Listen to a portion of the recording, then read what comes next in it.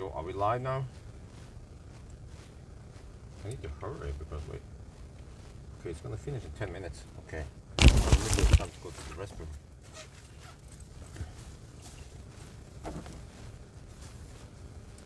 Sound is on, okay. Let me see. Yeah, let me quickly. Wait, no, I forgot this one.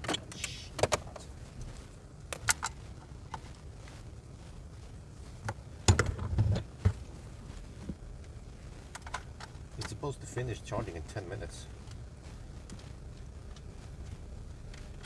I guess I should try to get to Autobahn, right? Let's see. Navigate. Search. Ionic. Oh, what's that smell?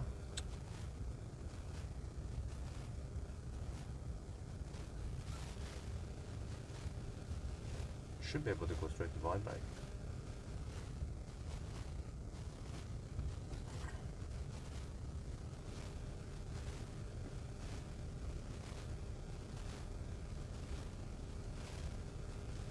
Okay, restroom time, quickly.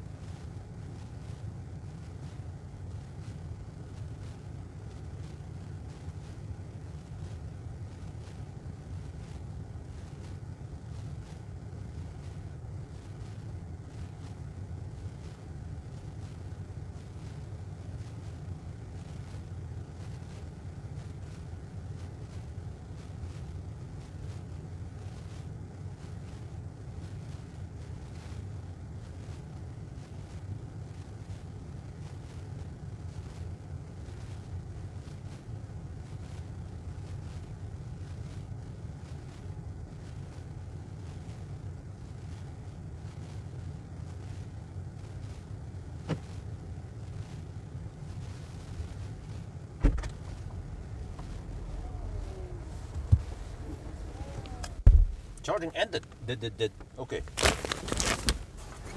I guess we'll do a quick intro, then off we go.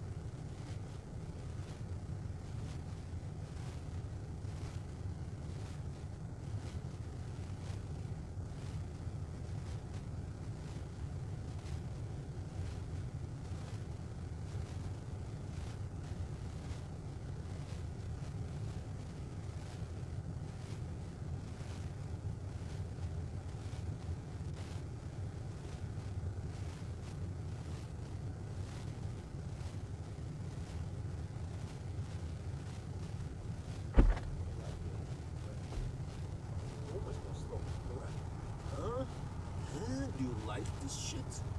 Huh? Okay, and then let's see. We close the door. This is to open the door, and then to close we have to press this button. Two different buttons for opening and closing the door. Okay, now it's off. Oh yeah. Oh yeah. Welcome to my lounge. Oh yeah. And then you wanna close the door, press the brake. Oh yeah. Okay, and then there's a, I don't know why there's a start-stop button. Yeah, please tell me. Okay, the plan is to go straight to Varberg. Look here, route preview. Huh, the car estimate will arrive with 17% at Varberg. Oh yeah, we have a 106 kilowatt-hour battery. I measured 99 kilowatt-hour net capacity. So we should be able to go there just fine. I think I will actually start in 2 minutes. Let's reset everything. And then off we go.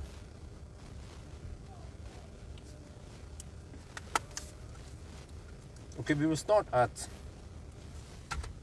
11:45.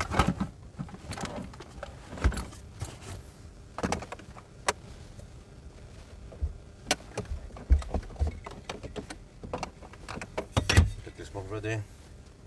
Yeah, let's start at 11:45.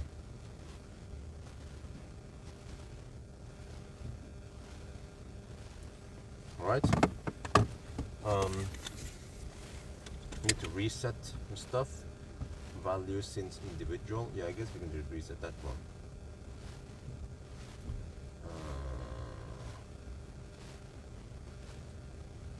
I have to wait 1 minute. And then we hammer it.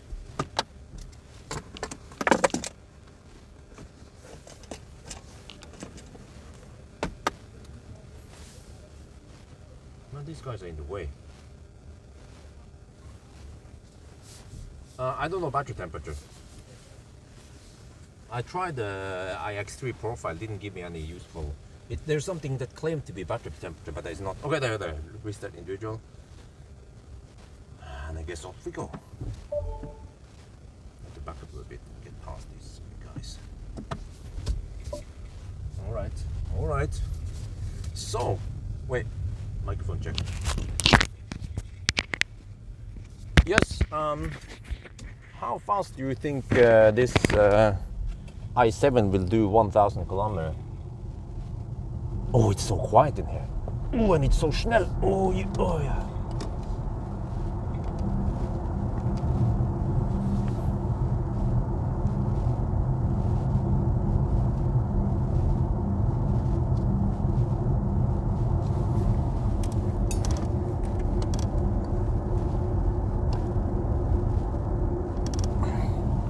Under 10 hours, okay. Well, how much faster than 10 hours then?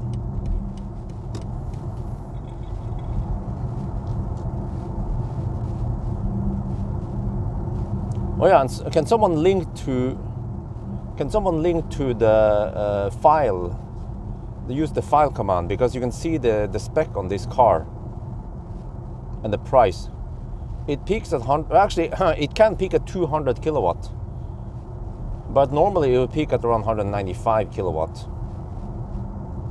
And it actually has a slightly worse charging curve than the iX, but they also have a smaller battery. I checked the spec now, it's 105 kilowatt hour. iX is 111 kilowatt hour.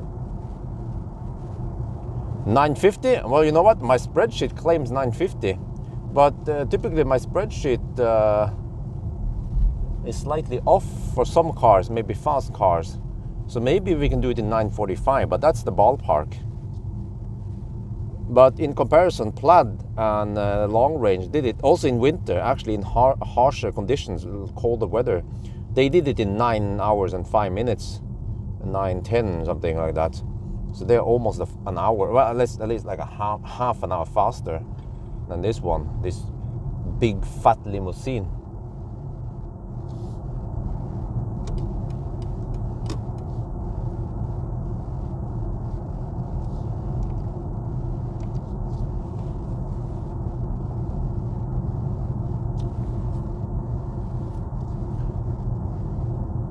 But here comes the next quiz. You know, Neo ET7. This car cannot fold the seat. ET7 can also not fold the seats. And when it comes to banana boxes, ET7 managed to fit 4 in the trunk, and then another 15 in the rear seat area. So that makes it total 19. So 4 plus 15 equals 19. But this also the same i7. i7 can also not fold the seats. i7 is a lot longer, but the hood is freaking humongous. So, how many banana boxes do you think the i7 could fit in the trunk and in the rest of the cabin?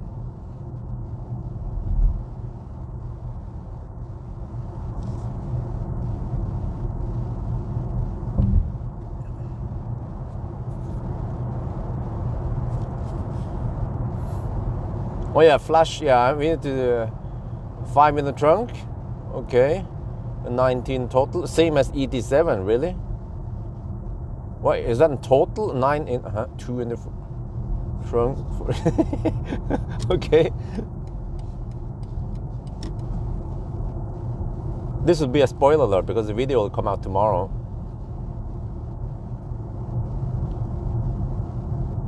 Summer tires, June. Yeah, June should be safe.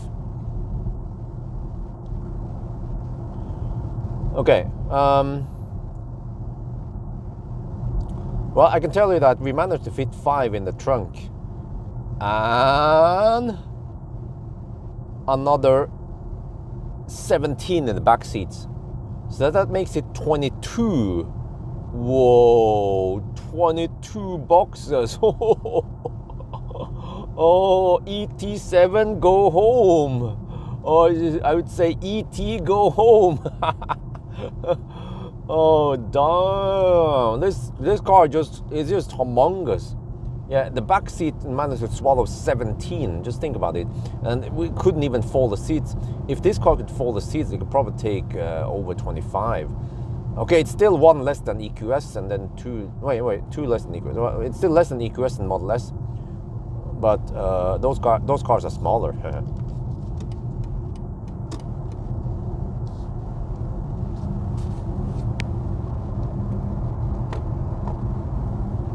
Yeah, it is a huge limousine. It's super comfy. You know, I feel like the ride here is better than EQS. EQS feels a bit both. This one it has perfect firmness. Tesla also quite nice and firm, but I feel like the Tesla Plaid Palladium, they are a little bit too firm. This is just perfect. The ultimate driving machine. Proper CEO car, yeah, or the King. Fun fact: the King uses i7 and also EQS, and it has a license plate. Ironically, the King's outside temperature. Outside temperature. The King's A7 has the the King's i7 has the license plate A6. Well, we have a donation. Fredrik Koch donated $2.49 through Super Chat. Oh, nice. That's new Super Chat instead of... Dankeschön, Dankeschön.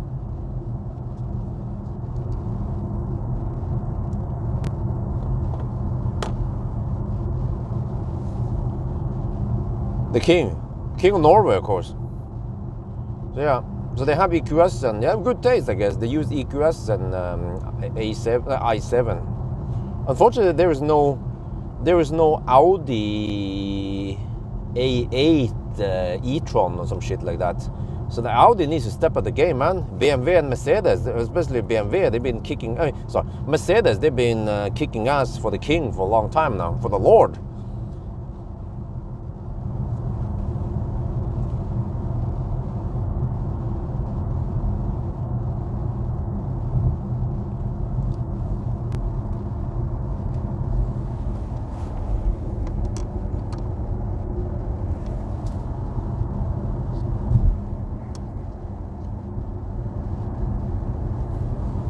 Well, we have to hug the left lane, right?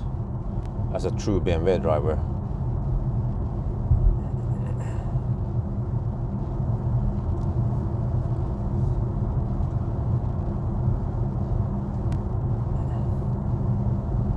Onboard charger, I don't know. 11 kilowatt maybe.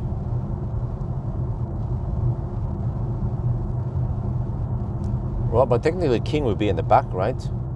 I'm James, I'm the butler.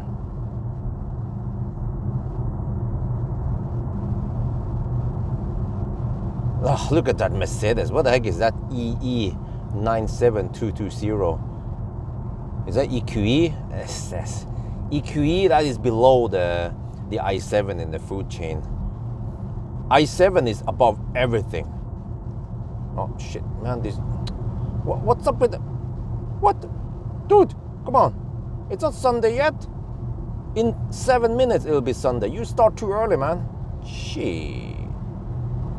Man, this Norwegian Nisse. Come on, you guys, you're ruining my time now. We need to deduct 10 minutes, at least 10 minutes there. Because of that Nisse.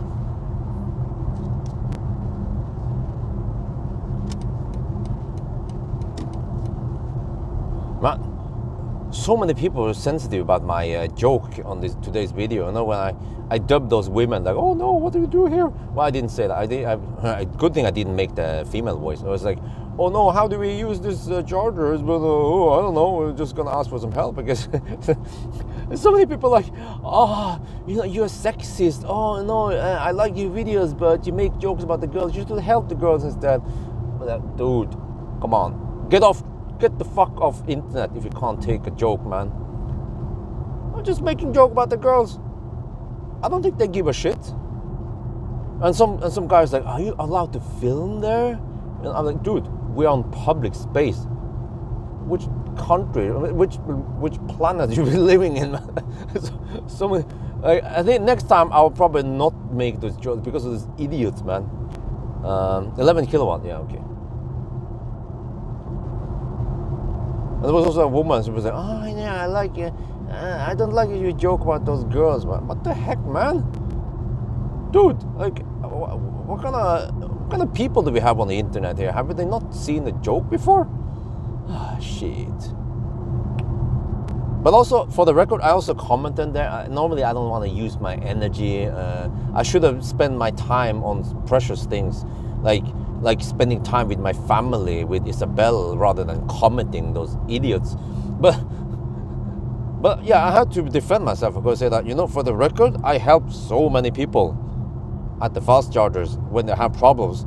Also women, of course, but also guys. But okay, when it comes to men, I would like to let them struggle a little bit before they, you know. I think it's a guy thing to manage to do it themselves. And then when it comes to women, you know, some people will be like, you know, you should have helped the women. Dude, how creepy do you want me to be? I see women struggling, I jump over them. Hey, do you guys need help? I can help you guys. How about that? Maybe I can pay for your session. Then I can pay for some dinner for you, right? No, it's too creepy, man. Seriously, what's wrong with people? That's my rant today. Yeah. No, but seriously, the problem is that people in my channel, they don't see me help other people that often because I don't want to brag about it. Like, oh yeah, look at that, I helped that Volvo woman. Actually, I mentioned that. I helped that Volvo woman at Varberg on the last 1,000 kilometers in the EQS video. Yeah, I don't want to like always brag. Oh, look at me, I'm a good guy. I help someone. I help people with the charging problems because they couldn't figure out themselves because Ionity and tritium is too hard to understand, and the whole handshake problem, and you know. Yeah, whoa, I need to. What am I doing, man? I need to hug the left lane. Shit. Okay. Just every time I B-roll, I'm going to hug the left lane.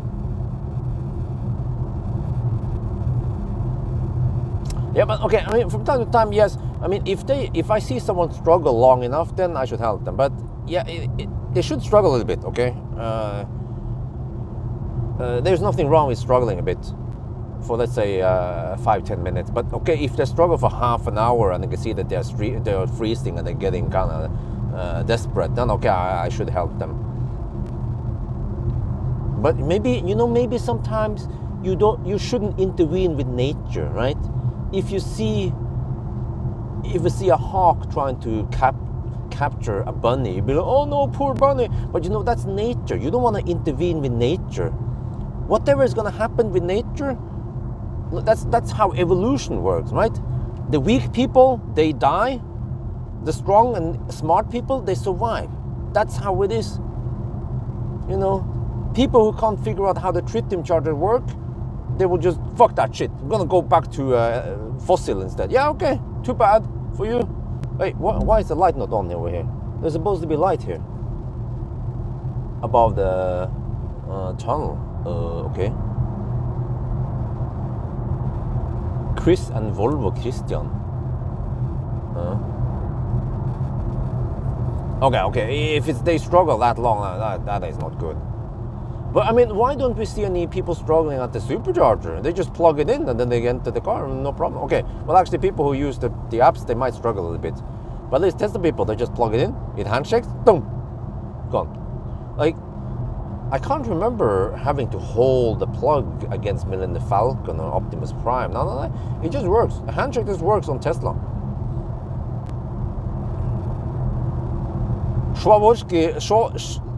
Wait. It's actually it's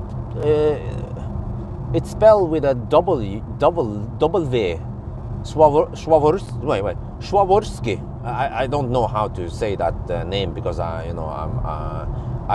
don't shop Swarovski that often. Yeah, I just heard the name. I heard the brand. I had to Google about this. I was like, okay, it's from Austria.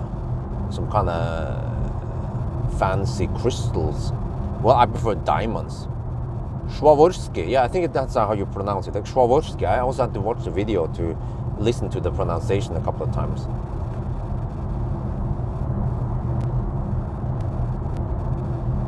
Yeah, yeah. Tesla, they have 615 kilowatt. Well, actually, I'm not sure. Maybe in theory it can go that high, but I mean, can the V4 actually go 615 kilowatt? Because it's supposed to be rated for 615 amp and 1000 volt.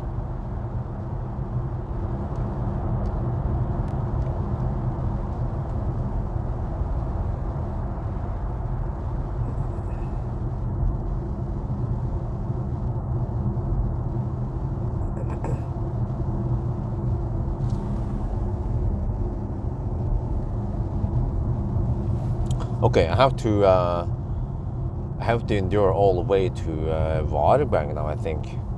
Let me see, the car now estimates 90% at Varberg, right?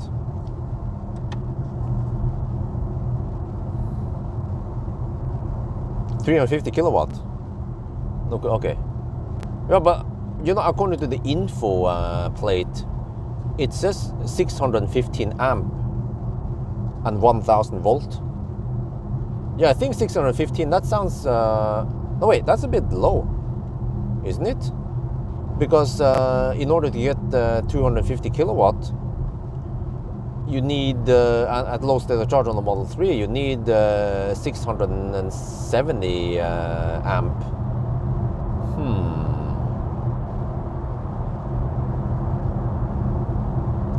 Oh, they stopped, BMW, they gave up laser light.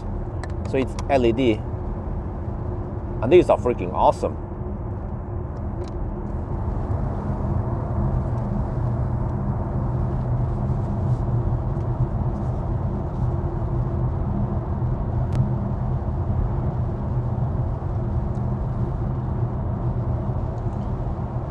So yeah, I will hug the left lane because I paid to stay in the left lane.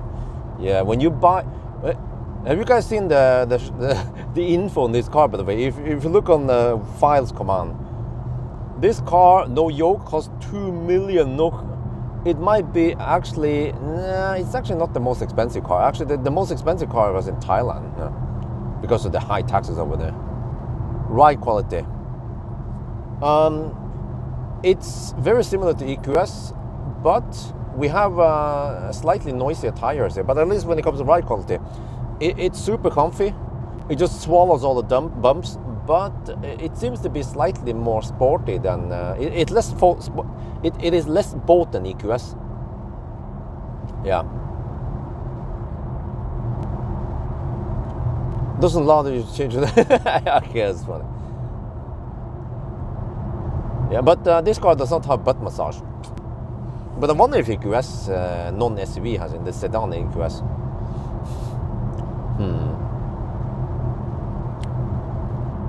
But this car has the Bowers & Wilkins diamond speakers. I don't know if it consists of diamond. What's up with this car and diamonds, man? But it has the diamond speakers. So they sound really good.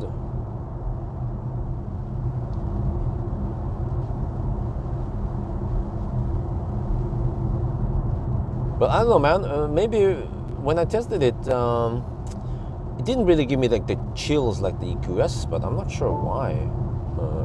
Car keeps bugging me about that. It's 3 degrees Celsius. I said, can you...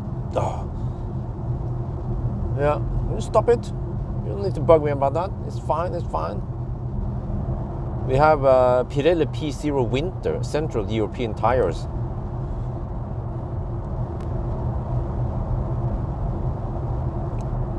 No, it's just lots of equipment. The 1.2 million is just starting price, and there is a shitload of equipment. Like just the Bowers & Wilkins diamond speakers, they cost 50,000 NOK, 5,000 euros just for that one, you know.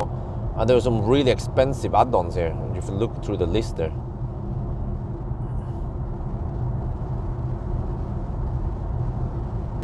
Oh, nice and calm. Oh, the consumption is not too bad.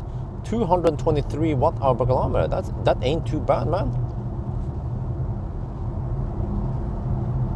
i4 M50 drivetrain. I'm not sure about that. But speaking of i4, great news. BMW told me that they are going to raise the limit, the charge gate limit. They're going to raise it. I don't know how much, but to the point where you won't notice a difference. They also agree that it was kind of low, around 250 kilowatt hour or 4 sessions, some shit like that. So they're going to raise the limit. They're pulling a Toyota, So yeah, that would be great. I should actually retest it somehow. I'm not sure how I'm gonna do it, because even the 1,000 kilometer challenge might not be enough to trigger the limit. But it is quite snel, and it has 544 horsepower. But for some reason, it is slightly slower than EQS 580. Maybe because it's also slightly heavier, but I think the 580 has more torque. That's probably why it's faster. So this one is actually, I measured it to be 4.7 seconds. Thanks to Tesla. Yeah, maybe it was because of me. but you know, because it's been out there for a while, and I guess people in the i4 community knew about this, and then some people also denied it. Of course, first it's denial, right? And then it's, what is it again? The 4 steps, I don't remember. Denial, acceptance, realize, I don't know, whatever. Yeah, but yeah. But I guess they didn't want to talk about it. They just talked down, whatever, you know. Yeah. Until I noticed it, I was like, holy macaroni, and it wasn't like Aria's throttling, because you would still get 90 kilowatt flat until 85%. So they could have done like a gentle throttle. Let's say, okay, it throttles to 150 kilowatt only, and then at 50% you might get only 100 kilowatt. You know, just throttle it by around 20-30%, not slice it half like they did. 241 watt hour per kilometer now.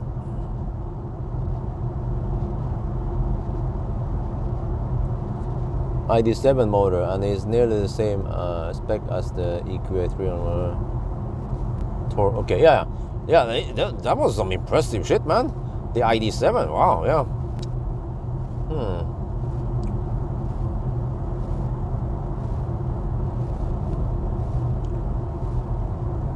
Can't wait to test it once it's out, because it was a very good car for the money. So think about this. I mean, why do people buy German cars? I know Norwegians. I've seen in the Facebook pages, many Norwegians. They made fun of Tesla because there were some noises. You know, in the Model X you had to shout to talk to each other. That is actually true, especially for Optimus Prime. I could hear a big difference between Optimus Prime and some of the newer Model X's. But then Tesla has gone better and better, but still not on the same level as German cars. So one reason is that I think is Norwegians or people in general, right? Why do you guys buy German cars versus, for example, Tesla or other brands, even like Volkswagen or Skoda or the Chinese cars, right? Change the Mach-E throttling. Okay. i7 has worse battery warranty than EQS. Okay. But I would assume that many people would buy German cars because they have buttons, and maybe because they have some features that people appreciate. Let's say adaptive headlights, or I don't know, better comfort, better soundproofing. Distance check at Vestby. Okay, well, it's 40 kilometers at this point. I just passed Vestby.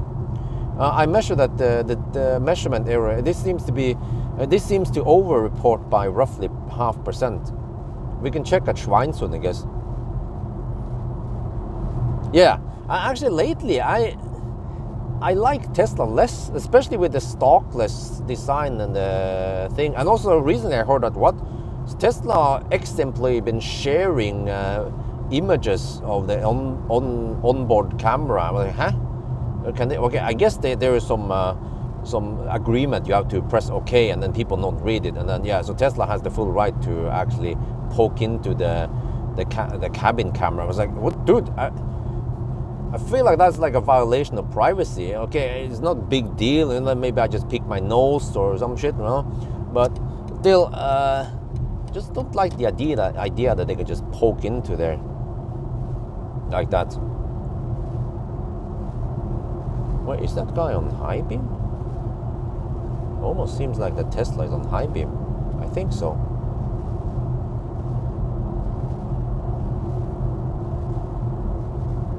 And he doesn't know about it.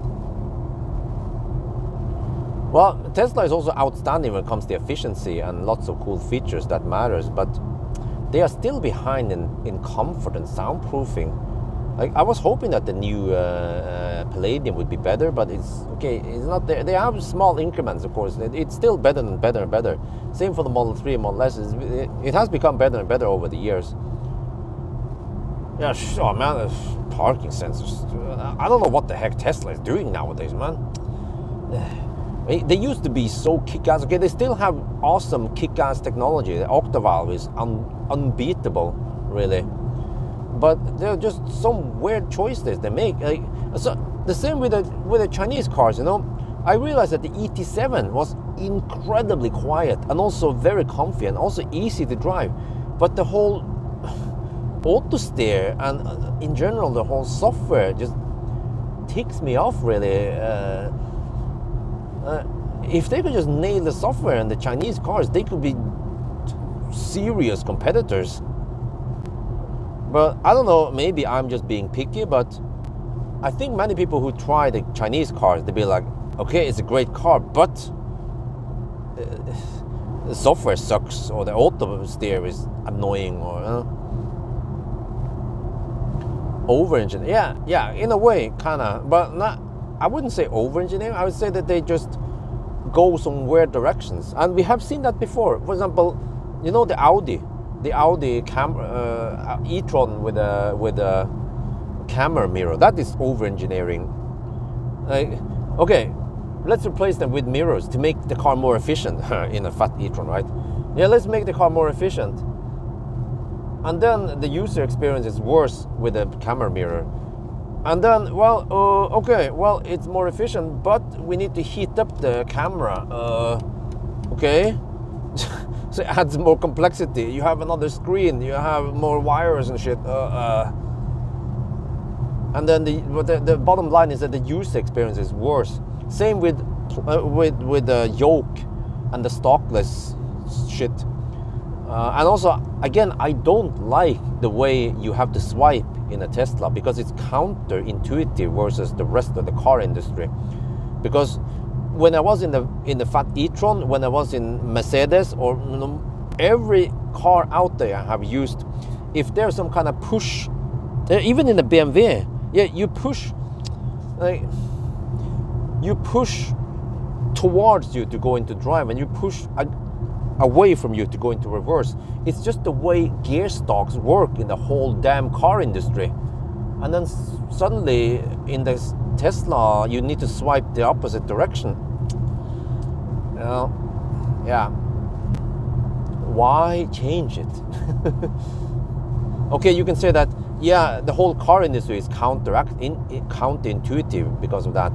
Yeah, in a way, yeah, okay. But well, or is it?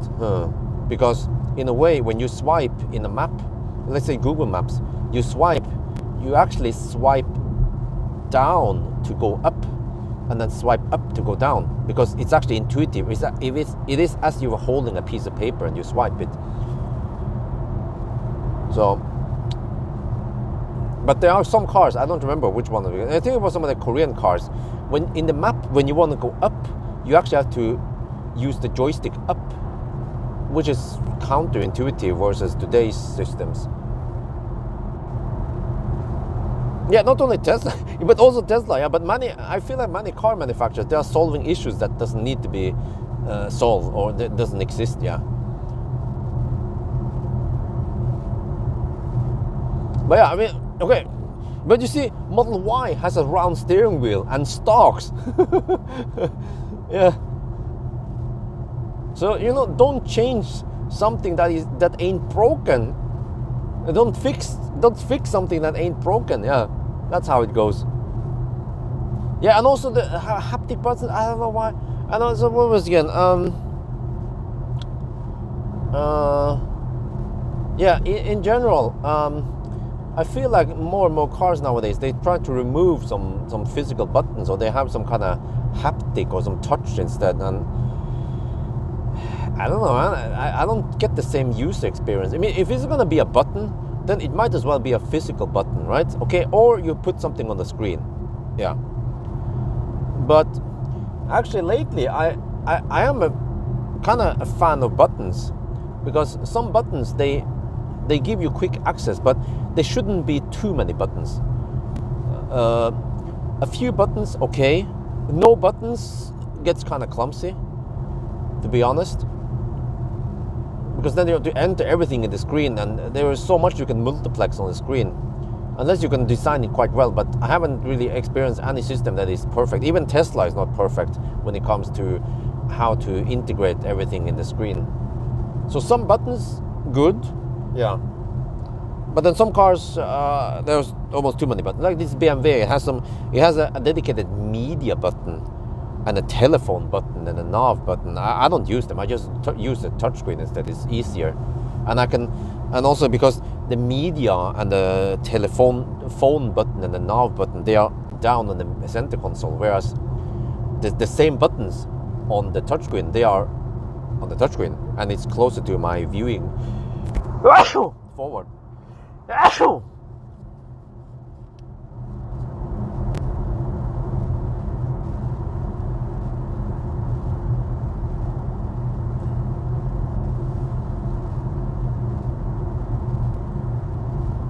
Yeah, the iDrive, yeah. It seems like BMW, they will never get rid of iDrive.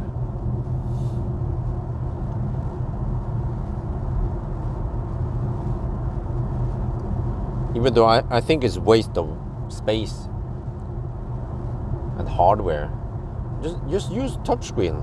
Why not? And also those swipe pads, like you have on the Mercedes, it just gets in my way, and I accidentally swipe it. Most people nowadays, they are used to touchscreens.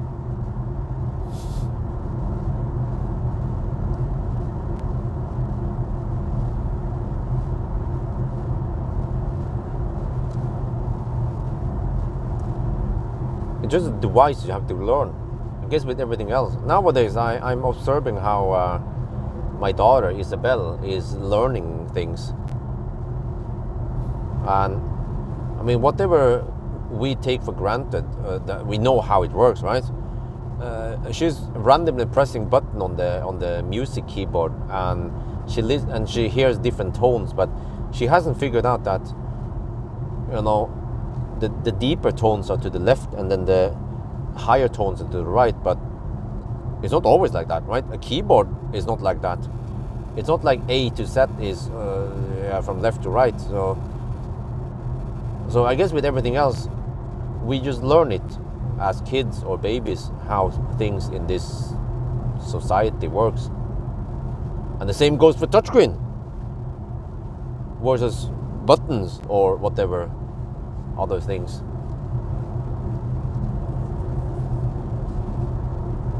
But what I like about touchscreen is that some stuff needs to be always there, like HVAC settings, HVAC controls, and maybe a top bar, right? And some side menu or something like that. Like actually in the BMW, I like that. When you have to do several clicks to do something that you do often, and that's not good.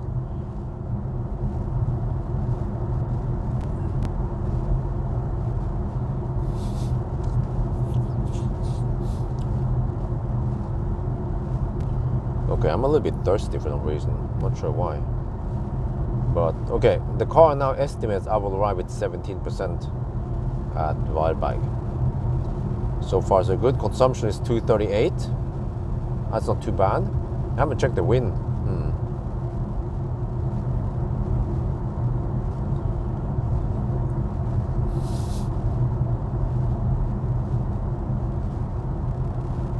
Yeah, exactly. I agree. Front defroster, yeah. Actually, the BMW's screen is a little bit too clean. I'll show you here.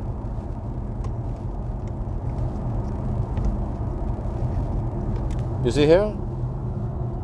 You see, there is plenty of space here. We could put some hotkeys for. Oh yeah, and for example, auto recirculation. You wanna, recirculation. You wanna have recirculation also available, so you can, once you get behind a dirty Volkswagen diesel, you can just recirculate, for example, or front defroster or rear defroster. You know, I mean, if there is space, why not? You can say, well, you don't want to have a messy user interface, but if I can choose between a messy user interface that I know well versus a little bit too clean screen, you have a big screen but you don't utilize it, then it's kind of waste of screen space.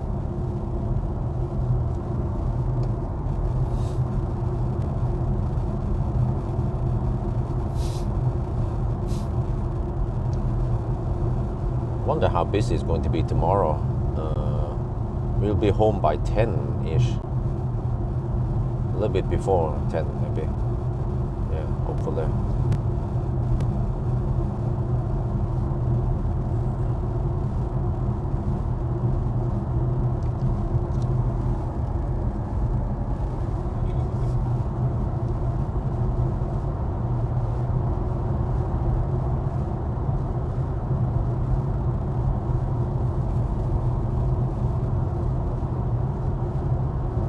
Oh, is that the moon? Full moon. Oh. Okay. But yeah, this time I changed my routine a little bit so that the days when I have 1,000 kilometer challenge, I will not go any shopping or something with wifey. I would actually just try to stay home. I went to Yemen for a little bit of groceries, since this is the only day they open, and then they close 2 days, and then yeah.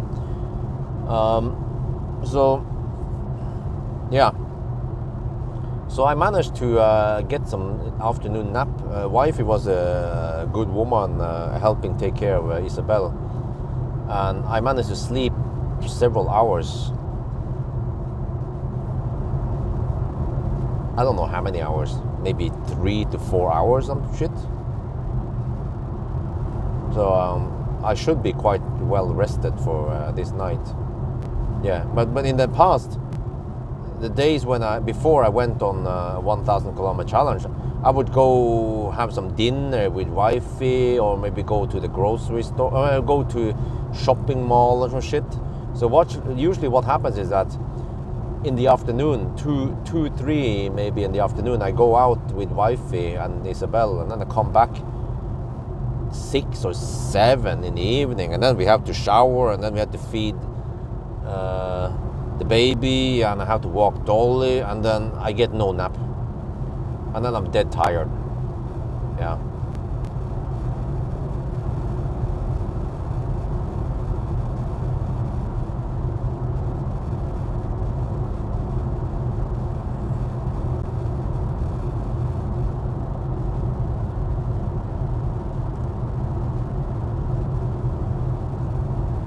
I'm doing great now. Yes, just the focus that I won't be able to pee in the next 3 hours. Well, how long does it take to go to Wildberg? Yeah, I think I know. It takes a little bit over 3 hours. 3 hours and 15 minutes something. We'll check it out, I guess. Yeah. Hopefully there's no delays today. What is the expected time for 9:50? Usually faster. We'll see. Maybe 5 minutes faster, but not that much faster. And the weather is supposed to be nice, dry, and also not too cold. Maybe 5 degrees Celsius only, or roughly there. And this car preheats also before arrival. And they added this preheating symbol, so I'm gonna check it out once I get closer. Almost a win. Oh yeah, nice. But I think this car has heat pump. I asked BMW. They said this car has heat pump. It's the EQS that doesn't have heat pump yet. But also EQS is coming with some alien technology.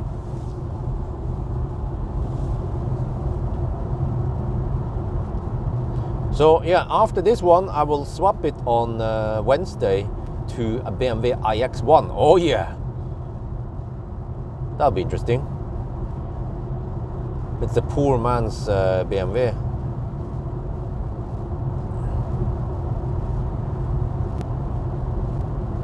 So I guess I'll go through all the standard tests with that one.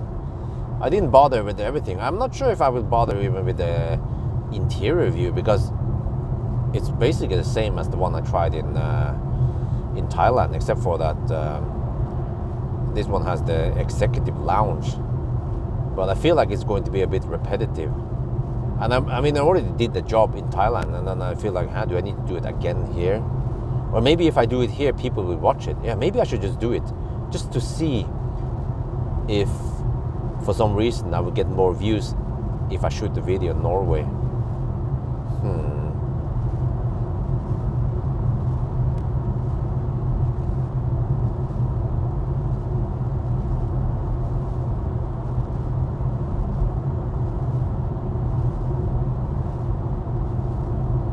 Double the revenue, yeah, why? Why not?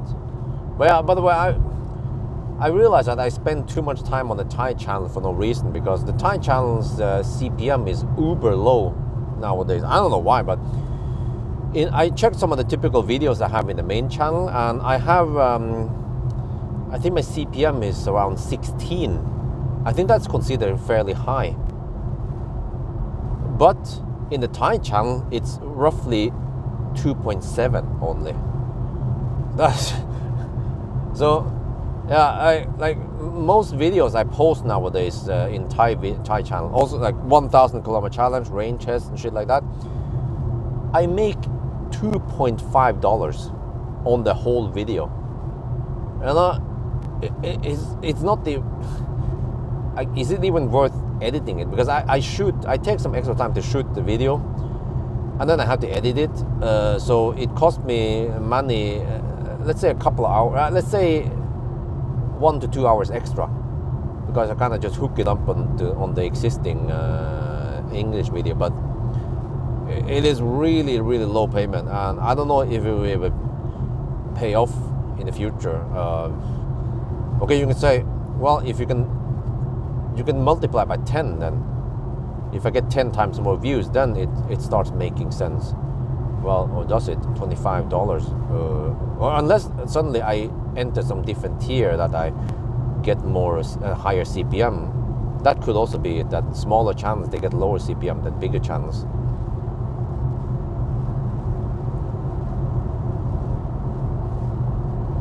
So what I'm actually going to do, I don't know if you noticed, but I did not shoot Thai video now. In general, I feel like I get more money, more views, more subscribers when I'm in Thailand. And then when I'm in Norway, it's like the Thai people, they are hibernating in my channel. They don't care. They don't watch. I get low view count. No, I didn't learn. Do Thai? Yes, they learn English, but not that much. But I've seen lately that some channels, they start dubbing. You can pay a company to dub videos for you, and like Mr. Beast, they dub it to Spanish. So there's a, yeah. But now there's a feature where you can just switch soundtrack on the main channel. You know, I could do that. Does that make any sense though? I can make it no, but the thing is that the dub version is not going to be as good as like the one I make, you know, because dubbed is just dubbed, okay? But when I actually speak Thai in that environment, in that shot, it is better. It's more authentic.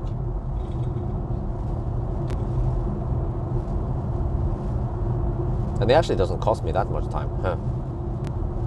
Could almost be more cost efficient than dubbing it, because you have to pay some dude to do it for you. Unless you can do it yourself, I guess, if you know that language, Spanish or whatever.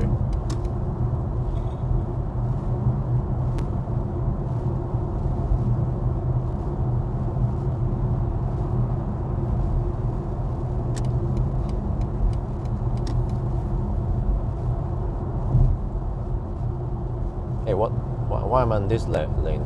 Shit.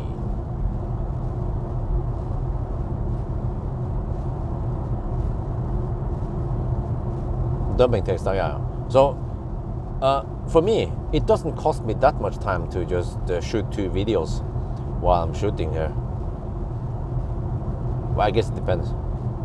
And then in the editing process, it's fairly quick. I always edit the English version first, and then I do the Thai version. And the Thai version might take half an hour to 1 hour extra, depends. But as of today, it's not worth the time even, because I get so low CPM. So I'll just pick some. I think I need to pick the cars that will actually come to Thailand. Yeah. For example, Thailand now, they are finally getting the refreshed MG EP or MG5. Yeah. MG5 is coming to Thailand, and suddenly Thailand is getting Mercedes EQB. Fairly affordable. I say fairly, yeah. But I already tested EQBs. I'm not going to retest it for no reason.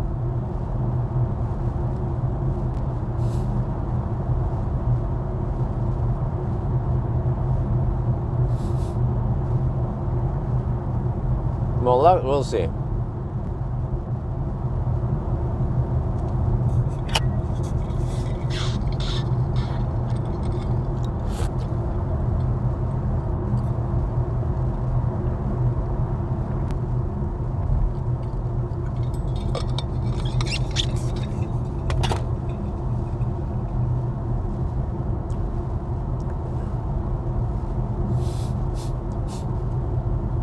I think spring is coming because I start sneezing more. Oh shit, that's policy. Oh man, how do we deal with policy now? Do I do a deduction for policy? And how long I don't drive? Okay, I know what to do. I can just offset by going a little bit faster after the policy has exited. How about that? Okay, we hit the policy at 32, right? 32 and 87 kilometers.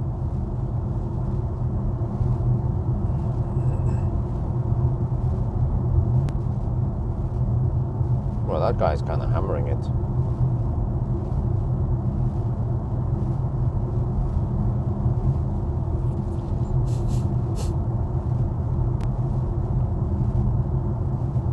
Yeah, we just count how many minutes we are in the police thing, right?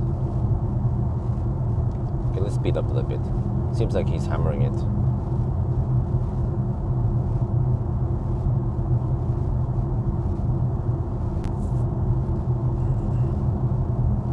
It's just local, I guess. I guess they're not going all the way to Schweinsund, are they? Speaking of Schweinsund, wifey wants to go to Schweinsund, Nordby. Okay, there you go. The left. Right. No big deal. It was just 1 minute behind the police.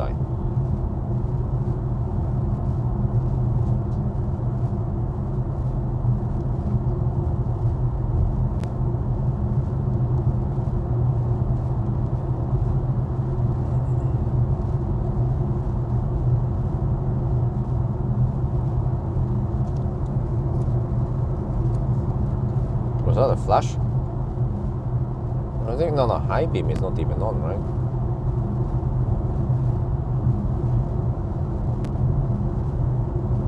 Over, I need to shoot the B-roll. Okay, let me get over to this lane. That's a nice moon.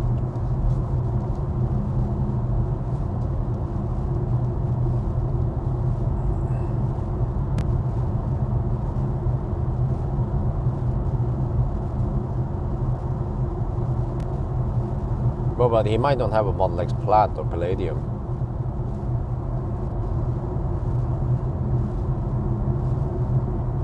But he said that he felt butt raped by Tesla because he bought the Plaid right before Christmas, hoping that he made a big good deal. But then right after Christmas, the Tesla lowered the price. So if he sells the Plaid now, he will lose money. But I was thinking that's the name of the game, right? You lose some, you win some. Marcus is flipping cars, so of course there's always a risk.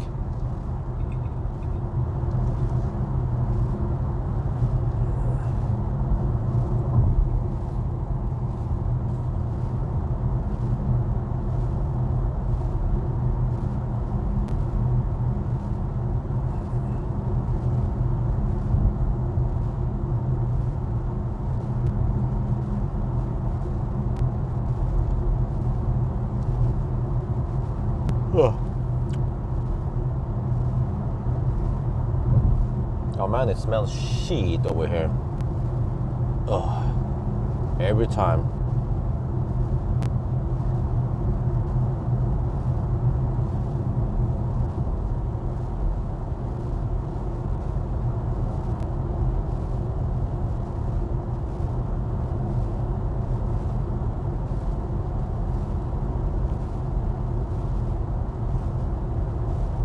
Okay, let me see. 16% at arrival. Are we gonna make it? What was the distance again? 360 kilometers there, right? And I know that we have 99 kilowatt hour. Let me just look up the hard limit here. Divided by 360 kilometers. Wait, where's it? 360? 265 plus 95. Yeah. Okay, I need to average less than 275. Well, it's 249 now.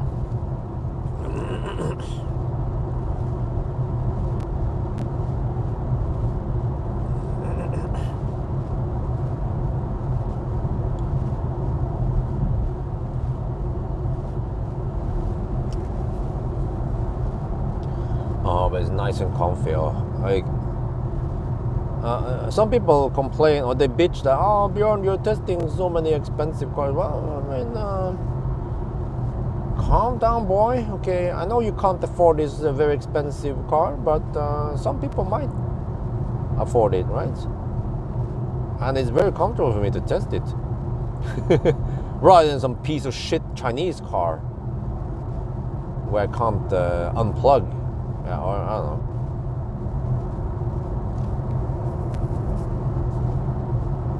So yeah, I don't mind testing some luxury cars, because for the rest of the year now it'll mostly be medium priced cars. Well, okay, except for the Lucid Air, of course.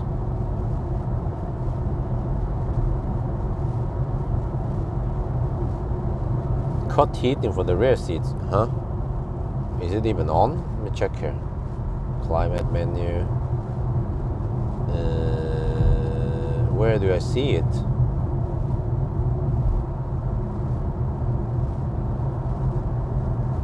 I don't know where I can see the rear heating stuff.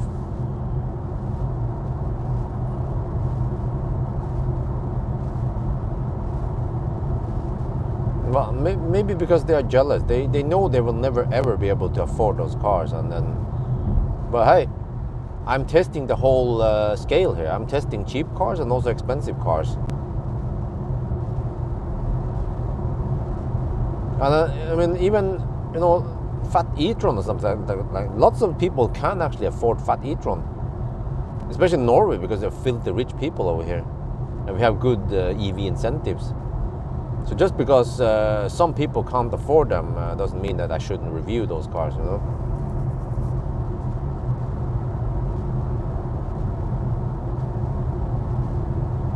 And also another thing is that it's also nice to know, to test the best or the most expensive ones.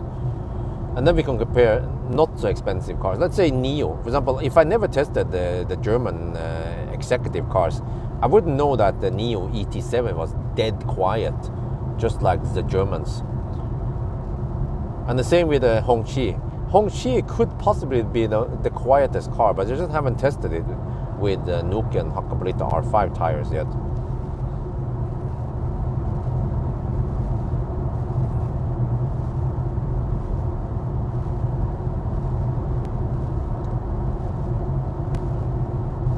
By the way, speaking of Hongqi, they invited me to some event for some new Hongqi Executive Plus or whatever they'll call it. I don't remember the name.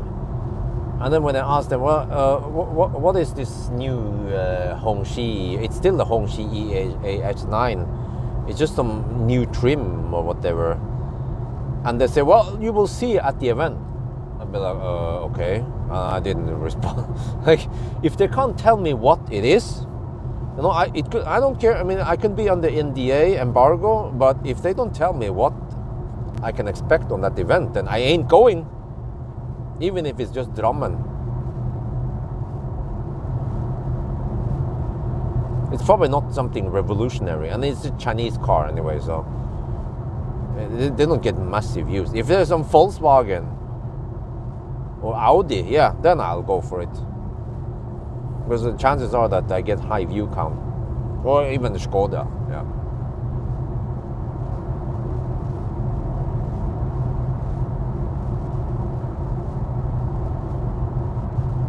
Game over. What's gonna happen with the Chinese car industry?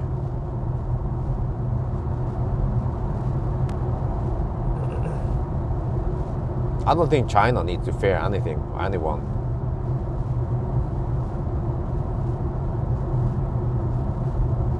Oh, it's a big fat moon right there. More dings, yeah.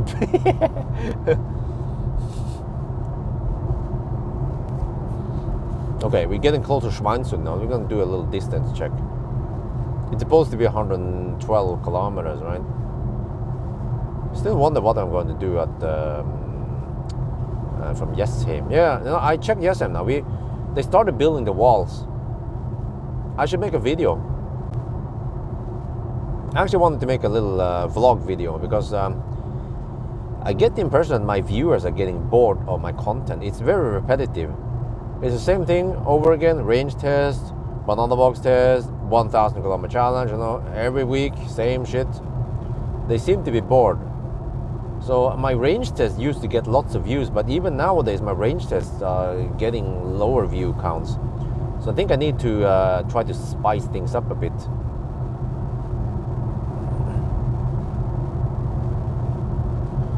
But yeah, so at least I should make a little vlog. Maybe I'll do it with the i7. It could also be the iX1, we'll see. But I'll probably go to Jessheim, film Isabel a bit, update how it's going there. Maybe film that big, I'm not sure what to call it. It's not a cage, it's like a, how do we call that thing? The big thing I transported from Thailand. Enclosement or something, child enclosement thing. Fence, no, it's not even a fence, I don't know what to call it. So yeah, I can make a crash test video. If you can show up tomorrow, Oluf, you can crash the car against the wall and I will film you. But yeah, so I can maybe make a video that I go to Jessheim, maybe make an update about how it is going with Isabel. She's getting bigger now and more active, very active. Yeah. And yeah, I think that would be a nice episode. Oh, what the heck is that? Debris on the road. You know, every time I drive these BMWs, I always almost hit an animal. I have to be tack sharp tonight. Good thing we have Central European tires. They are nice and sticky compared to the very soft R5, Nokian R5. Crib? I don't know. It's like a big thing you have. You have to watch the video from Thailand. I guess that's the problem. People didn't watch it. There, I show it in the store before I bought it. Okay, distance check.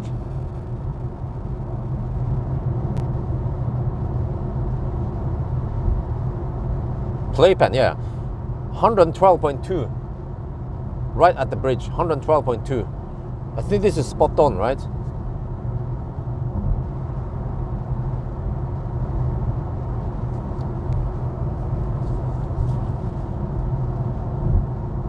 But it's not like those playpens you find in Europe, Norway. They are kind of cheap looking. This one is nice. It's so nice. You just sit in there and chill with a baby. And you can even just leave the baby there. It's quite safe. But not unattended, but still be around, you know, be in the kitchen or something. Sometimes Isabel would just sit there alone and play by herself, but sometimes she wants mama or daddy.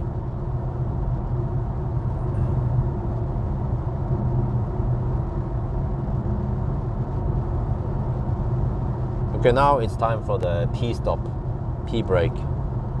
when we switch phone internet provider at the border.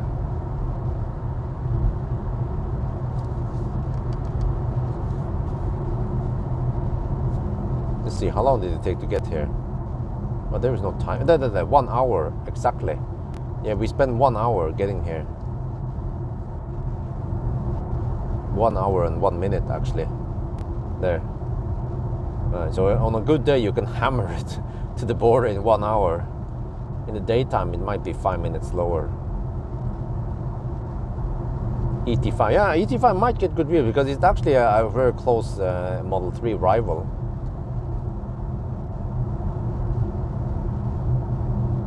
Now let's the Blitzkrieg begin.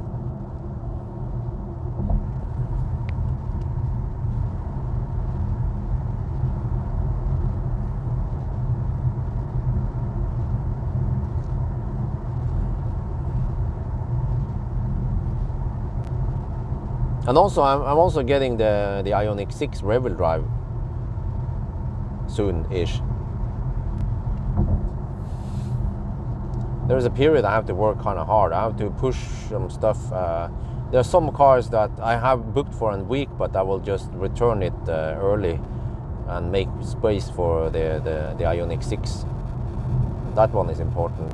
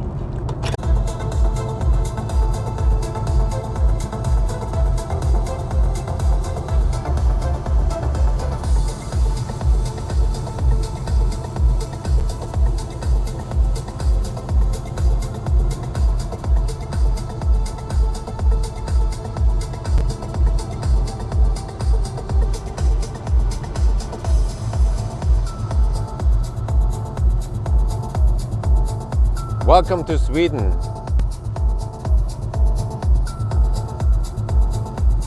The land of the söta bror.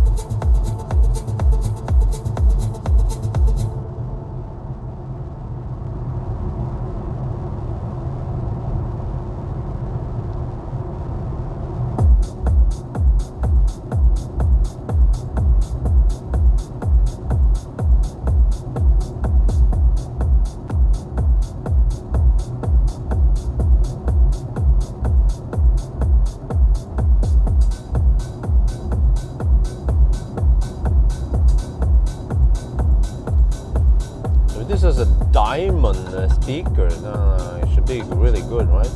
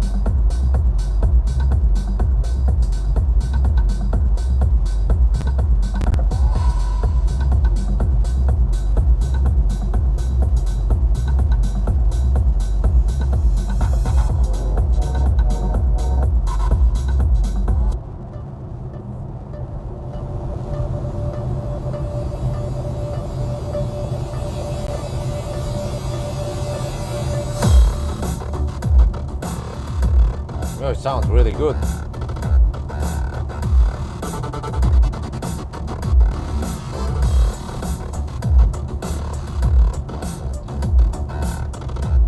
I mean, it should sound good when it costs 50,000 NOK extra or 5,000 euros extra.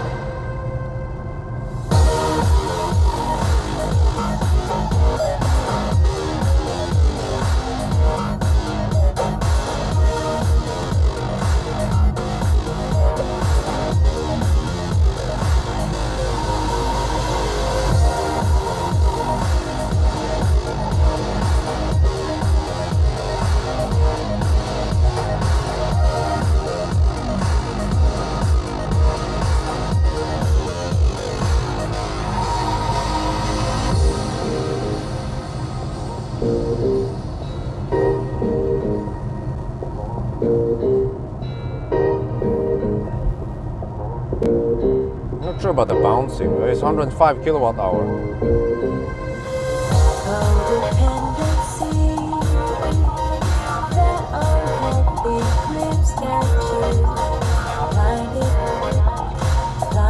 Everything just sounds great with this stereo.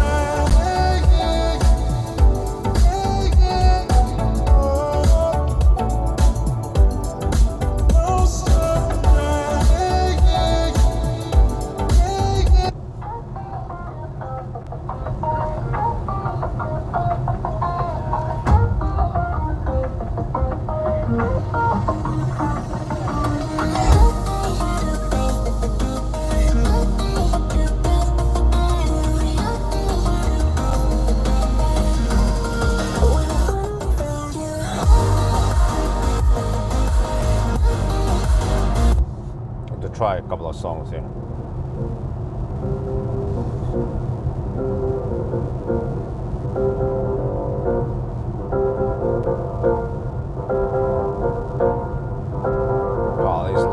awesome. It's like LED bar light.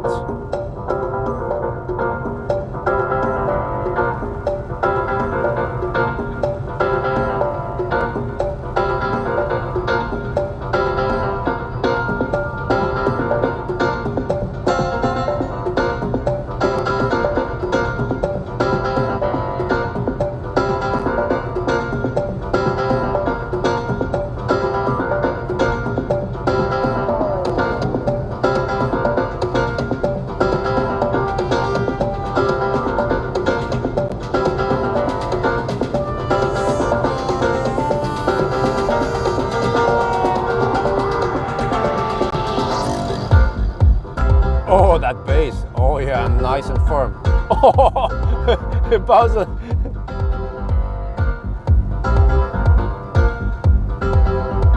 Wait.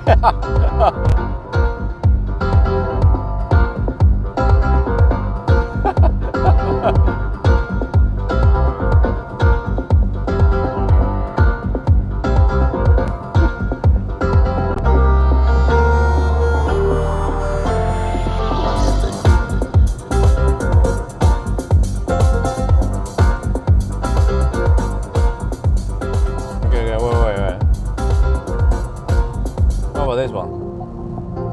Okay. This one is supposed to be nice and deep.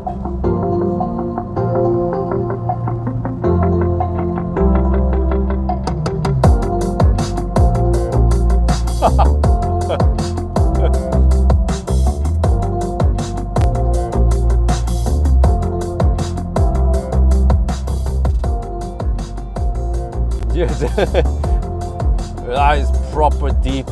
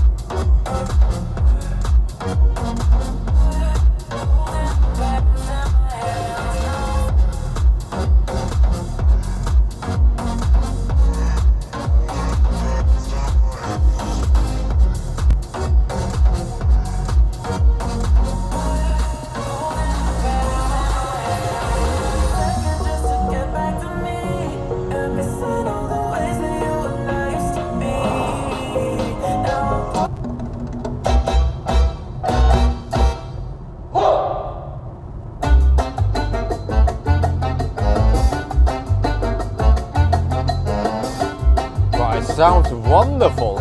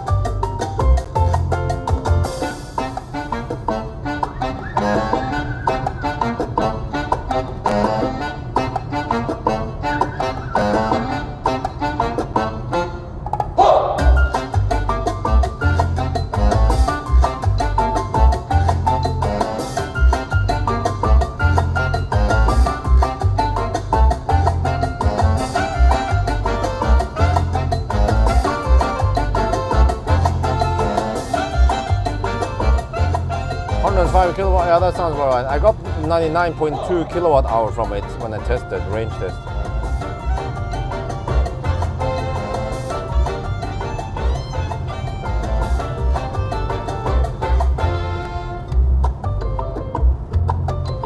Whoa!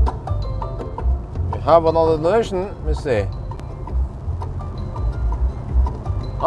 Urban Mobility donated $10 through Super Chat. Ah, danke schön.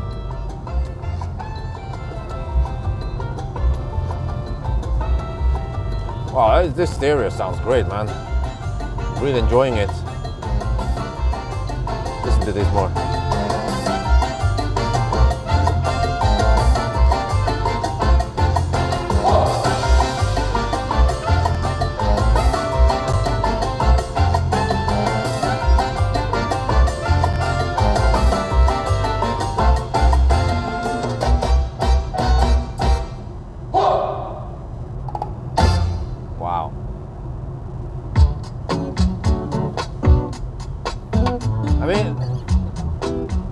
If you had the money to buy an i7, you might as well get this stereo. It's just 50,000 extra, and it's pocket money. If you're gonna burn 2 million, no, don't care. And by the way, you're not paying for it anyway. It's a taxpayer. It's taxpayers' money.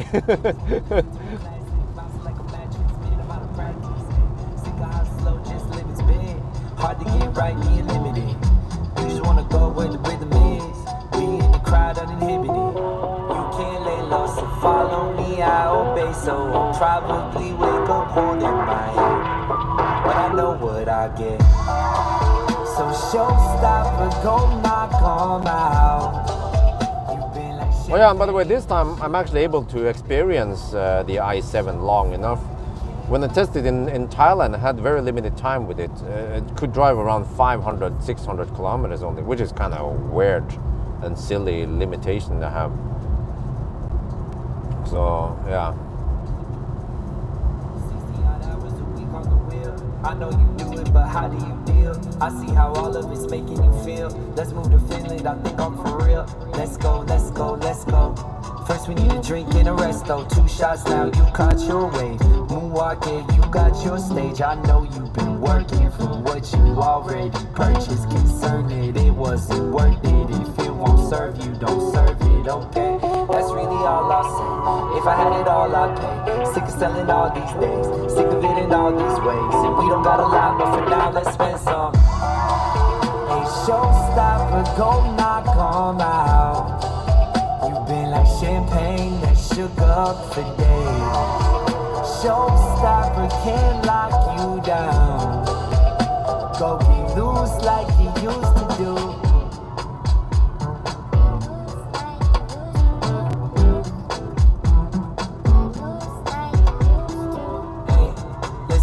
Your boss and say you've had your fill. And if he won't play ball, then that team might spill. Yeah, I know that you can't go. Still feels good having ammo. Still feels good just to play low. Oh, now the car estimates I will arrive with 12% in wild bike. Well, okay, whatever. You've been like champagne that shook up for days. Showstopper can't lock you down. Go be loose like you used to do.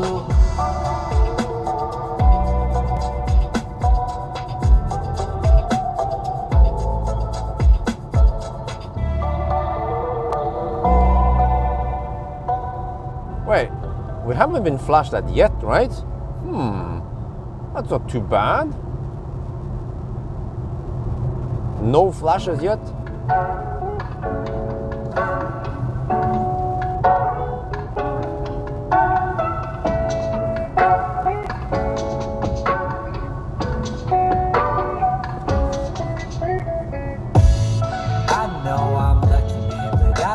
Feel lucky, man. Why can't I feel lucky, man? But I don't feel lucky, man. Why can't I feel what I my lectures? Watch these kids play Tetris through my speech like experts. I'm getting older, whatever. I really don't know if I'm better. It's winter, I cope with the weather. Keep saying I'll go, but I've never been busy, so growing my feathers. It's taking more than my effort. I think it's luck that I need. A decade of just up and coming and still haven't come to my senses of beat. week after week, running off too little sleep and a stubborn belief that borders blind is keeping pace and working days with Hey, hope. was that a flash? I think that was a flash. Yeah. Watching billionaires get to play astronauts. Dollars, Musk, and Bezos, thought the numbers say so. Should turn Nah, these are not new songs. I played them already since Thailand. But I noticed that it's minus 1 degree Celsius outside, but I don't feel cold at all. I had to lower the temperature to 20.5 degrees. Normally I can keep 21 degrees. Some cars I also have to put it at 22. But here it's nice and warm. I think the car is very well insulated. Yeah, I don't feel any cold draft anywhere. So, I mean, it's built like a tank, right? It's insulated like a tank. That's why. Plays that song on the tiniest violin. I get so tired, I can't even cry it, but get too much data with no time to file it. Desperate urges surge up, make me research crypto. With leverage, might get wrecked in 30x and get rich quick though. I don't know, I'll work it out. Know the odds, they serve the house. Live my life from work. Freaking Ghostbusters. Some drops and I'm thirsty now. And I know this love that I get that'll count when it's all said and done. Wish this love would give me funds. I'll send you a cup when I get some. 3 known facts, fees, loans, tax. Need more rags, beans, bones, stacks. Seeing what lags, see who gets that surplus. Proceed to curse the system, count ways that it won't serve us. I know I'm lucky, man, but I don't feel lucky, man. Why can't I feel what I know? Still ain't got what I wanted, man. Same cause, same suffering. I know I reap what I sow.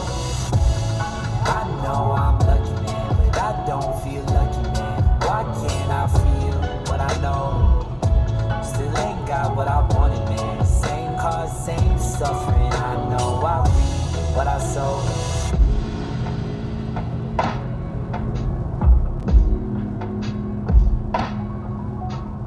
Oops, I forgot to slow down.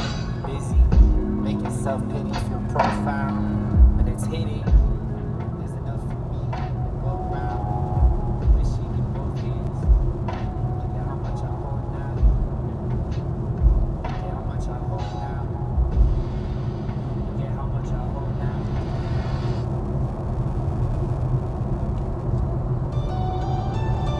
Listen to this one, how it sounds like.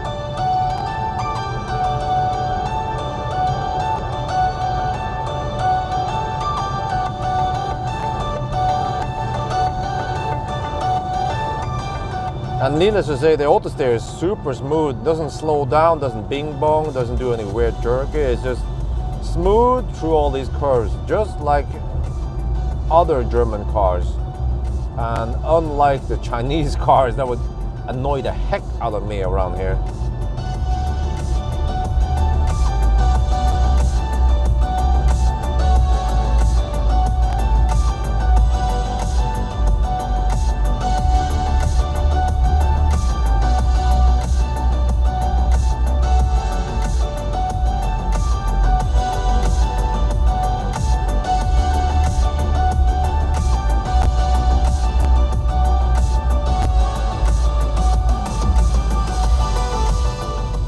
Well, you know, you can say that the average range on EVs are going up and up, but one reason might be because Teslas are pumping out so many cars and they have damn good range. Many people also go for the long range versions, which drives up the average range on every car sold.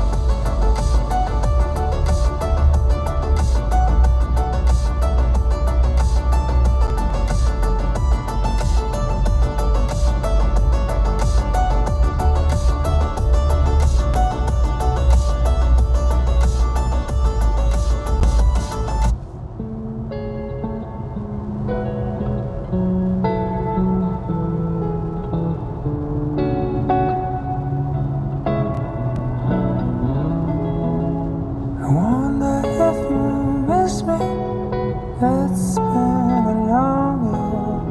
Winter has snowed, summer has sown, but I have forgotten the sweet taste of chocolate. I taste on your lips when we had our last kiss. So here's my love letter, entrusted to the weather. I ride across the waves and flew through the clouds. Everyone has to deliver, do what you want with it. You can send it back or keep it around. Maybe I'm wrong, maybe it's been too long, but I heard from someone that you're back in town. And if it's not too late, I can bring chocolate. And maybe if you want them, Wow, it's just, some roses too. the song sounds wonderful with this stereo. But maybe you missed me. I think you might remember the words of that tune. So here's my love letter, entrusted to the weather. I ride across the waves and flow through the clouds. And when it's delivered, do what you want with it. You can send it back or keep it around. I never stopped dreaming about the sound of the sun played in the background when the last night was finally spent. I was left with the memory of that chocolate scent. Ooh, the chocolate scent.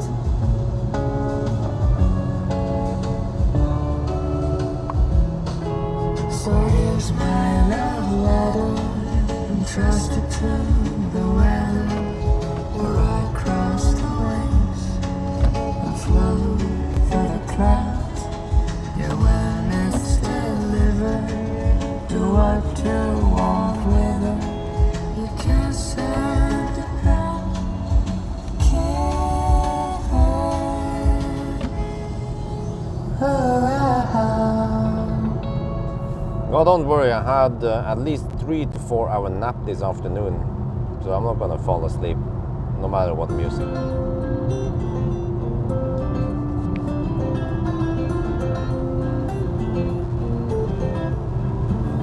Don't get me started about the way you look at me. Don't you see what you've done? Don't want a broken heart, and please never let me go. Can we be more than friends just for once? Yeah, you make me wanna try.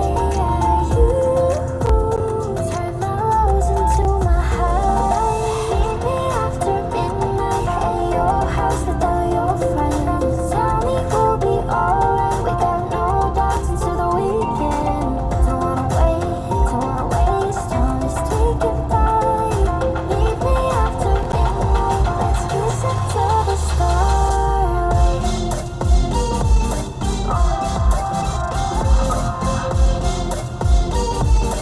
Meet me after midnight.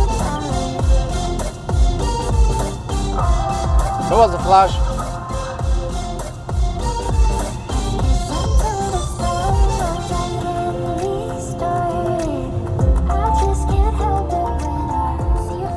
Okay, yeah, that was a flash.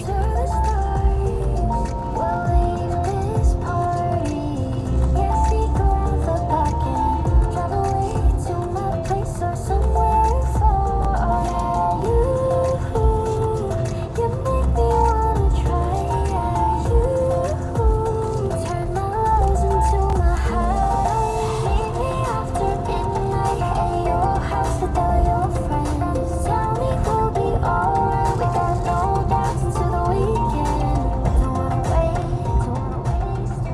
it looks like this car is way better at driving on Autobahn versus the Audi. Audi is getting flashes left and right. Here we get flash quite rarely. And I see that it turns off the high beam in time. So I guess the BMW is above Audi in the food chain, right?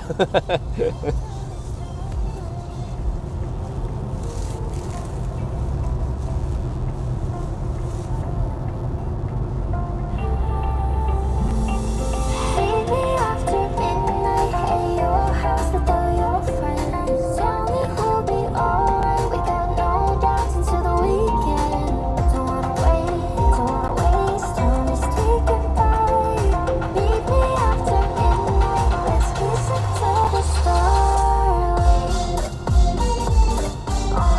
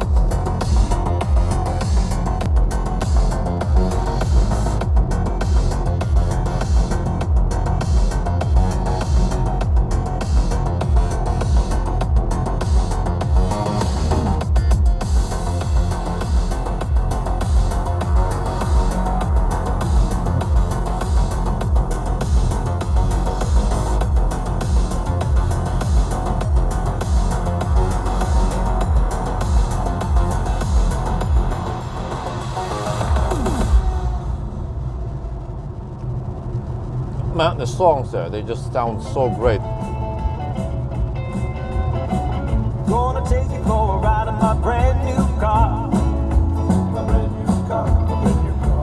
Gonna take you for a ride in my brand new car. Gonna show you how the shifter feels, 'cause tonight is the night that we make it real. Gonna take you for a ride in my brand new car. Gonna take you for a ride in my brand new car. Gonna take you for a ride in my brand new car. You better hold on to the leather and thread, 'cause we're gonna take off like a thoroughbred. Gonna take you for a ride in my brand new car. Look at the stars, know they're shining bright. The moon is full, so it's perfect. Give me a kiss and close the door, 'cause tonight is the night that we've been waiting for.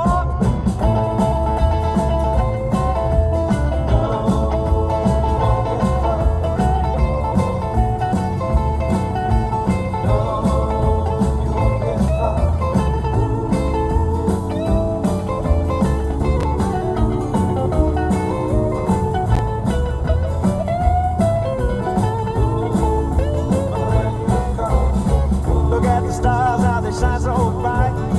The moon is full, it makes a perfect night. So come along and close the door, 'cause tonight is the night that we've been waiting for. Gonna take you for a drive in my brand new ride. Gonna take you for a drive in my brand new ride. Gonna take you in my brand new ride, 'cause I got a new car and the keys are inside. I'm gonna take you for a ride in my brand new car. Yeah, okay. But you know, another feature I haven't mentioned, by the way, is that with the BMW, when you mute the sound, it stays muted. Every time you enter the car, it stays muted until you unmute and start playing again. That's how it should be. Not those stupid cars I test nowadays. Chinese cars, Korean cars, Japanese cars. I don't remember all of them, but it's super annoying that every time you enter the car, it's like, oh, you want to play music again? No, I muted it last time. Yeah. I don't know, man. I mean, okay, maybe maybe some people just want to play music every time they enter the car, but some people don't want that. So you should at least be able to configure it. But no.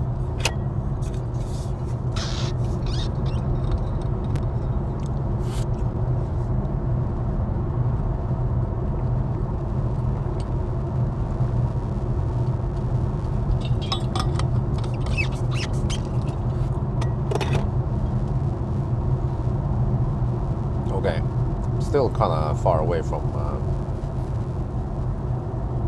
Wildbank here. Now the car estimates I will arrive at 9% at Wildbank. Oh.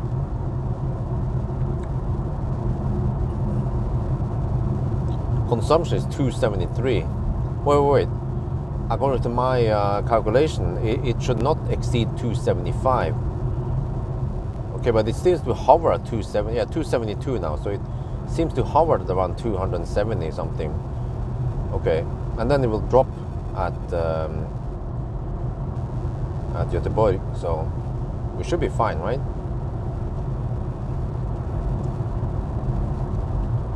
German cars are the best of it. Yeah.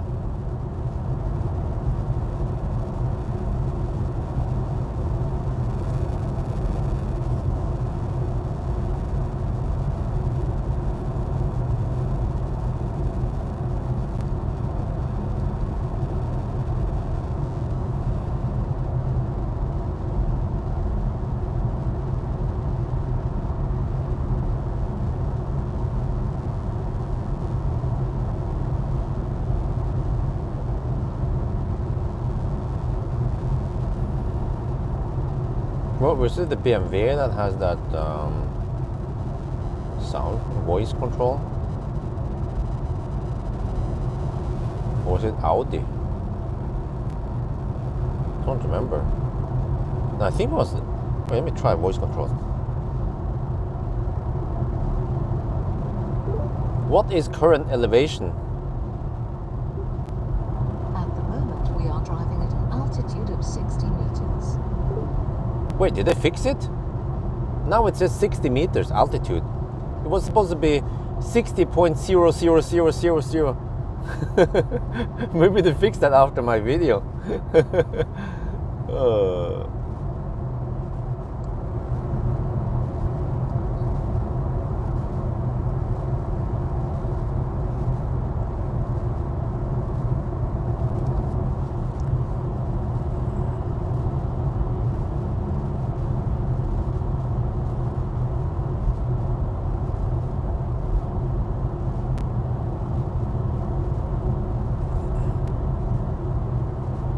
101 meter, but okay, let me try again.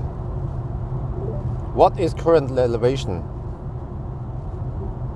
Try one more time. What is current elevation? We are currently at an altitude of 41 meters. 41 meters? Really? I guess we have some German precision here. Well, let me see. We go further up now. It should be higher, right?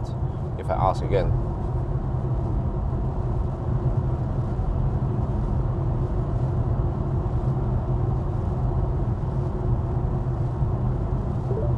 What is current elevation?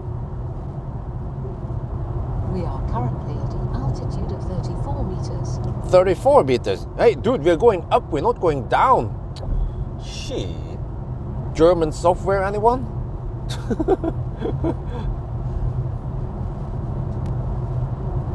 What is current elevation? At the moment, we are driving at an altitude of 49 meters. Okay. Well. Oh, I think I see Uddevalla to the left there.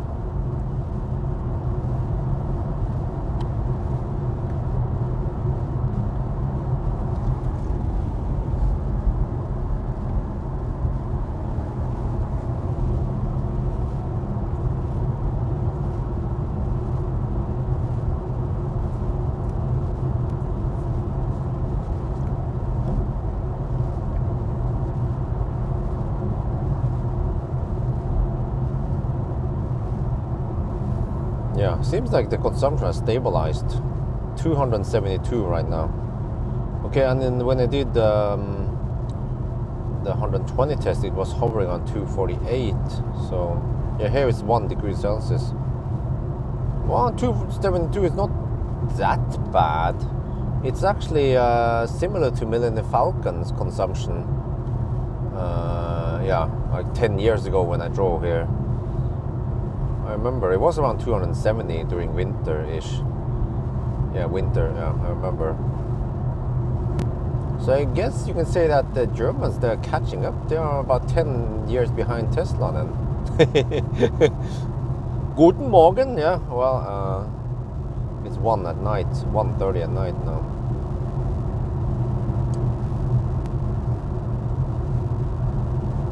Well, it's a big limousine though, so we have to bear that in mind. But yeah, how the heck did Tesla do the 1,000 kilometer challenge in the low 9 hours, and 9:10, 9:05, whatever it was?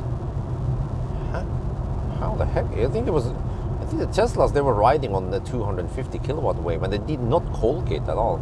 Even the EQS Colgate a little bit. We'll see if this car Colgates.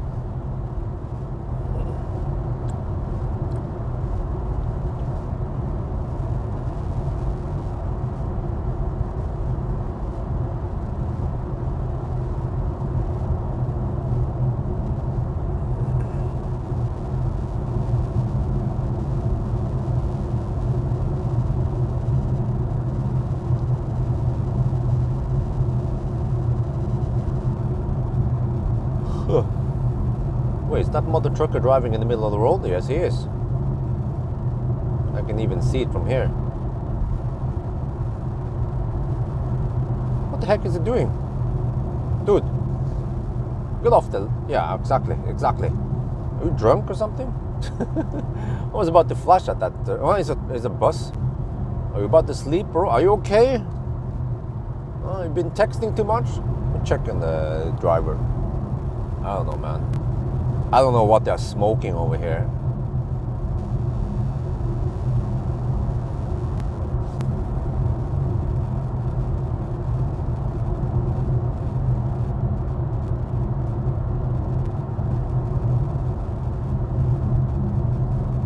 Okay, oh, minus 1.5 degrees. Oh, it's cold outside. But I feel like this car is insulated like a tank. I don't feel any cold chill on the side here, on the A-pillar, on the roof, nothing really. It's just, there is so much thick soundproofing, which probably also works as insulation, heat insulation here. But I also suspect that maybe the German cars, they actually have heat insulation also. Never popped into a German car to see how it's built. Only downside though is that they are so heavy. I mean, there are a lot of things I like about German cars, but there are also certain things I don't like about German cars. But there are some, I don't remember which one, but you can build a car that is fairly silent and doesn't weigh too much also. But of course, if you want the top silence, then you probably need to add several hundred kilograms extra. Like, yeah, BMW and Audi is doing, and Mercedes, I guess. Plaid or, I'm not sure. Wait, what about EQS? Why didn't you mention EQS?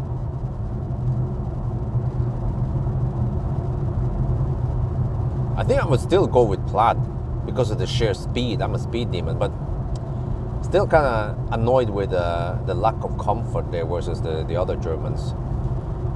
I mean, if I would rank me personally, I would probably still go with Plaid, even though I have to live with that damn yoke and that stalkless shit. But I mean, if I buy the other cars here, the German cars, I also have to live with some other stuff again. That I'm not a fan of. For example, you know, I was trying to configure the square button, the custom button on the head key fob. I was looking everywhere. Where the heck do we set it to preheat? I look in the HVAC menu, in some of the setup. You know where it is? You have to go to doors and windows, and then where you can configure the key for opening the doors and windows. Yeah, you can because you can customize. You can assign the Rome button, or what it is called, the square button, to open one or more doors, and there you can also choose it to preheat. Like, huh? Why is it hidden over there and not somewhere in the HVAC setting or in the preheating, or I don't know, man. But okay, anyway. Well, that's the thing though. Tesla builds the lightest cars. No doubt about it. Like even Tesla, they even make them lighter and lighter. I'm super impressed at the Model S Palladium, the long range with a bigger battery and everything, and dual motor. Why is you flashing at me, dude? Take a chill pill. I need to also flash back here, man. Dude, I have pretty strong lights also. Yeah, that the Model S Palladium is lighter than Millennium Falcon. Despite the Millennium Falcon has a smaller battery and only single motor. That is an achievement. But yeah, if I would rank them, or I mean, if I had to choose, I'd probably still go for Tesla, Plaid. It's also cheaper. It's almost half the price of the other one. But of course, the other cars, they're loaded with features that Tesla doesn't have. But I just like the sheer speed and in general the user experience with Tesla, except for a few things, of course. So that would still be number one for me. And number two would actually be EQS, because it's more usable with a big trunk opening. And every time I went on when I went on grocery shopping with wifey, or just to chill with the baby, of course, also to shopping mall, it's super comfy to use the EQS. Big opening, you know, big screen, all that. And then this one, I guess, will come on a third, since I mean, it's still a nice wagon, limousine, but the fact that you cannot fold the seats, or actually, what is just the trunk opening is a bit small. It's like, okay, when you get the Model 3, you make some compromises. Okay, it's a Model 3, right? Yeah, but this one here is a big fat limousine, and I feel like the Model 3 has bigger trunk than this i7. Well, actually, how many banana boxes could you fit in the Model 3 trunk again? Because Model 3 trunk was quite impressive for such a cheap car. I'm going to look up here. It is going to take 5 only.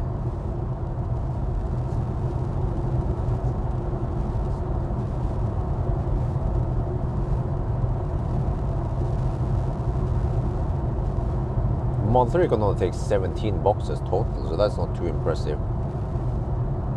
What? You can take 6 in the trunk? The heck, man? Model 3 can take 6 in the trunk and then 1 in the front also. Okay. So I guess if you just need to share luggage, then the Model 3 has more luggage space than this big fat BMW.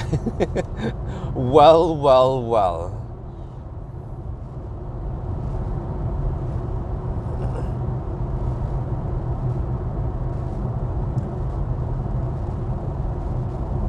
But the EQS was super impressive. Oh, when I could borrow the EQS for 10 days or whatever it was, and I took in Thailand, I mean, and I took wifey with me.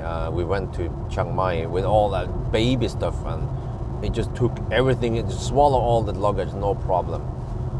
Oh yeah, I like that. My only concern with these German cars is that how damn expensive it's gonna be once warranty is out and you have to start repairing out of your own pocket.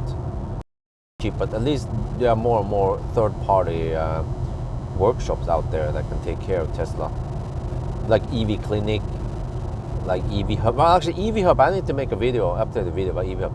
EV Hub is different from EV Clinic or Elbilmek or EV Services, because those are just one workshop.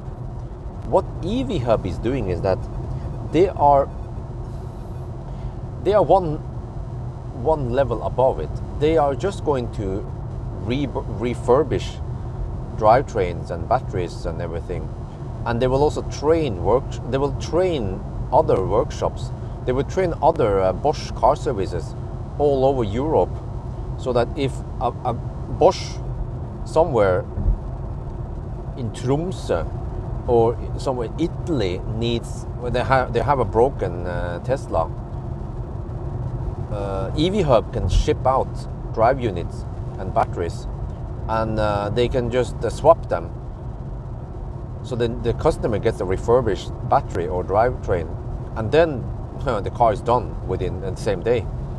Whereas if you go to Tesla, it could take weeks before they finish the repair. So that is just brilliant. They're going to kick some serious ass. EV Hub.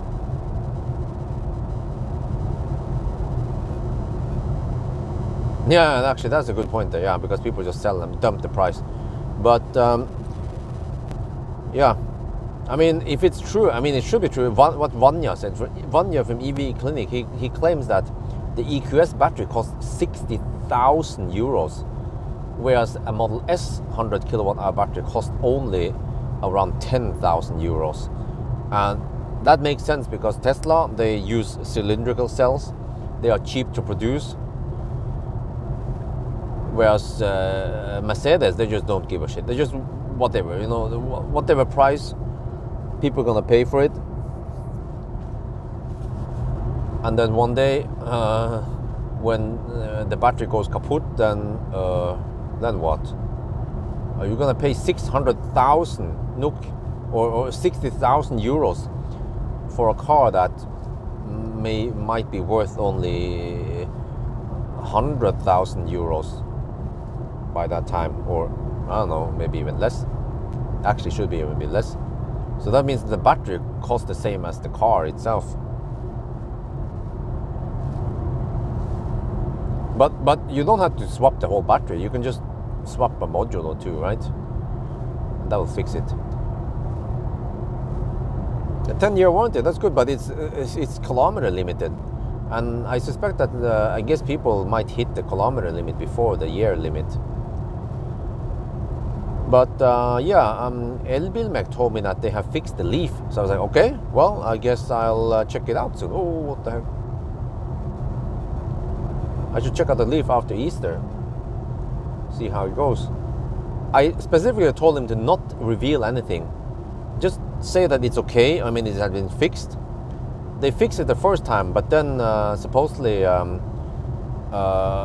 got a kaput module, so they had to redo it, and then there was vacation. But now it's probably fixed, and hopefully they have regained lots of kilowatt hour, which is I have to see. It's going to be like a surprise for me. And then also when it comes to Millennium Falcon, someone asked me about the Millennium Falcon. Yeah, the Millennium Falcon has been put a little bit on hold because they have been waiting for parts. But I guess after Easter I should check out what's going on, because I kind of want the Millennium Falcon back. But nowadays I'm just borrowing Marcus cars anyway. But then I tend to park Marcus cars at various places where I borrow other cars. Except for the BMW. The BMW, I can't park a car over there, so I have to take a bus. But actually last time now I had to hurry, and I had to actually take a taxi. It was the last day before Easter, and they actually closed early. But then fortunately the PR manager, he lives nearby, so he managed to deliver the car to me. I was like, oh yeah, danke schön. That was great service. But yeah.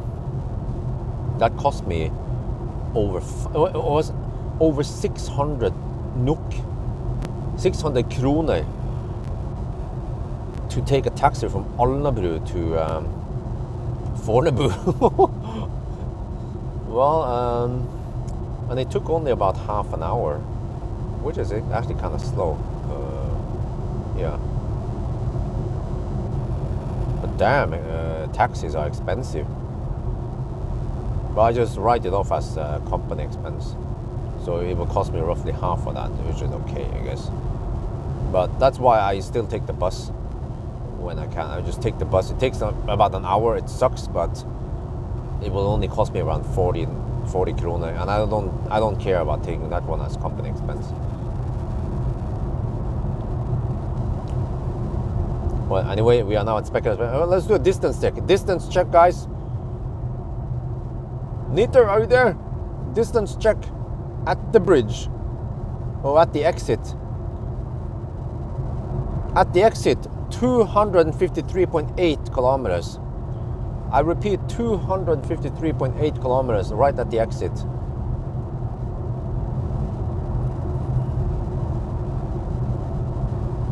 Spekkers.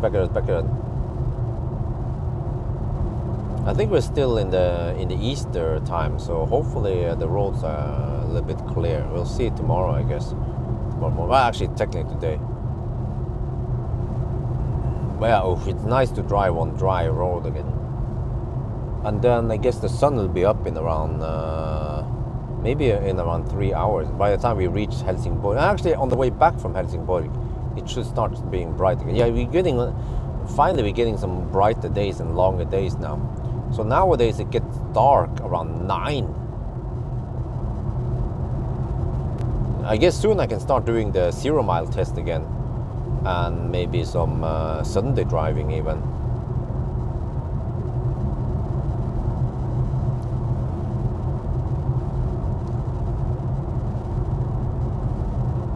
Well, I mean, in Oslo, I can go. You can also get unlimited ride for around 60. I think around 60 euros, 650 NOK or something like that. Yeah, månedskort, monthly. Yeah, but it's just that I don't take it that often. I actually only need to do it when I go for a BMW. Yeah, for now. Yeah. Most other cars I borrow, I can park my own car there for free while I'm busy doing something else. Well, actually, except for Neo, yeah, also Neo is an exception. But they said that maybe they can deliver the car at Ensjø. So I was like, oh yeah, that would be great. Because then I can just drive my own car to Ensjø and park it there. They have a service center at Ensjø.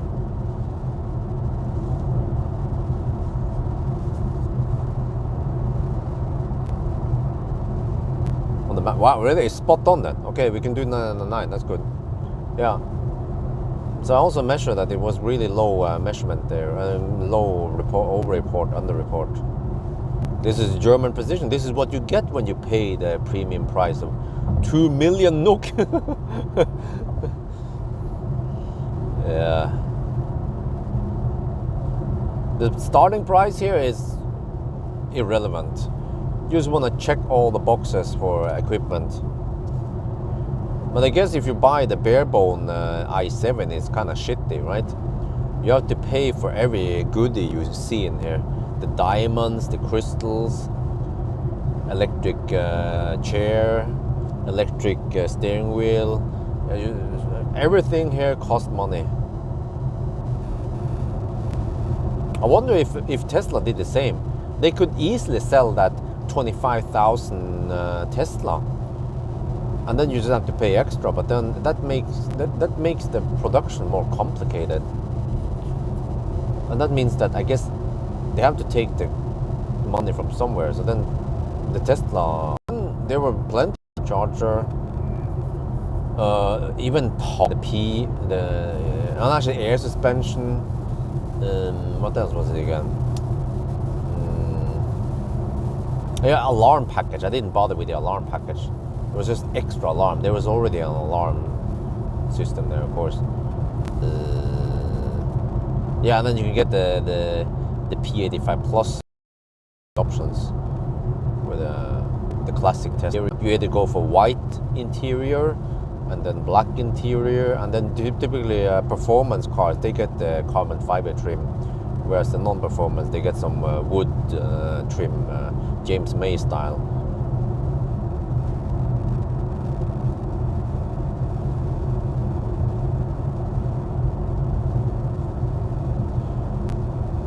So yeah, I'm not sure what the plan is with that Leaf though. I guess I'll buy it if I get it cheap. I'm supposed to get it dirt cheap, and I'll just promote stuff and make content out of it. And I can use it as a press car shot. We'll see how it works, by the way. Maybe after 6 months, maybe after I move to Jessheim, then I might figure out that it might not be great. Depends, because if I have to drive from Jessheim to Lørenskog, no problem. Even to Jessheim, Lørenskog, Jessheim, Frysjaveien, which is Mølle, Volkswagen, Audi, no problem. Fornebu could be stretching a little bit. No, actually, I'm not driving to Fornebu anyway. I forgot. Yeah, but if I have to go to Drammen, then that will be a little bit cumbersome. Not that I drive to Drammen often, but for some reason, if I borrow Maxus or BYD, they are located in Drammen, the headquarter. And then Toyota, Lexus, but fortunately or unfortunately, I don't borrow from them that often. So most of my press cars are picked up and delivered around Oslo. So yeah, not sure. But I like to hammer it. So if I can get, let's say, 80 to 100 kilometer range on the Leaf, then it's not gonna cut it, you know. Well, unless I can hog a charger, but then I don't feel like hogging a charger for a whole week, right? So unless I can leave the key there, or I can have a spare key, and then I can tell them to, yeah, okay, I can hog the charger, and then you can just move the car after one day or a couple of hours maybe. Yeah, you just need a couple of hours of pumping up. Or I can visit the fast charge on the way back. That will also work, but then I might as well drive like a Leaf. No, you see, that's not gonna work for me, man. I just like to hammer it. So maybe I'll just squeeze out whatever content I can with that Leaf, and then I just sell it and buy something with better range. Let's say a classic Ioniq. Yeah, that would be great. Yeah, classic Ioniq would work great as a press car shuttle, except for that I don't know if it goes low on 12 volt or not. That is a concern. Yeah. Okay, let me get over to the right lane. I've been hugging the left lane all the way from Norway.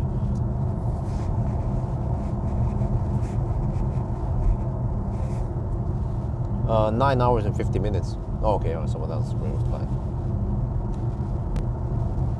Well, consumption when we enter here, consumption is 273 at Kongelv. Yeah, so now it's going to drop 272. Yeah, so wow, it's been stable at 273, 272 for the longest time. So I guess that's the baseline for 110 zone, I guess. Okay.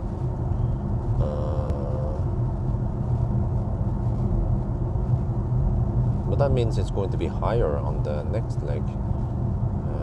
Helsingborg. Then I have to expect almost 300 consumption. 300 times 150 kilometers. That's only 45 kilowatt hour. Wait. Yeah. And that means I need to charge you only 50% and then hammer it. Wow. Maybe I'll go 55 just to be safe, and yeah, then I can maybe get some preheating done. Actually, 55-60% wouldn't be too bad because, yeah, because the flat charging curve, and we start later, and then we get maybe a slightly flatter curve, and also the preheating.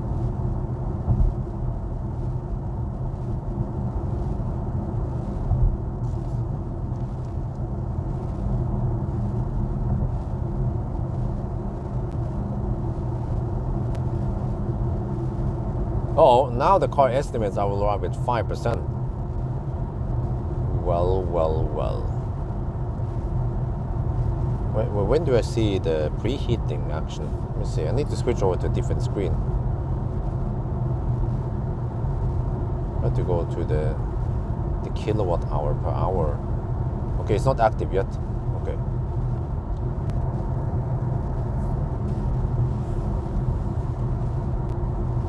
Well, we are 84 kilometers away though. I'm not sure when it wants to preheat.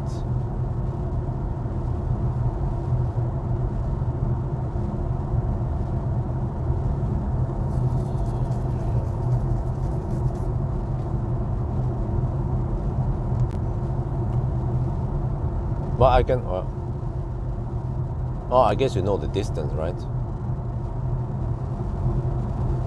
What did you write? 270. Yeah, it's actually quite accurate. Yeah, distance. Or you figure out the distance based on my position.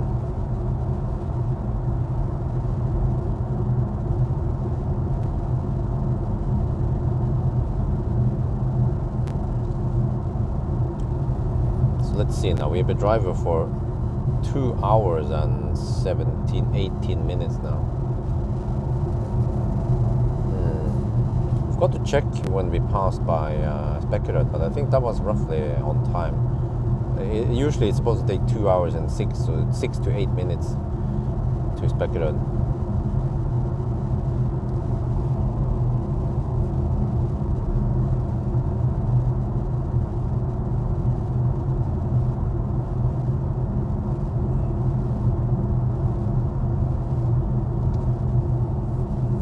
Wait, I forgot. It's not Niter is not on today, is he? Well, the Cool Silver is. I didn't pay attention which moderator was on today. Oh, you're doing a great job updating stats.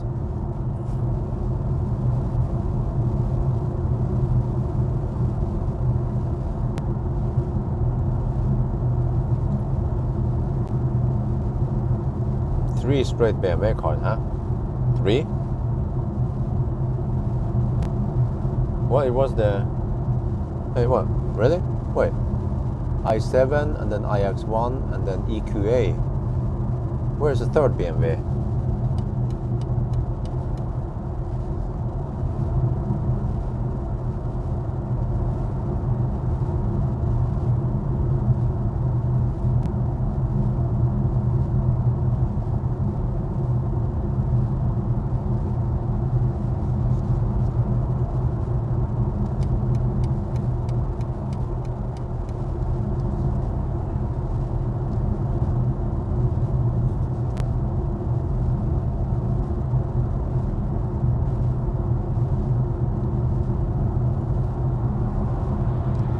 Well, it's policing.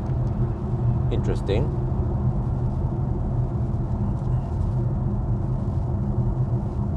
The policeman flashed at me a long time before. I was like, oh, okay.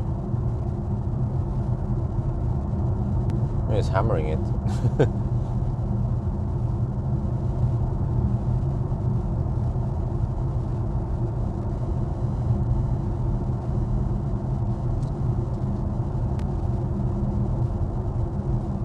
What the heck is that guy doing? There's some weird shit going on tonight.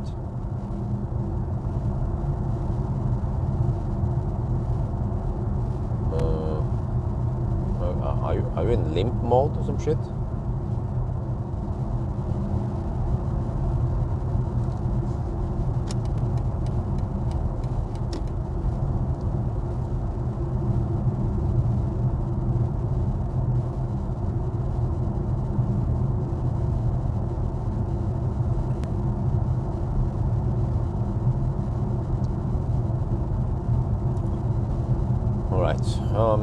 How are we cooking now?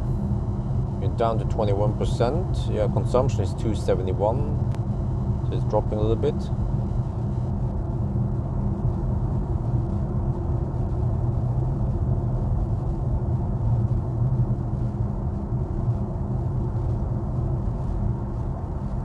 Huh? Today's car and the next two BMWs make 3. Huh?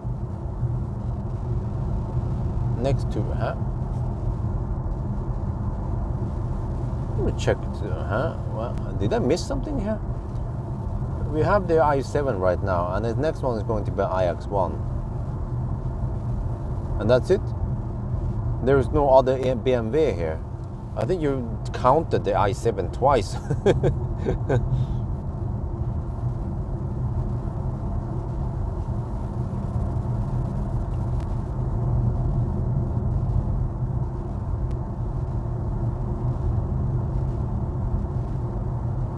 A few minutes ago. Wow. Whoa, really? Vinterbro. Shit. Hope the roads won't be closed on the way back then.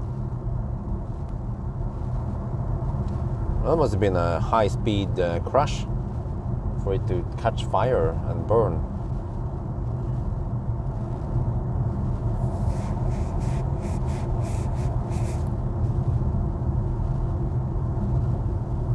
Well, I'll be passing by there in about 7 hours.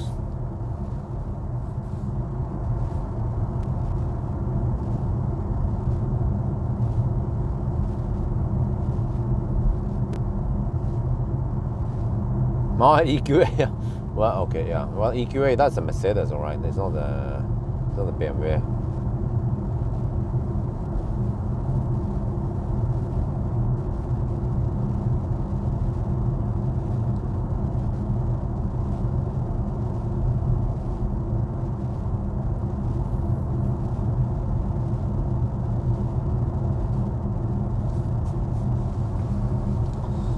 Alright, so far so good, right? The car claims 92 kilometers of range and we are 72 kilometers away. But I remember Tesla managed to reach Varberg also with around, how much was it again? I think it was around 10%. I'm not sure if it was 8% or 15%, but roughly there. Oh, what is this? Oh, wait. Huh, is that some weird shit? In the Stau? Oh, that's the policeman again. No, it's not. My bad. Policeman went far away. This is Volvo.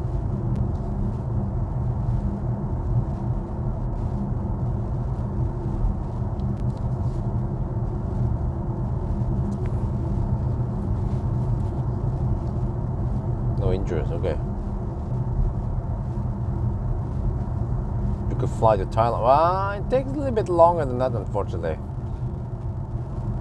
Maybe if I had a private jet, but the flight from well, there's no direct flight from Norway anymore, even still. But if I fly from Helsinki or Stockholm or somewhere right there, it will usually take around 12 hours to Bangkok. I guess with a slow car, then yeah.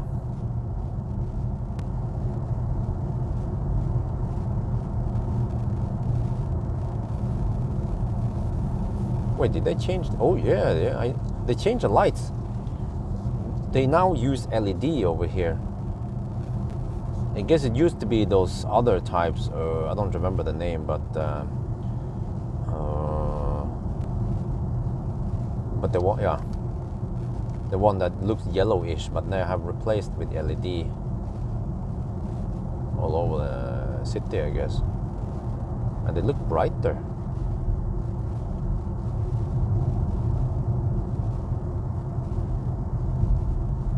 Oh, no Trankleskatt. Okay, that's good.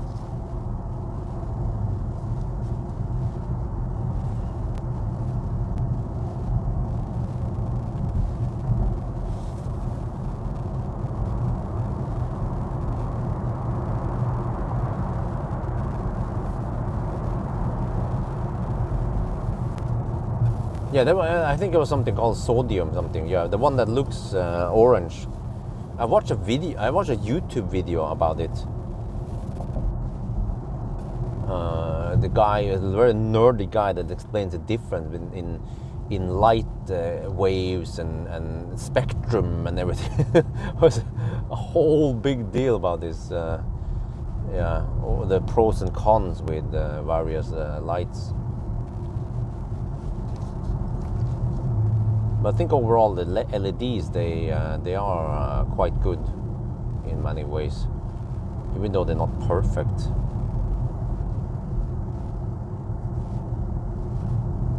But also early variants of LED, they were not that great for when it comes to the spectrum. They tend to have a peak on some wavelengths,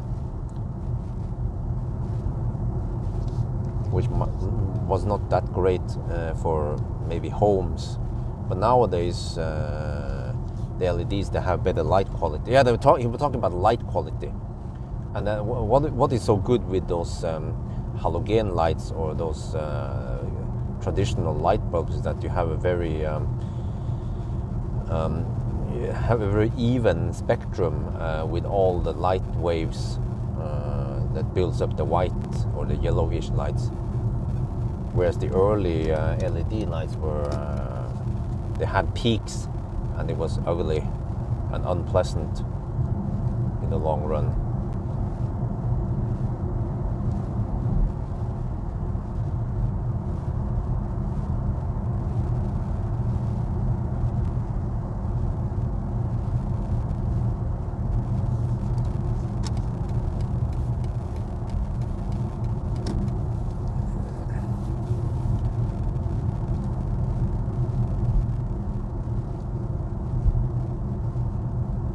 Mercury vapor. Okay.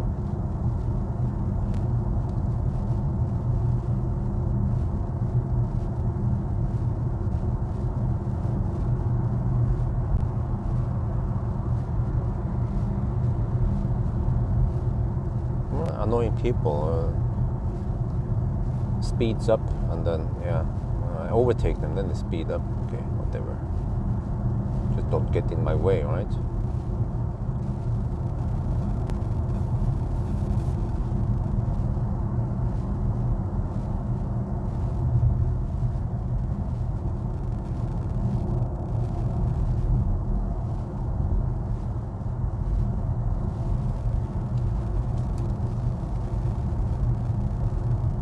Well, consumption has dropped to 268 now. Wow, that's quite good considering the distance we have driven. Almost 300 kilometers done now.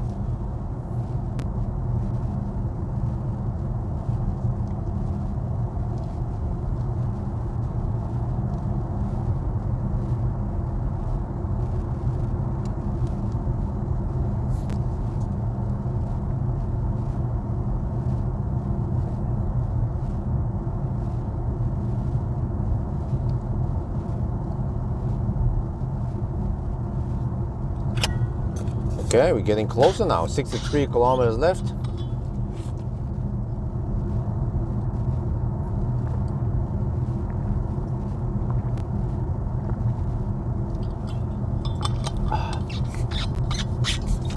Can't wait to take a little pee stop.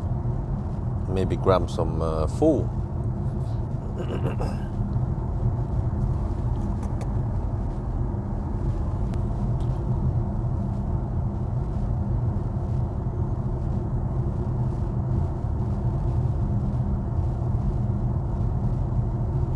Hot dog? No, I avoid hot dog. No, I forgot. I brought salad. Yeah, ABC always brings salad. So I brought my own salad I need to eat. But actually, we don't have that much time. Because this car charges quite fast to around 50, maybe I'll go 60% just to be safe. And then we could arrive with 10%. That's still okay.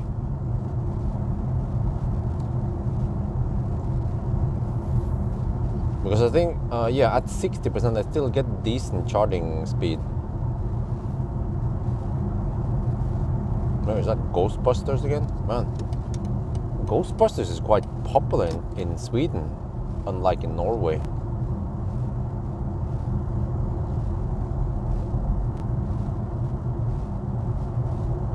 Stormberg product, huh? What?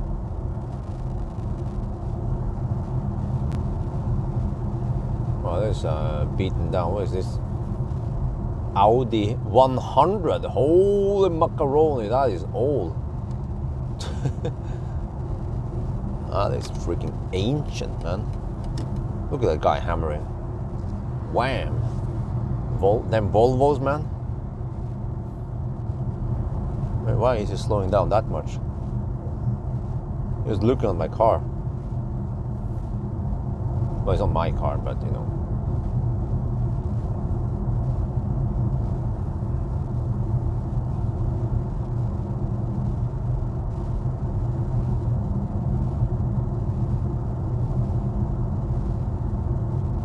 Wait, well, long message here. I recommend if the BMW doesn't start preconditioning, blah blah, is start manually preconditioning. Yeah, I have that option, but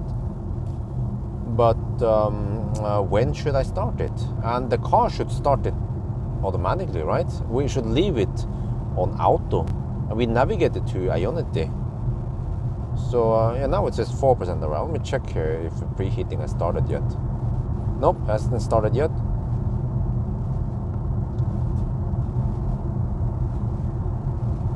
I guess maybe it's too early now. I mean, it seems to have a 9 kilowatt heater, which is quite massive compared to the puny 2 kilowatt heater on the Neo. Yeah, I don't know, man. Neo, I mean, they are great cars, but why did they put in a weak source of a battery heater in there? It should at least be 6 kilowatt like the rest of the industry when they have large batteries, like a Tesla, or even the Audi e-tron has 6 kilowatt. And then Neo figured out, I think 2 kilowatt is enough for a freaking 100 kilowatt hour battery.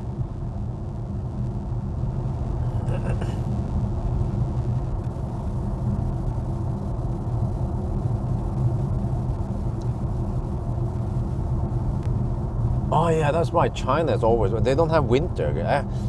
I guess there's no winter in China. Yeah.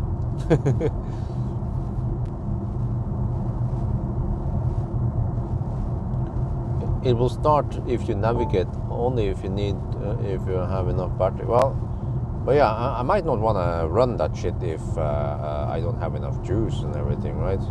But I mean, Tesla preheated. I got 250 kilowatt with a Tesla Plaid and long range. So yeah, we'll see how it goes here. I guess I'll just leave it on auto. Seems like this BMW can barely make it to the Ionity charger.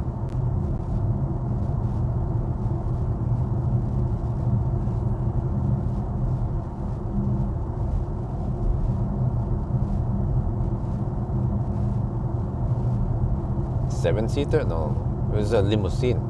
As far as I know, I don't know any seven-seater limousine.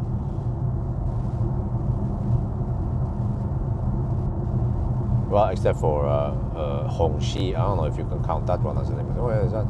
The police is over there at the gas station. Is there some event going on there? Is there Unfall?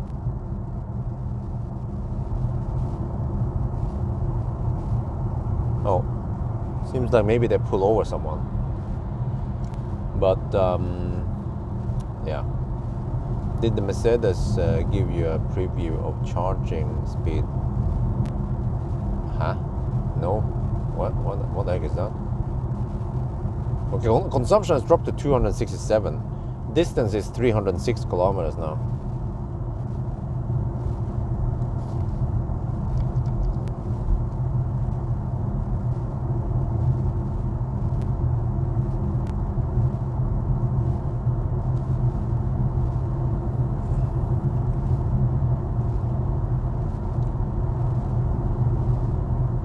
Okay, I have 16% left. That is roughly 16 kilowatt hour.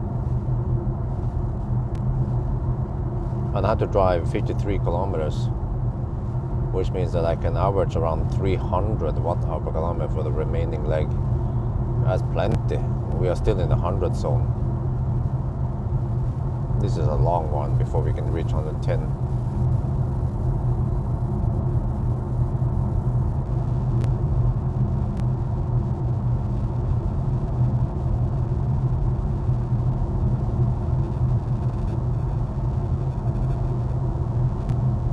Oh, it says how fast you can charge. Really? Interesting.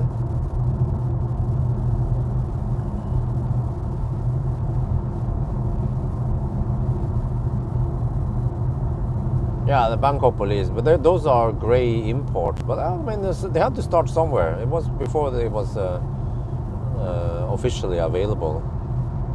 I wonder if Tesla will take it under the wings, like official Tesla.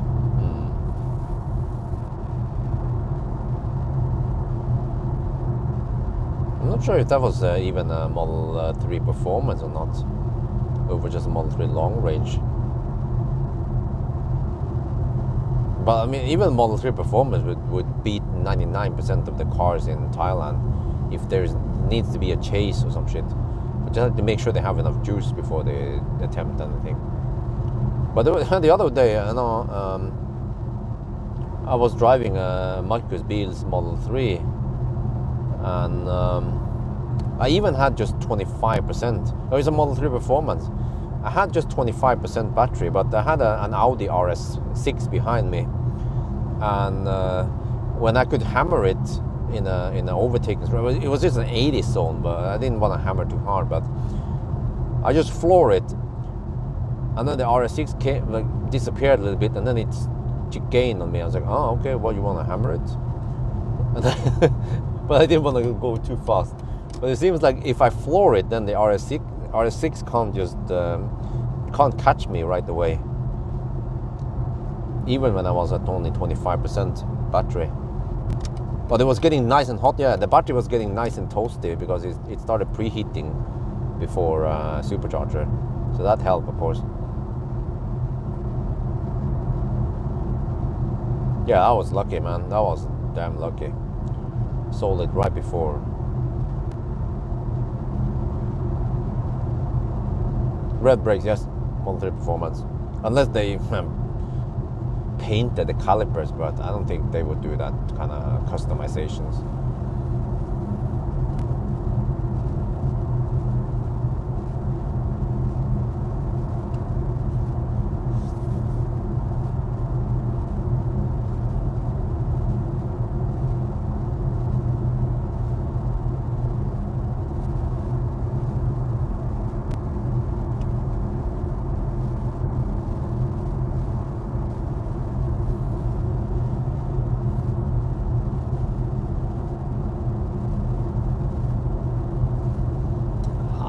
I wouldn't say, well, similar to fully charged. Nah.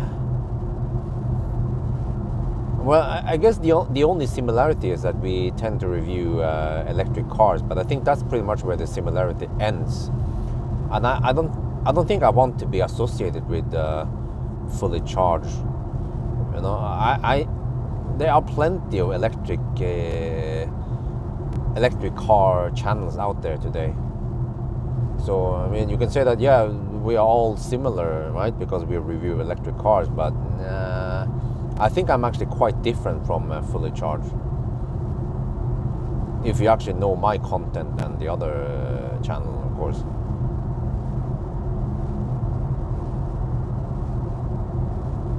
Favorite channels? Nah, nowadays, I don't watch too many of those car channels. I actually watched that.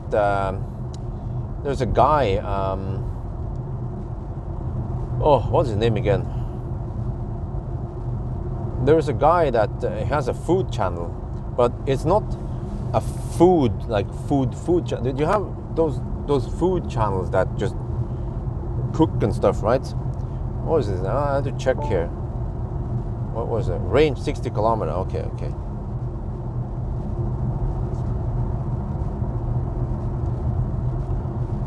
Nowadays, I try to watch videos to try to learn something, rather than just some pointless stuff. For example, Mr. Beast videos, they are quite fun to watch, but they might not be very educational. Yeah, I started watching Adam Ragusia. And what I like about his channel is that he's more technical also. It's not like pure food. He talks about chemistry and stuff. And it's very educational to watch his videos. And also about food, but yeah.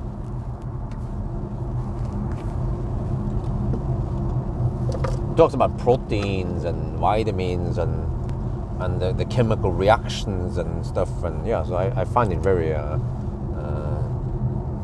interesting. Okay, I'm down to 12% now.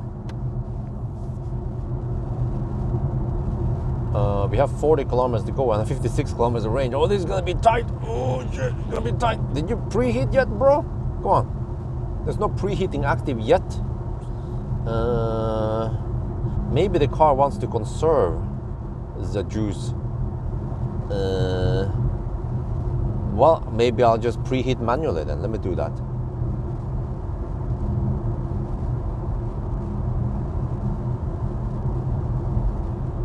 If I can, though. Let me see. Where's the preheating stuff? Preconditioning. Activate once. Go! Boom! Let me see. Is it going? Oh, it's not starting. There, it started. Okay, we're just gonna YOLO it, because maybe the car figures out that we will arrive with 5% or 3%. That's cutting it close. I'm gonna cut it close. Okay. We go deep.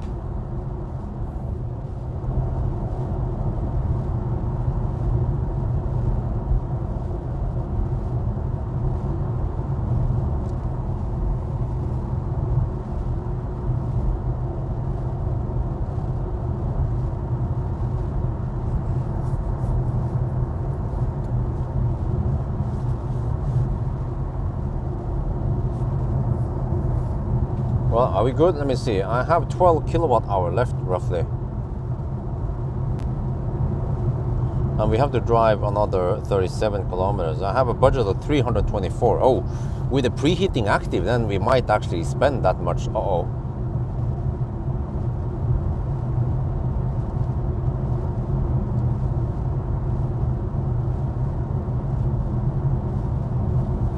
Because, well, actually, I can calculate. If we spend 9 kilowatt,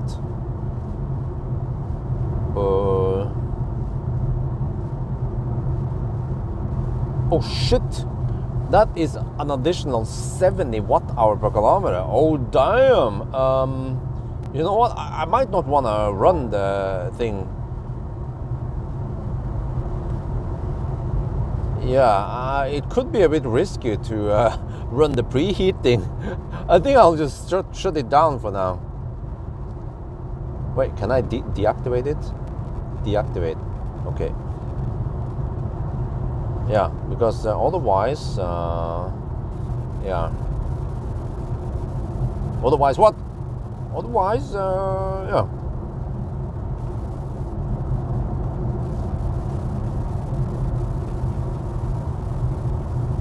I don't have any power limit yet. I'm at 10% now.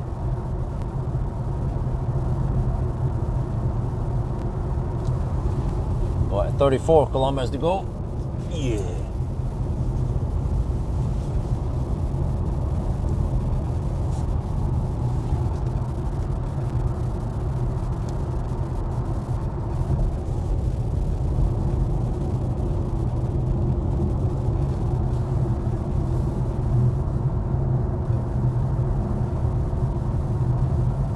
Well, if I had 10% margin, then I could run it manually, just no problem. But now, since we are cutting it kind of close, then yeah.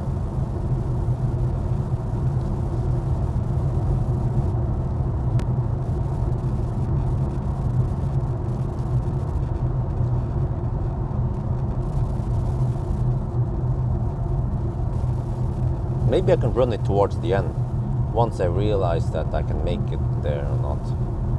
And now it says I will arrive at 3%, but 3%, that's still fine, right? Okay, let me see. What if I activate it? Will it then change the prediction? Try. Activate. Go.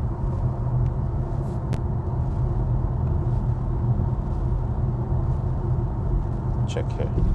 There, it's active. Okay. Okay, let's go back here.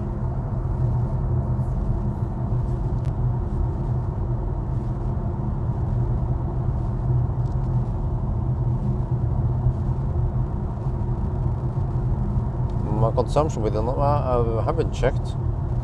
I mean, it's just total consumption since Oslo. The consumption right now is 268.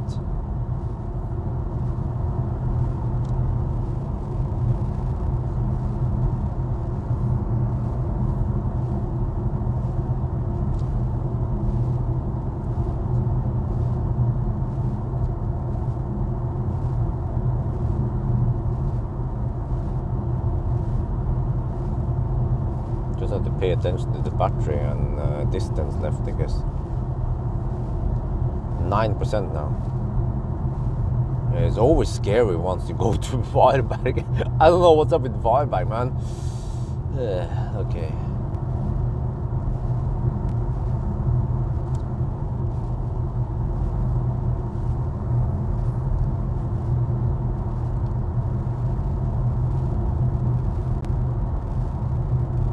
Yeah, the headlights are really good. The only problem is that they don't turn. But also, the EQS headlights also doesn't turn. Well, okay, bugs me about low range. 40 kilometers of range. And we're 28 kilometers away. We are fine, right? Preheating is active though.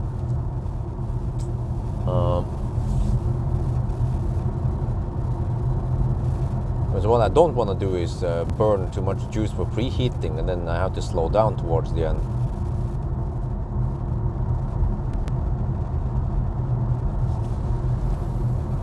%8 left.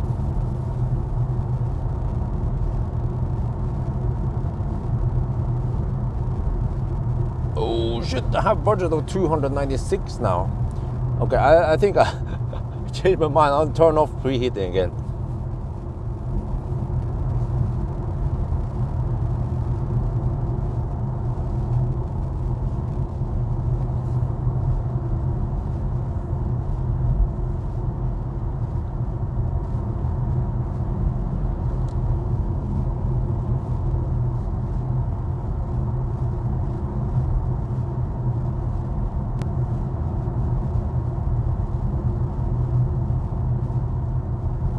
Well, but the Polestar lights, Polestar Volvo lights, well, it's Polestar lights, they turn. And also Volkswagen lights, they turn.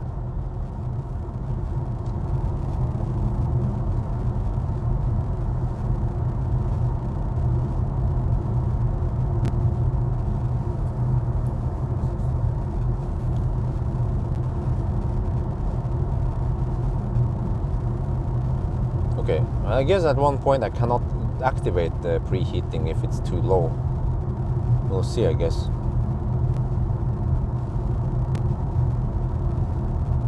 %8 now. 36 kilometers on GOM and 24 kilometers to go, so we still have a 12-kilometer margin.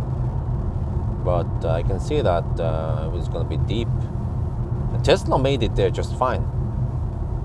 So you see, practical range of Tesla is actually better than this big fat German. The interesting thing is that those German cars, they have around 110 to 120 kilowatt hour like the EQS, but they still can't beat Tesla in range, and Tesla has smaller battery.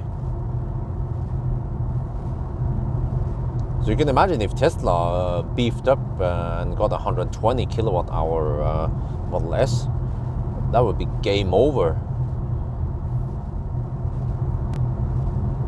But it would cost more, of course. And it'll be slightly heavier. And they'll be like, okay, well, we don't need that.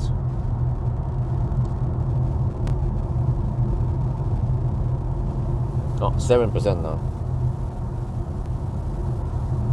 I wonder if I cannot start preheating below 5% or... Oh, now it says 2% at arrival. Oh, but I guess if you have a little bit of heat in the battery, and if we are low battery, then we should still get okay speed, and then it will heat up as we charge up.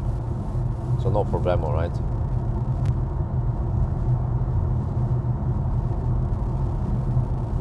Which German company is your favorite? Oh, I'm not sure, man.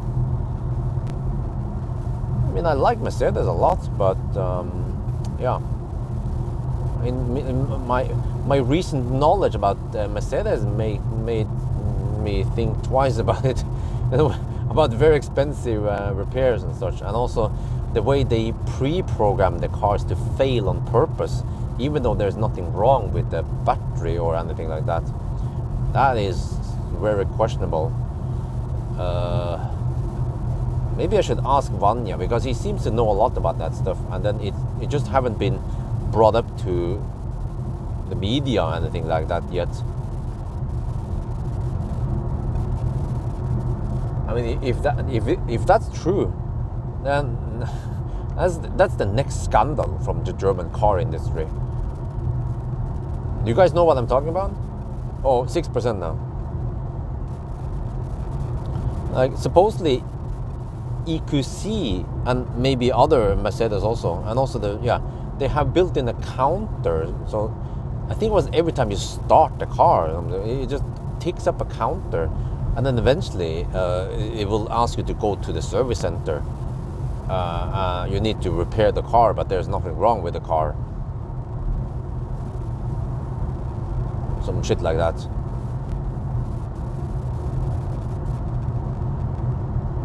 Vanya from EV Clinic, he told me about this. He's been poking into the Mercedes systems, and he look at the numbers that the car itself reports. So it's not something he makes up.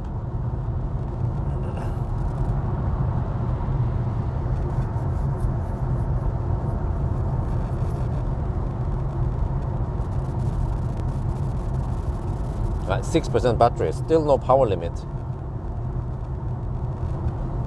Now I will supposedly arrive with 10% juice left, 10% range left. Yeah, the car says 2% at arrival. Just not sure how. Let me see, how is this again?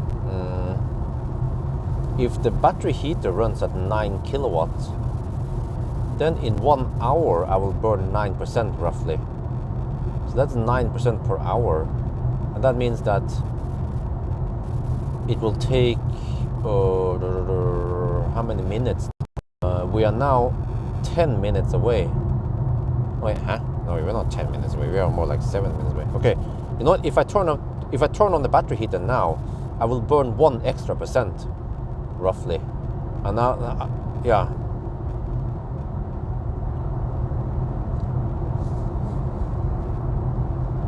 Oh, really? Was that a scandal? I didn't know about that. Was it HP, Hewlett Packard, right? They're called. The ink scandal. Damn. Nasty. Oh, okay. Now it says suddenly that I will arrive with 9 kilometer margin. No, 8 kilometer margin. Okay. Let me see if there's any preheating going on here. Nope, the car decides not to preheat, which is a good choice, because it probably has a threshold, so that it figures out that, okay, if you arrive with less than 5%, then it doesn't want to preheat. And now I think I cannot preheat. I'm not sure. We can try. I have 4% left. Can I preheat? Let me check here. Preconditioned battery. No, it's grayed out now. Yeah, I think it happened around 5%. Yeah, so no preheating for you.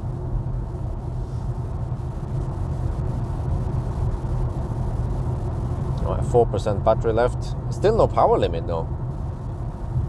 Supposedly I have full 544 horsepower available, even at 4%.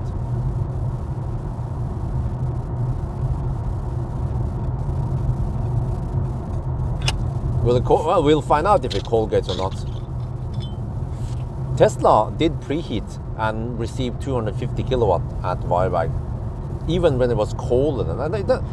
It's 5.5 degrees outside. It's like summer in Nord-Norge.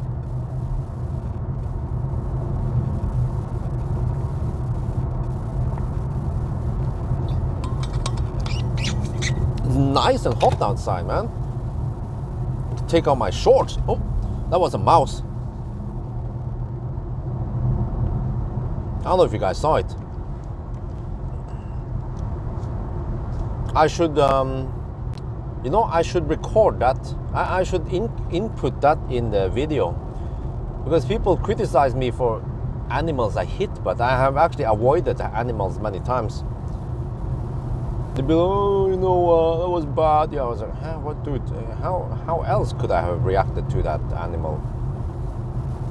And the bunny was so damn fast.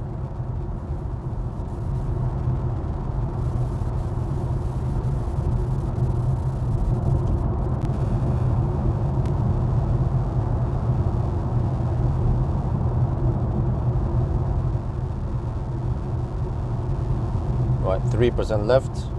Like now I'm a little bit focused on, like, I should be focused on the road, but I tend to focus on the screen right now because I'm running low on juice. Let me see, let's check here. 16 kilometers of range left, 8 kilometers to go. Oh damn, okay, I'm gonna cut it close.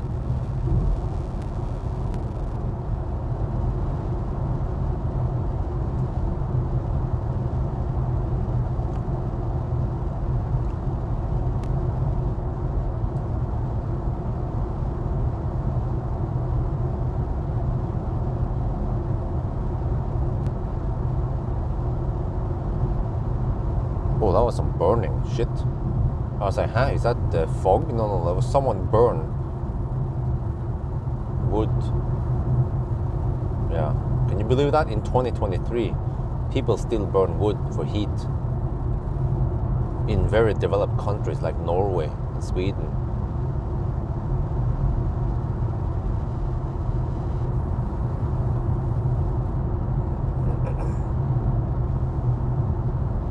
Rather than using heat pump. or the one, yeah, the waterborne heater that I'm getting, or the heat collector.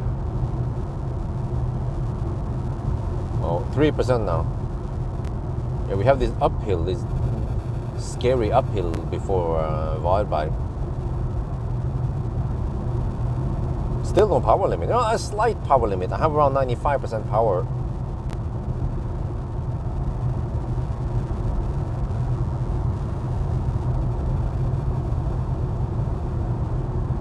Uh-oh, 2%. Yeah, now the car updates.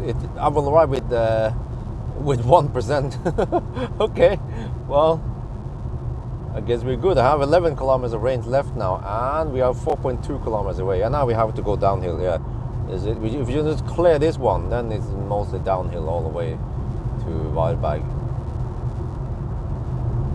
I don't know why every time we go to Varberg with some cars, it's like neck snapping.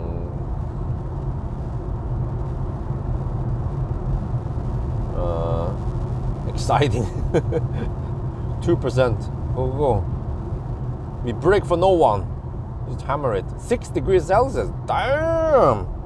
Why is it so warm over here now? Do we have hot winds from Sahara? From Morocco? What wood is, well, I mean, it's sustainable, but the problem is that people who burn them, they create particles, PM 2.5, PM 10 levels. That's the problem with wood.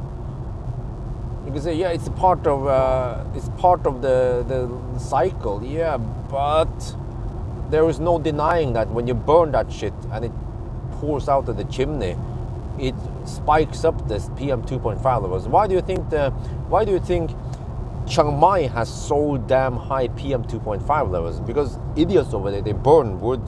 They burn shit. If there was a way to filter out that shit, yeah, that would be fine. But they don't filter.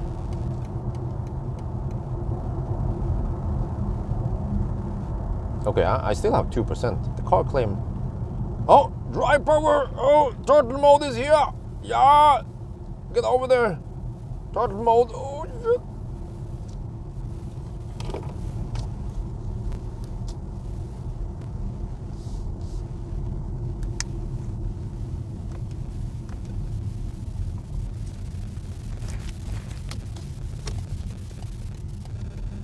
See how fast is this car, even in turtle mode.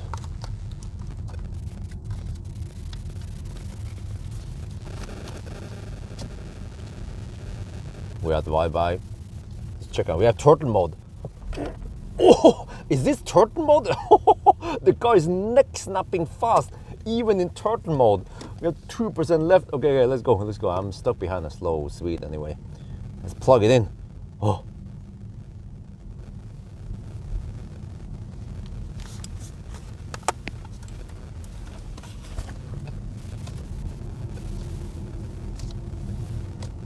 Give me the charge port is on the right side with the wrong side, should be left side with the right side. Maybe I should use that one. It's always funny to see the... Yeah, I should use this one. I want to see the American megatrends pop up.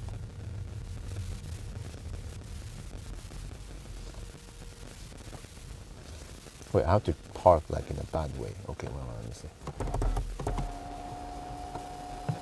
Like this, like this. Okay.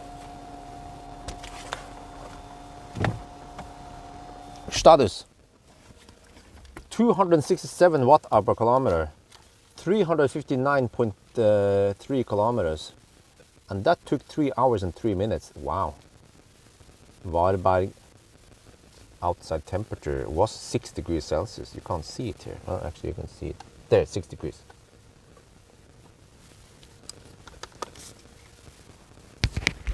Okay, now I stop.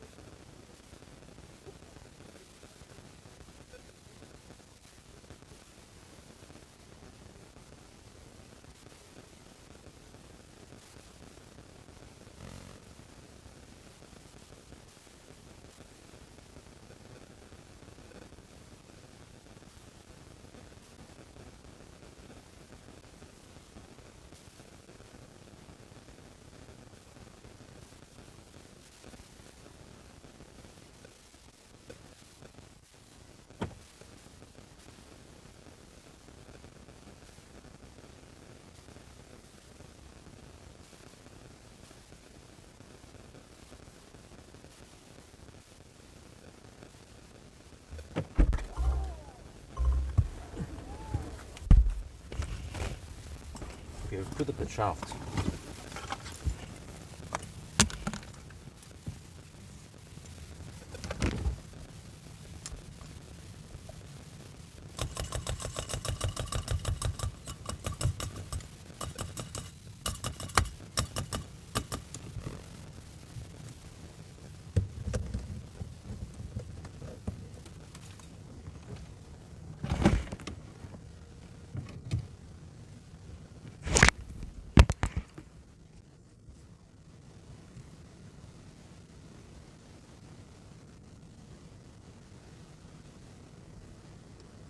Hey, where is that reflection? Okay, whatever. Oh yeah! Look at that, huh? Huh? Do you like that shit? Now we're cooking. Okay, let me see. Let me fire it. I actually want to eat some food right now. And then I go to the restroom. Let's see if I can adjust the thing. No Colgate here. Even the Mercedes Colgate a little bit, I remember.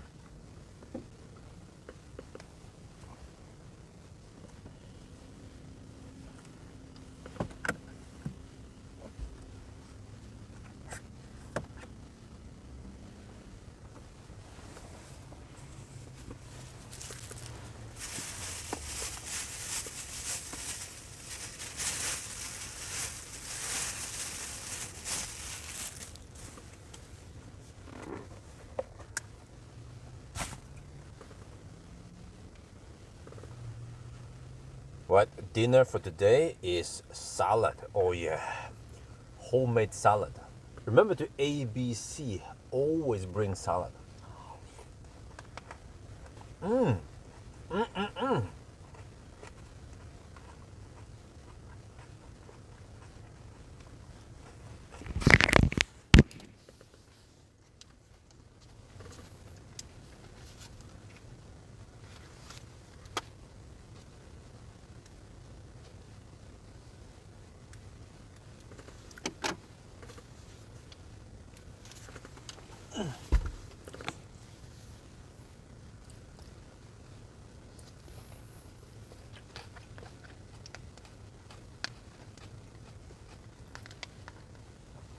No, the 500 amp limit is in the car, not the charger.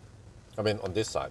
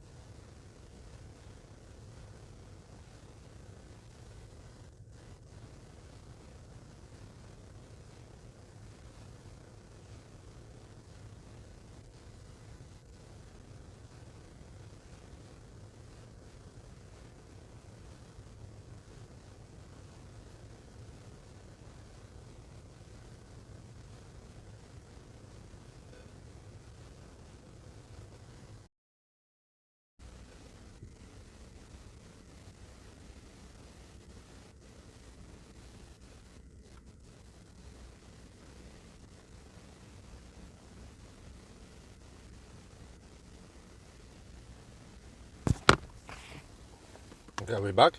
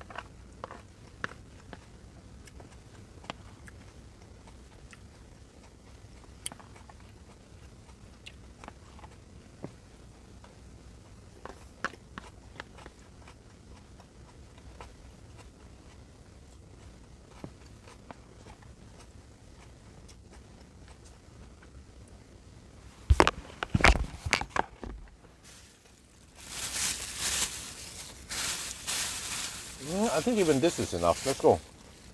I don't think we need 55%. 52, 53 should be enough.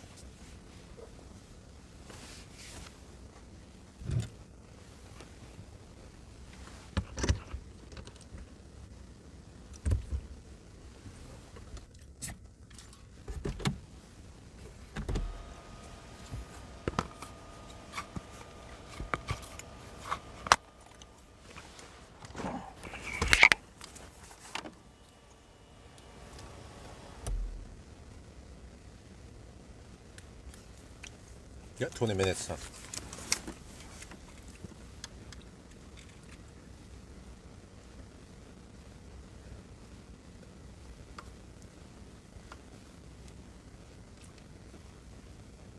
Well, that's it. We charged from 2% to 53% in 20 minutes. Yes, we're gonna go now. And then the car estimates that we will arrive at Helsingborg with 16%, 80% now. I think we will arrive at around 10%. All right, let's go.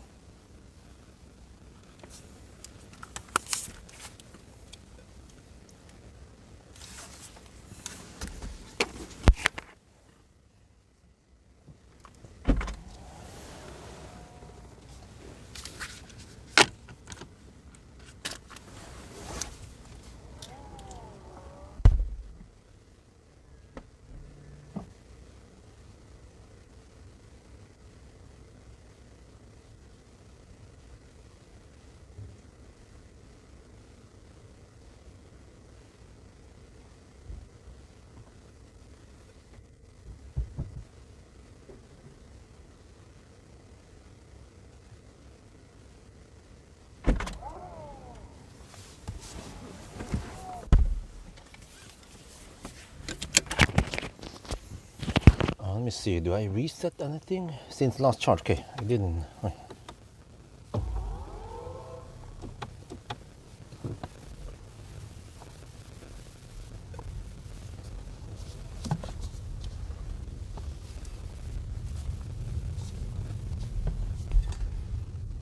was a 21-minute charging stop. Wow, we went from 2%, no, yeah, 2% to 54% in 20 minutes. You can see you can fill up half the battery in 20 minutes. And that's plenty.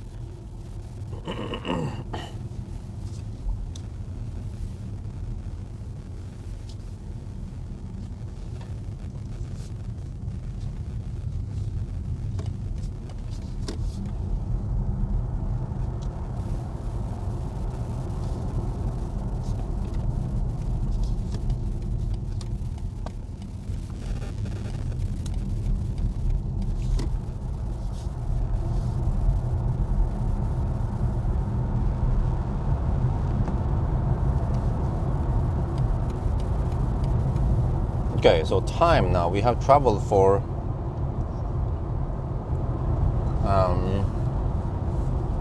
how long has it been now?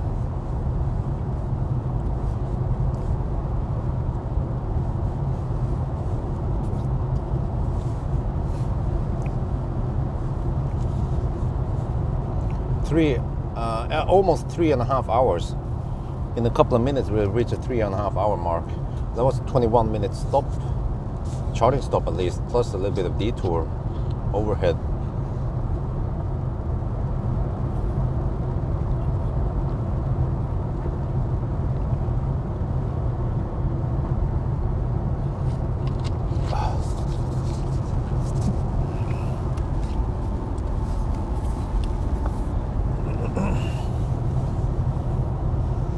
Man, it's super oh, that was an animal on the other side of the fence.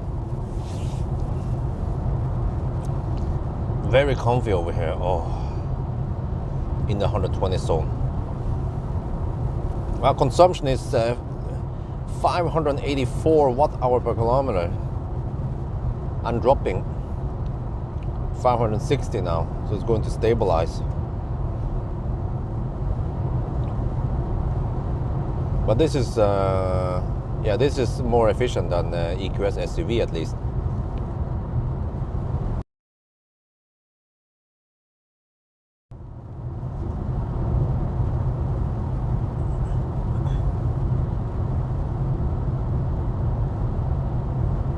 Wow, it's nice and comfy and quiet.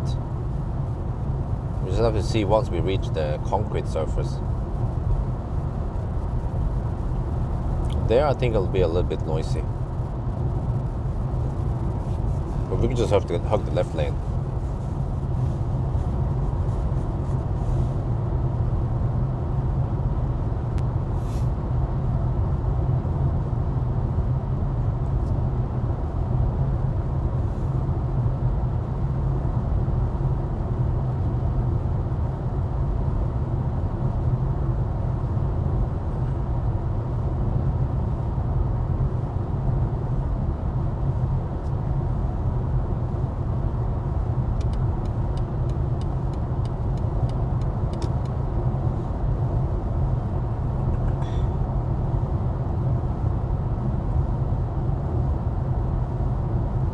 There's a Tesla with a broken taillight. Well, you know what? This 2 million NOK expensive luxury car has fog in the headlights. And it didn't disappear on the run to Varberg. So I wonder when it will dry out.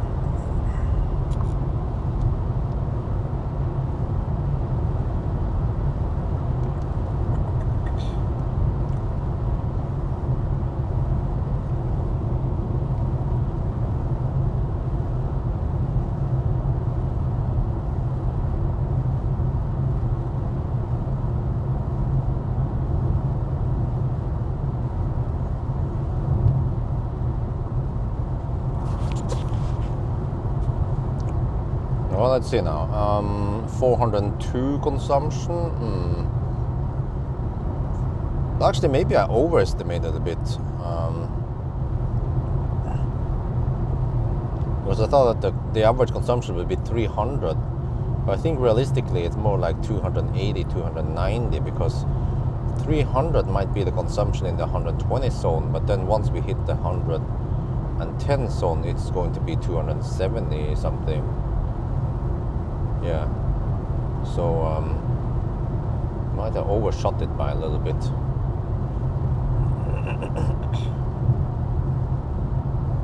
So maybe 50% would have been enough.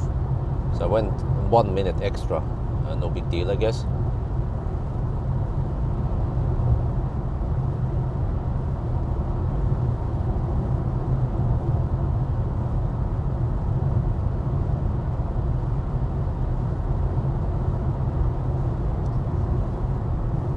No, it's faster than 1 hour, 10 hour.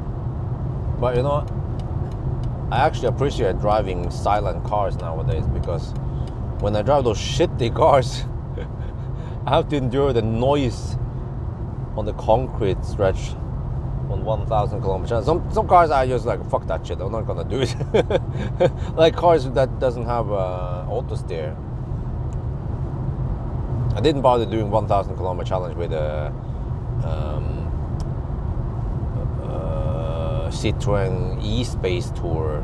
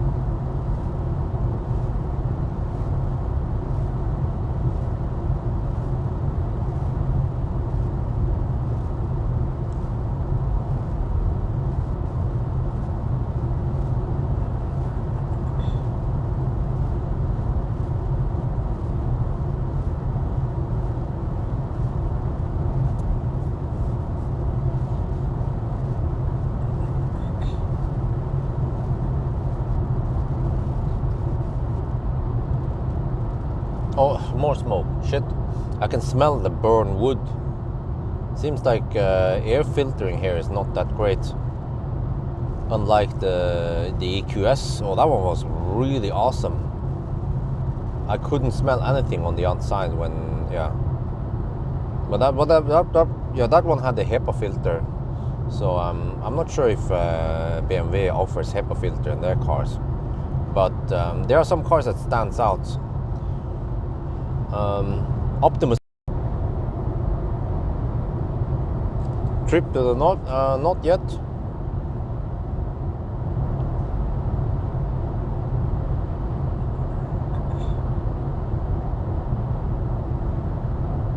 Are we at the concrete yet? No, it can't be. Oh, here it starts. Oh, okay, well, I can feel it.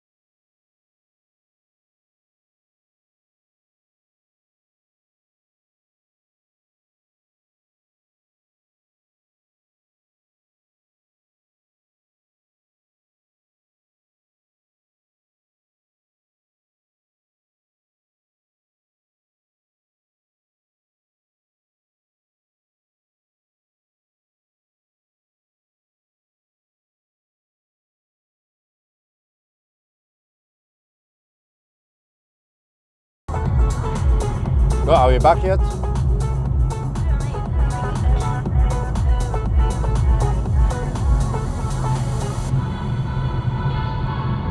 This one is too noisy. Let's go with the other lane. I could go on and on, singing to every song. I know you love it when I work it. I could go on and on, singing to every song. I know you love it when I work it. I know I'm in your head. I know I'm in your head. But she's laying in your bed. I bet you wish I was there.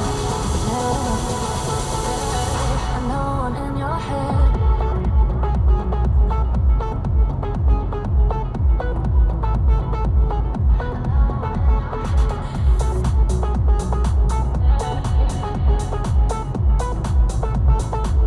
I know I'm in your head.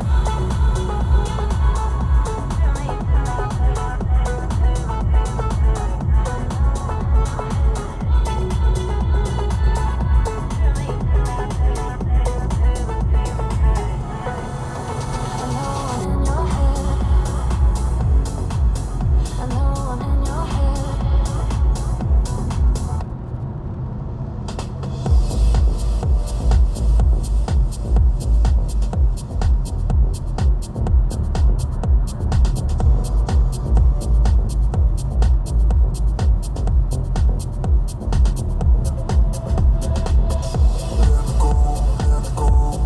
I can't keep on doing this no more.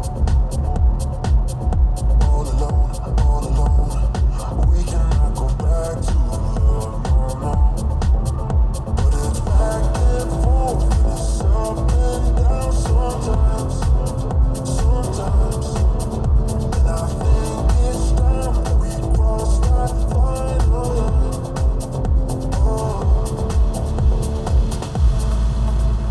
I think it's time to see the other side, the other side. 'Cause I just gotta get you out of my mind, out of my mind.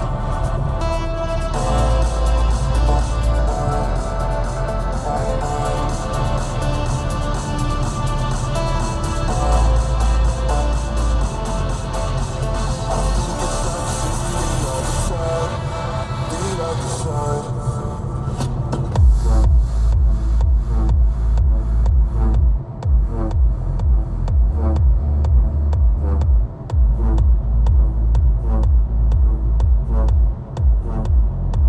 I think it's time to see the other side.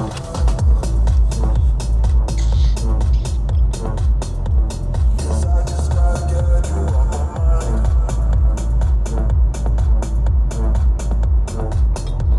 I think it's time to see the other side.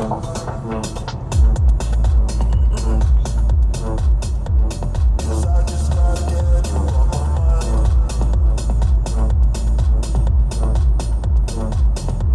I think it's time to see the other side. I just need a reason. I just need to know what's on your mind. Tell me what you need. You can call my name, I'll be around. But it's back and forth, it's up and down sometimes. And I think it's time that we cross that final line.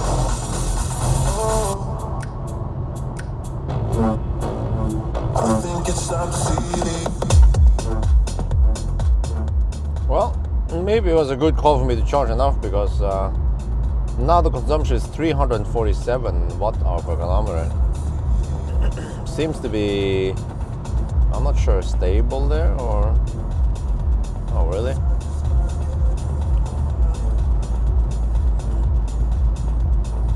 $346. Okay, it's slowly dropping. Well, the car still claims I will arrive at 16%, so okay, we'll see about that.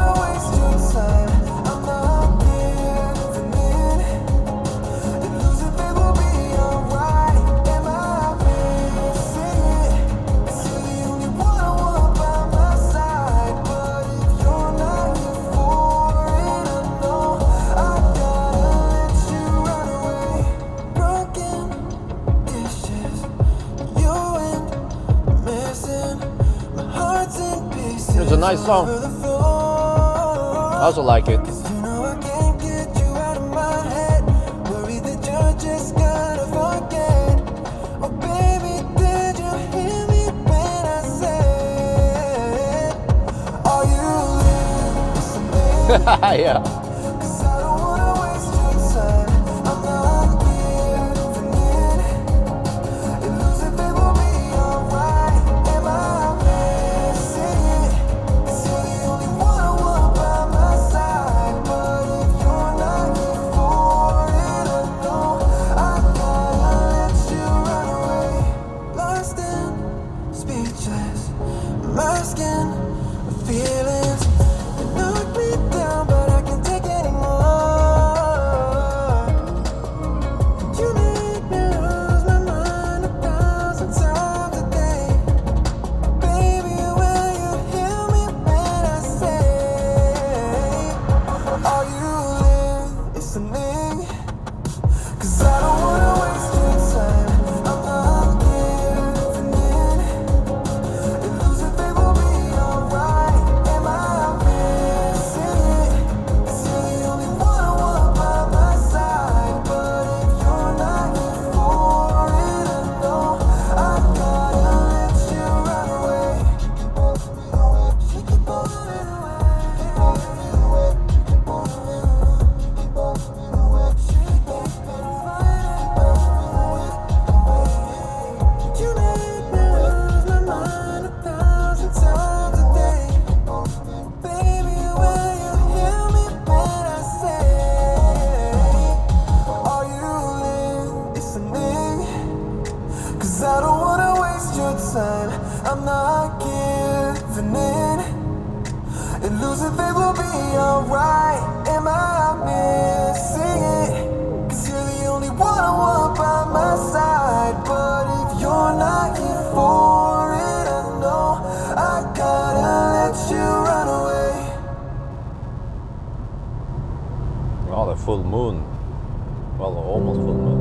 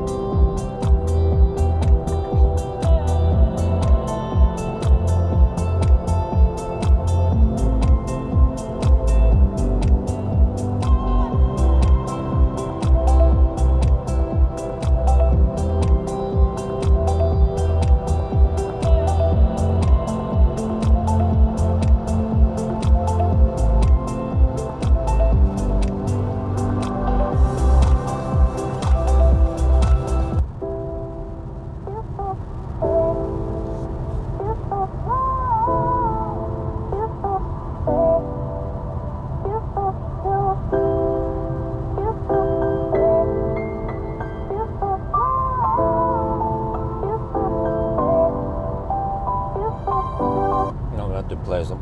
Oh yeah. Listen to this one. How this one sounds.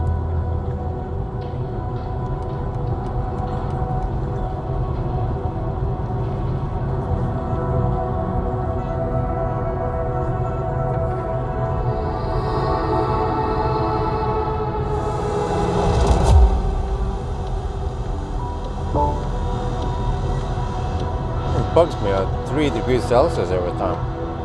Kind of annoying.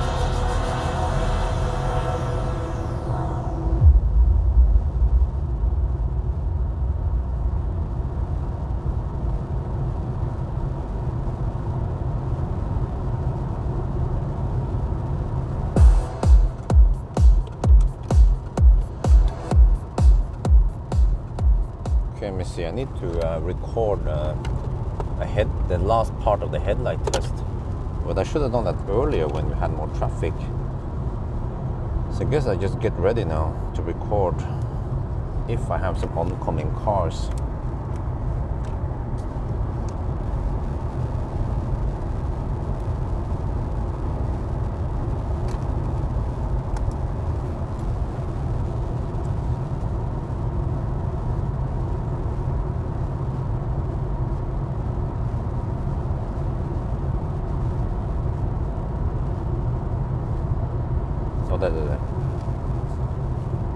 We're now in Sweden in the 120 zone, and oh yeah, look at that.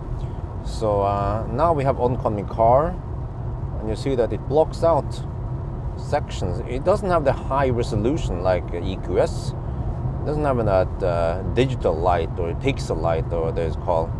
But I mean, it still managed to block out oncoming car. And also, this is actually, yeah, we have driven over 400 kilometers now to this point, and I can tell you that I get very few cars that blinks at me. With the Audi, it was really bad.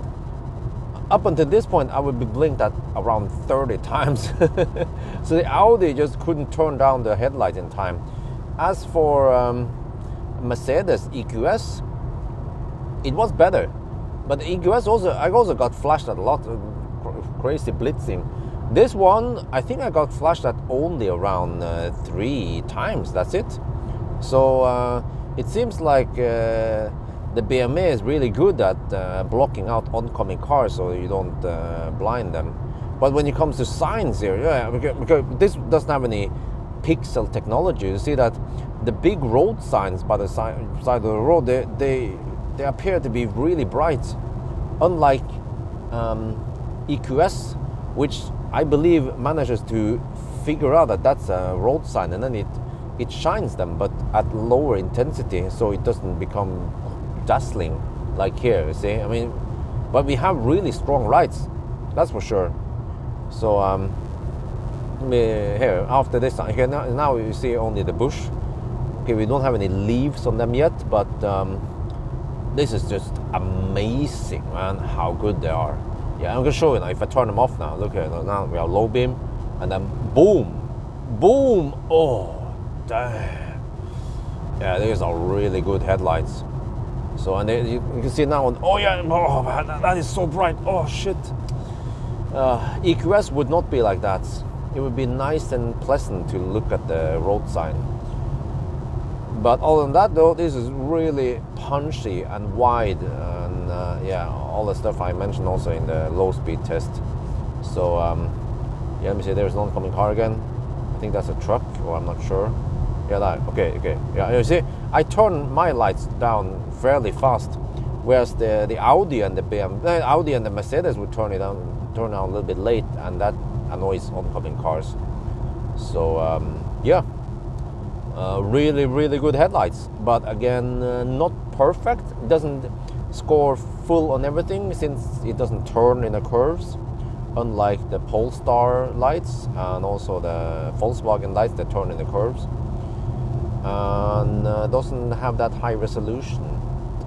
So, but still pretty good headlights. Well, I like the strength at least. The strength and the wideness is just unlike anything I've seen on the market, and I've tested lots of headlights. So I think that's gonna be it for now. I hope you guys enjoyed this video. As always, thank you for watching, and talk to you later.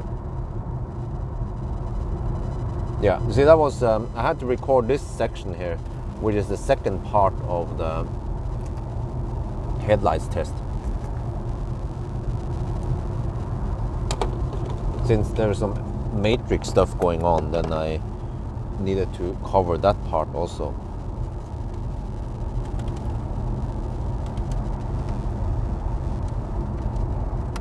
Remember, I have to be on this then. Shit, I'm gonna B-roll here.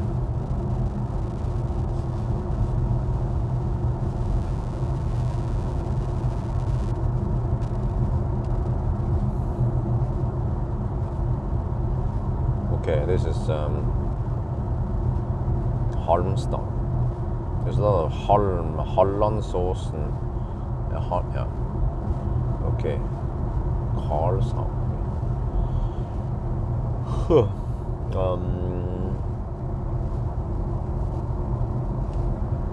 Yeah, speaking of not so great cars or shitty cars, it wasn't I mean, it was painful to drive Toyota 1000 kilometer challenge, and also the Town Star.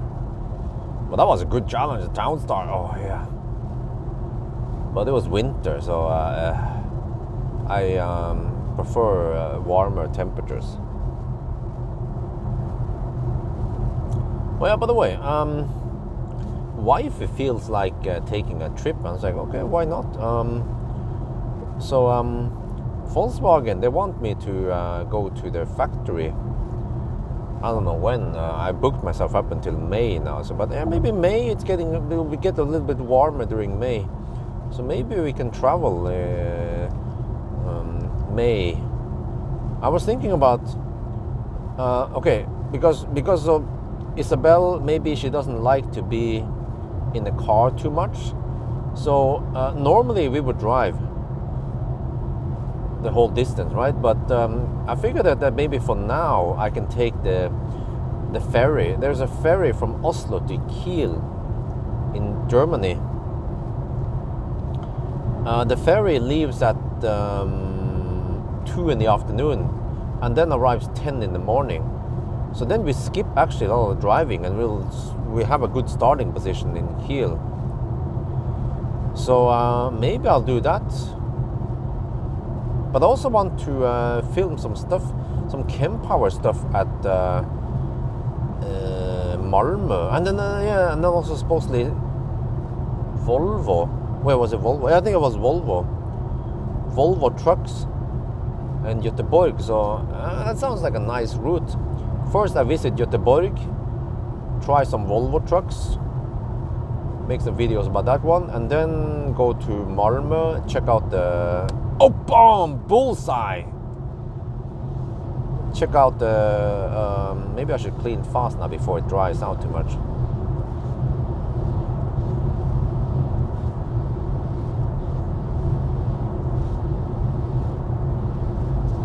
Yeah, I managed to get most of it out.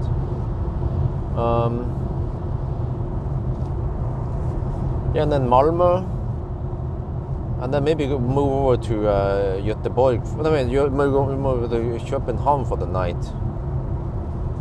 Stay in Copenhagen, it's called, yeah. And then I could. Well, actually, no. Actually, if I go Malmö, well, it depends if wife wants to go to Copenhagen. But then I guess we should take the Rødby Puttgarden route. It's shorter.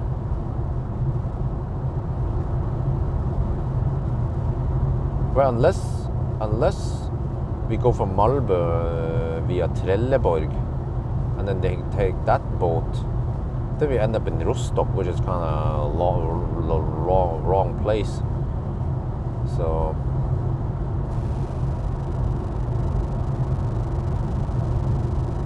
But then, and also on the way back, we could take the Kiel Oslo ferry maybe. But yeah, thinking about it, maybe in May, since I haven't booked any cars yet. But then there might be some important cars coming up, like Lucid Air should come in spring, right? Or I'm not sure. But I'm also interested in staying in, try that thing we talk about. Maybe go to Frankfurt. Maybe first visit Wolfsburg and Volkswagen. I need to try the Volkswagen bratwurst. Supposedly they also have some vegan bratwurst now. So yeah, why not? What is the next car you really want to drive? Lucid. Yeah, only expensive cars. Well, actually, that one, but well, I'm also quite excited about Ioniq 6.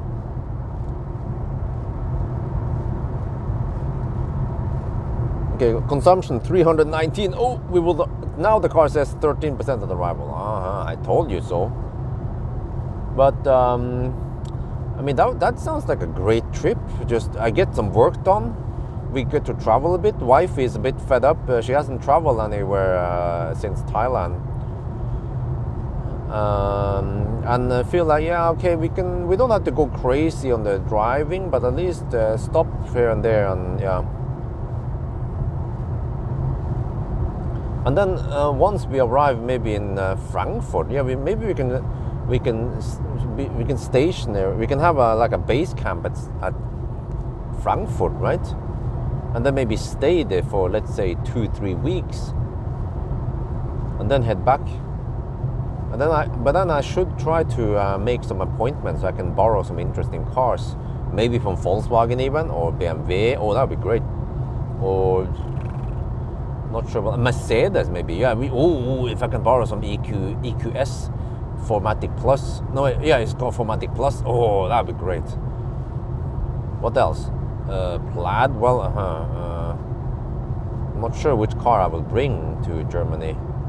And then the Plaid will make sense.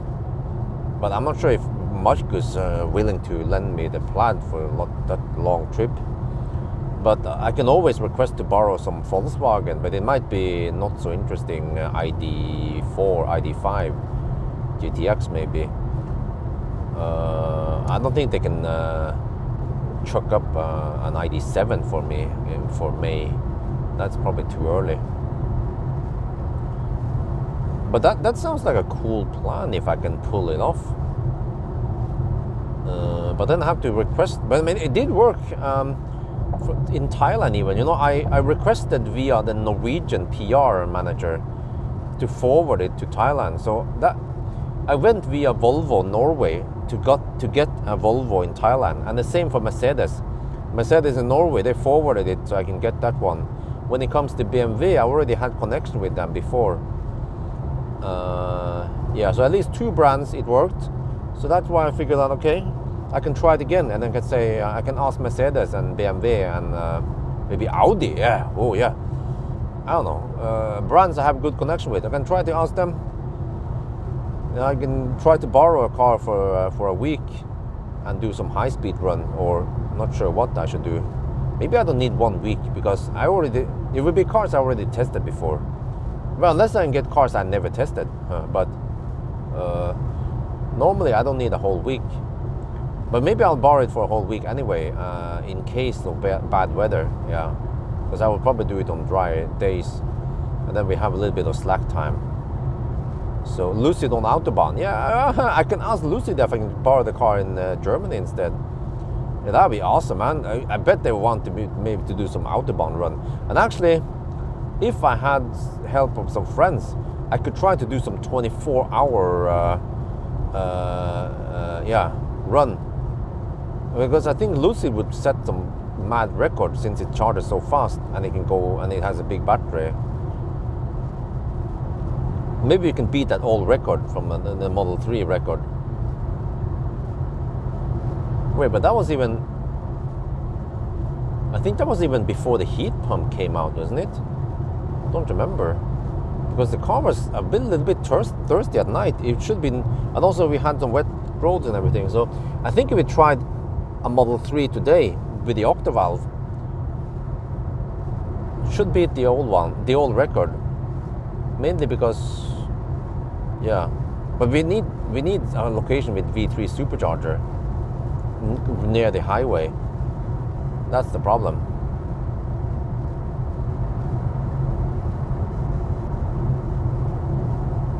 Oh, you will help. Okay, cool.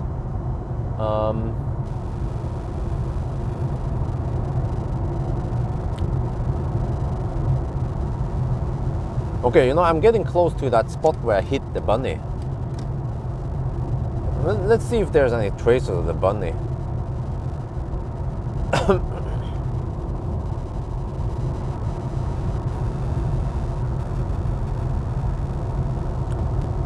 I'm pretty sure that the bunny managed to get off the highway because it wasn't that hard hit.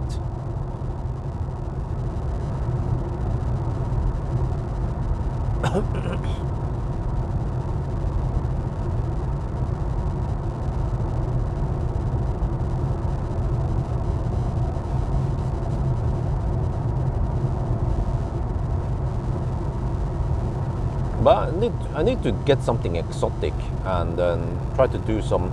It would be different videos. Well, maybe it depends, but yeah. Because once I'm there, I should make different videos than I normally make in Norway. It should be some kind of Autobahn high-speed run or some shit. Or, I don't know, yeah, some acceleration test to VMAX, for example. Stuff that I normally can't do around Norway, Sweden. Maybe some consumption test at various speed, yeah, stuff like that.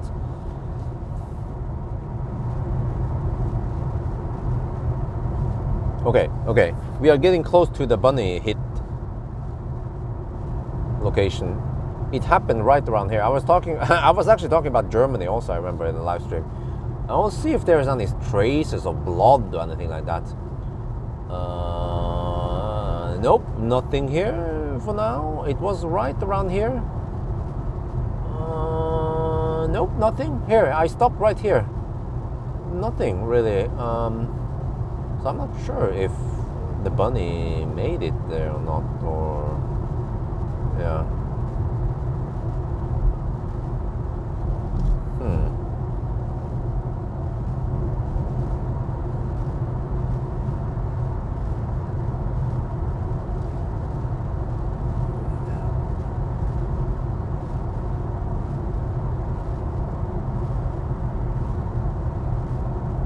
Yeah, the lights are super bright.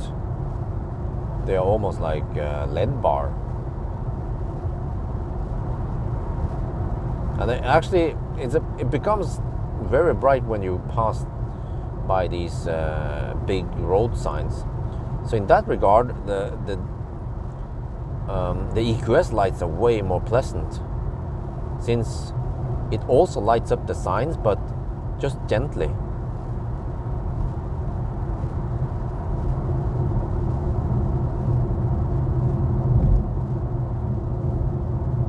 Is it not going to turn on the damn lights? Yeah, I thought so.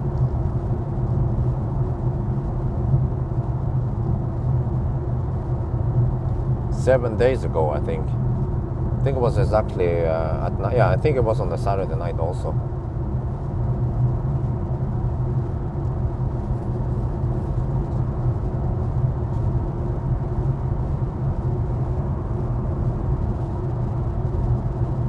and it's going to be bright soon. It's almost 4 now. I think in around 2 hours we will start seeing some daylight already. So nowadays half the video is with some daylight, and then half the video is at night. Well, this is pretty cool moon with clouds and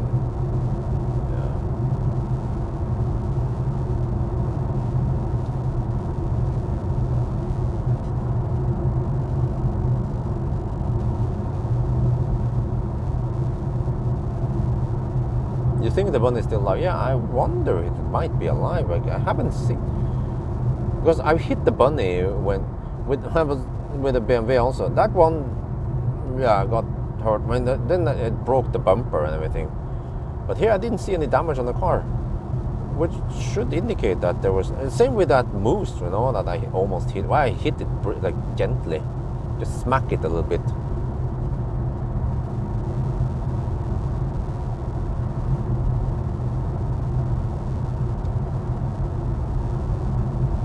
Wait, the right lane is actually smoother than the left lane right now. Oh yeah, oh yeah.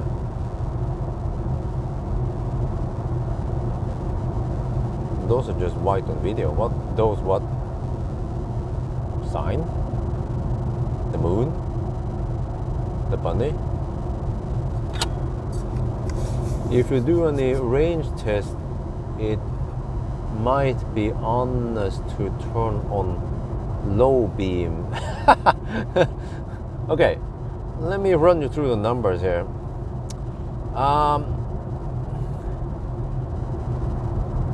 High beams, they might consume 100 watts, right? Well, but are we talking about 100 watt extra or just 100 watts?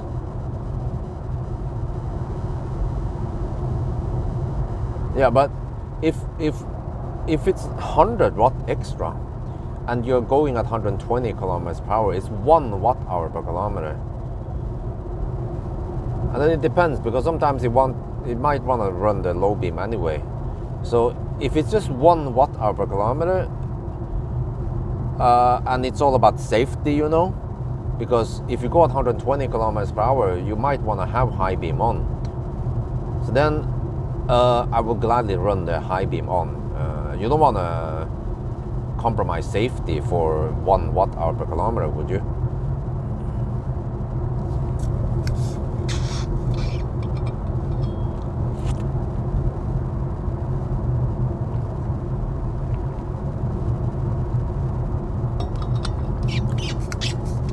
No, I'm not gonna do it. I'm not gonna drive around with the low beam at night, going 120 kilometers per hour. I don't know where you got those ideas from, but remember safety, you know, always be safe. A, B, C.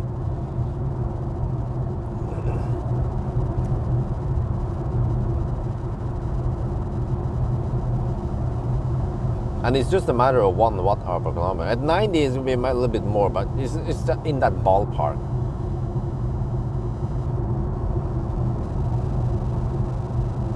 If it was maybe 10 or 20 watt hour per kilometer, okay, that would make more, that would be more significant, but yeah. But I guess you guys don't care because you are not the one driving at night. I am. And if someone will crash into me, you guys won't feel it.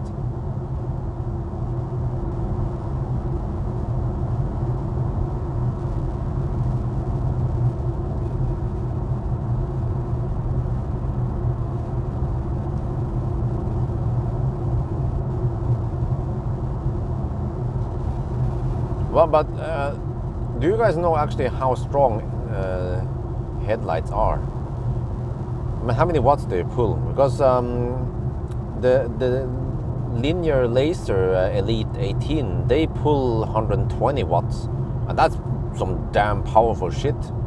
So I wonder if LED lights nowadays, they pull less than 100 watts, maybe just 50 watt extra. Who knows? The high beam versus low beam. But also depends what kind of lights, because you know the xenon lights, low beam and high beam, they use the exact same amount of power, because xenon lights, the way it works is that you just light, you cover up parts of the high beam only, and then when you can actually hear the sound when the click click click click. So it's just a cover that goes up when you want to have high beam.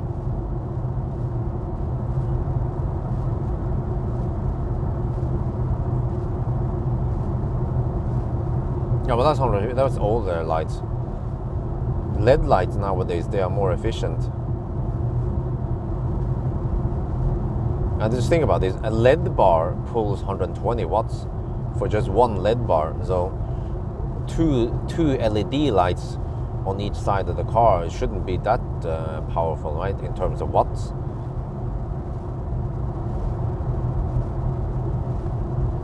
So I'm thinking maybe just 30 watt each side or something like that. I need to check, someone needs to check up the specs maybe somewhere. Because, I mean, traditionally, those, even Tesla, you guys remember, Tesla even used for some time, they used the 25 watt bulbs, 25 watt xenon bulbs, and then they upgraded them to the 35 watt xenon bulbs. But I remember that halogen lights in the old cars, they used to be 55 watt each, but LED is way more efficient. So I don't remember the numbers, but around I think around 10 to 15 watt LED should be the same as 55 watt halogen.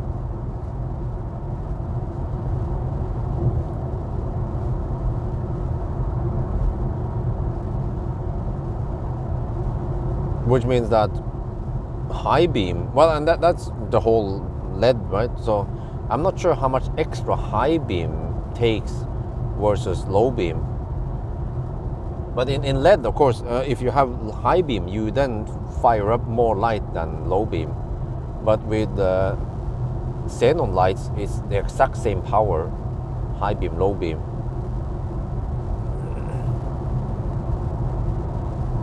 $50 watt per cell. Okay, that's quite powerful, man.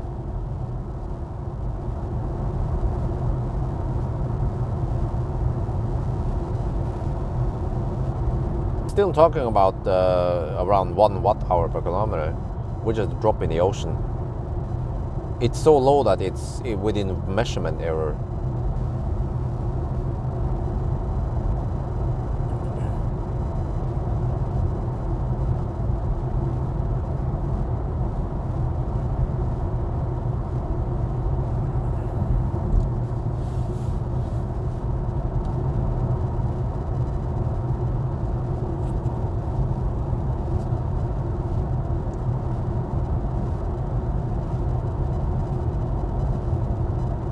Crazy moon over there. Wait, I need to B-roll some more. I'll get over to the left lane. Or is that Paxter? Oh damn, it was a Paxter. Damn, they use Paxter in Sweden also.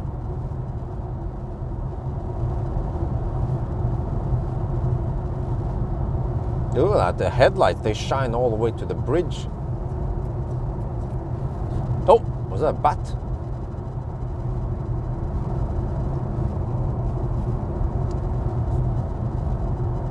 Okay, I'll go back now. To left or right lane.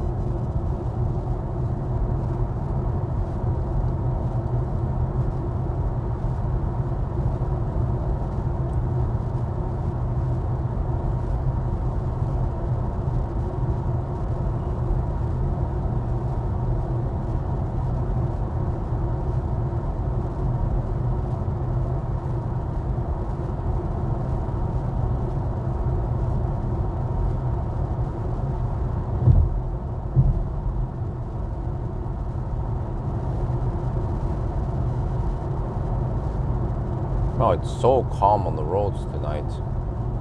Wow, you know what? I just noticed it that there are almost no cars on the road, even 4 at night. I think this is because of Easter.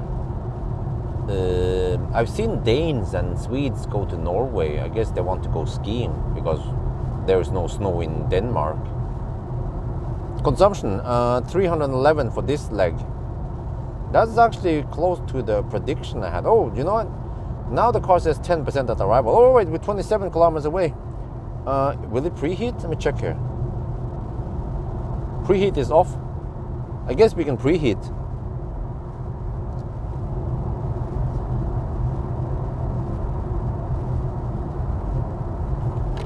Maybe I should do a little video about this.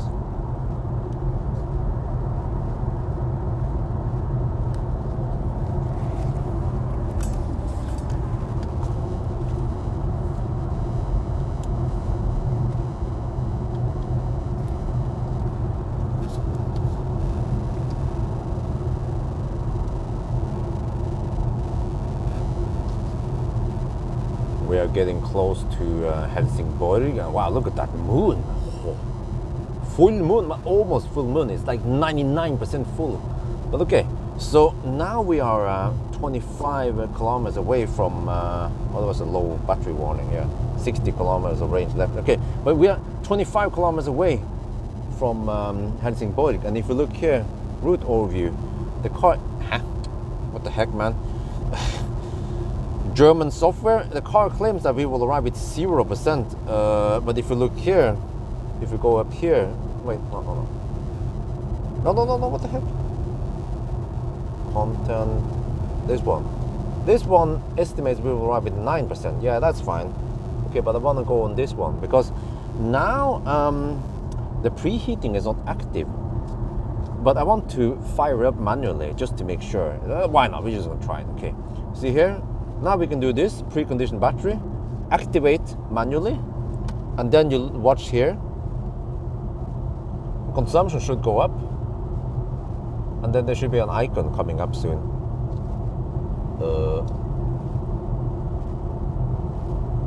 Well, there isn't. I guess it means that the battery is hot enough.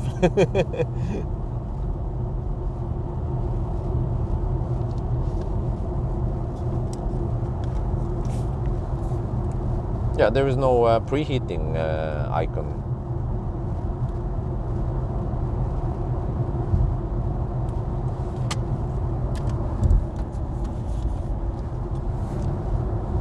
Yeah, it is active now.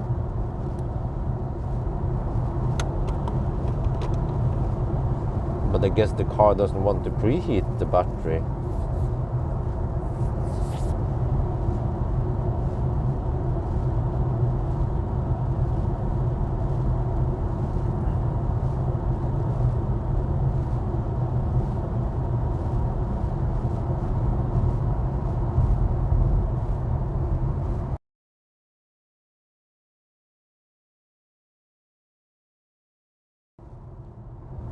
Oh, you want to get the total stats? I can get that one. Let me see. Since individual. Where was that? Some guys about to exit. Okay, total stats 278 watt-hour per kilometer. There might be slow down here a bit. Not sure why he is slow like that. Did he hit an animal? Or maybe a flat tire? Maybe he's a pirate. Yeah.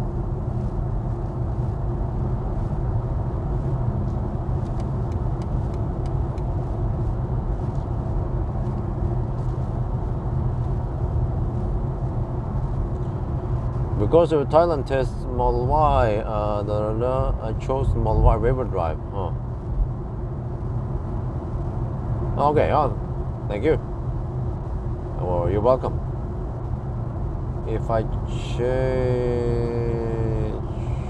chart the Model Y,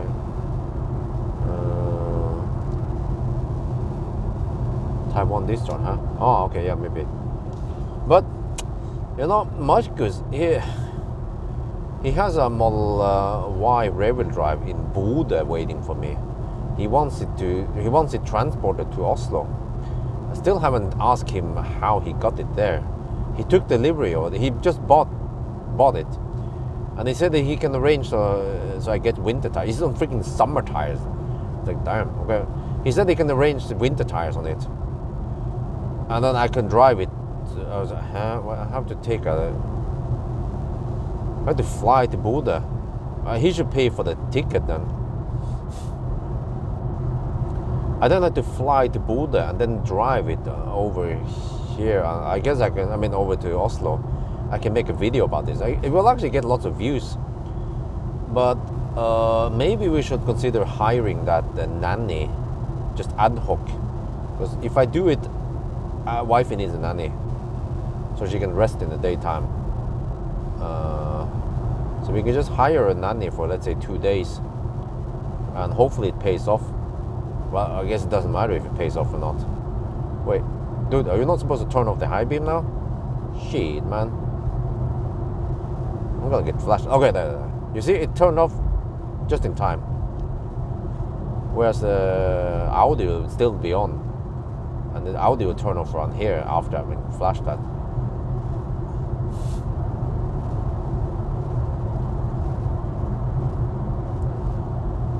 But I don't know when I have time for picking up that car though, since I'm a little bit booked up already. But on the other hand, there are some cars that I have lots of room for, because I booked them for a whole week, and I will just pick the nice days when I do tests, and then on the rainy days I tend to chill and do something else. So if I would fly up to Bodø, I would have to take an early plane, I guess.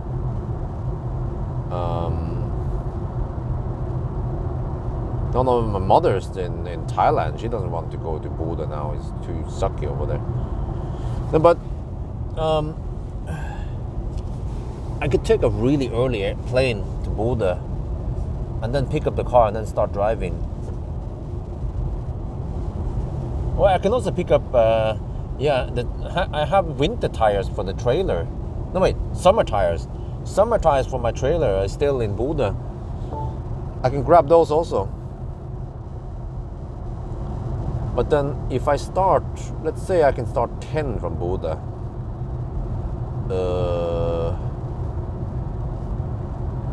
I think it was possible to drive from Bodø all the way to Oslo in around 16 hours, wasn't it? Yeah, something like that. So yeah, that would be just a long day. Oh, should start. Okay. That would just be a very long day, I guess. I'll be home 2, 3 at night, 4 at night or some shit.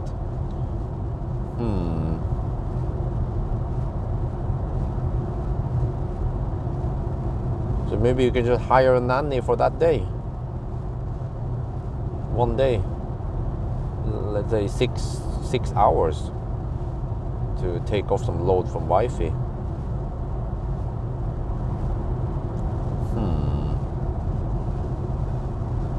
That means that I don't have to. I only need to sacrifice 1.5 days for that trip, or let's say 2 days then. Yeah, that could work. But ideally, I would wait until it's more spring and the days are longer. So I guess it boils down to how long, or when Marcus wants me to transport the car over. If I can wait until May at least, or I don't know.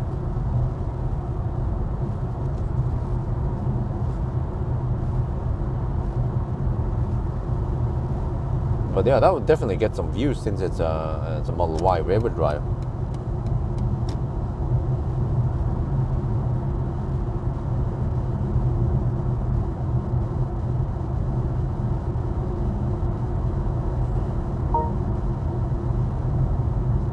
Nanny? Nope, not yet. But we've been talking about it. But then I don't know. When we agreed that it should be a Thai woman. So for communication stuff, and it also should be a woman, not a man, because of breastfeeding and stuff like that. So, but then a wifey needs to be the one who finds this nanny. There are some Facebook groups where she can post and request people to contact if they are interested. But she hasn't done that yet.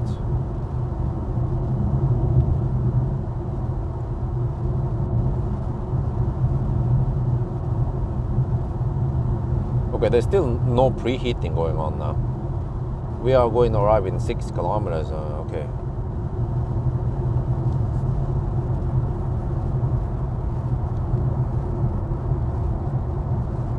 What about me? Huh? You mean Maya, right? Amory's sister. Well, she's in Thailand right now.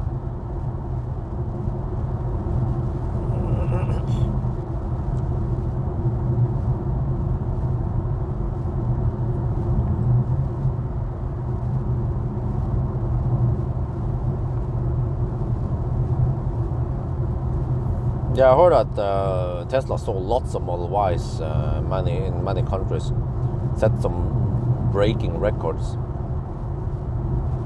MG4? Who knows what happened with MG4? My MG4 was cancelled a while ago and they haven't booked me a new one. So I'm like, okay, whatever. I'm busy with a bunch of other cars. And I already tested the MG4 in Thailand anyway, right? So I guess some people, they're just waiting for me to do 1,000 kilometer challenge with it or some charging test or whatever. Yeah.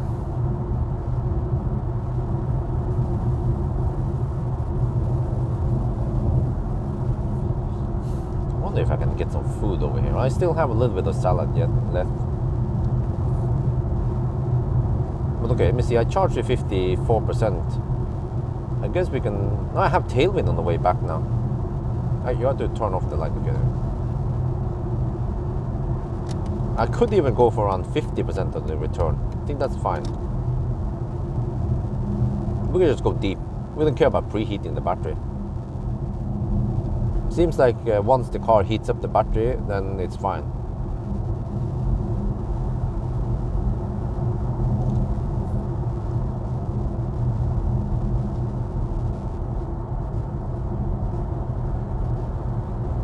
Man, this car rides like a sports car, despite being a big, fat limousine. Yeah, I tend to forget that it's a 5.3 meter, 2.8 ton Colossus.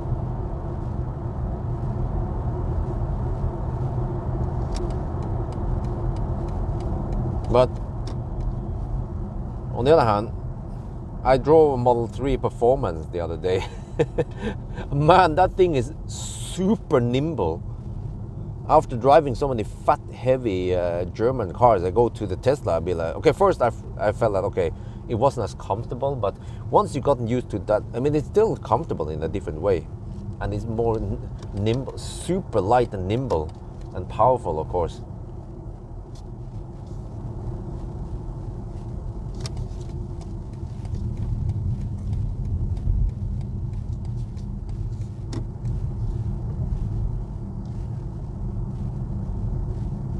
Well, we're here. Wait, let me see.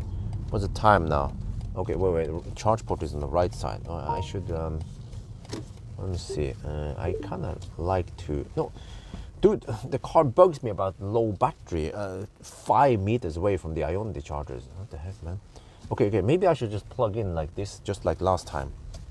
I think actually you can enter the gas station from that side. I'm not sure. Let me see. Let me just poke in here.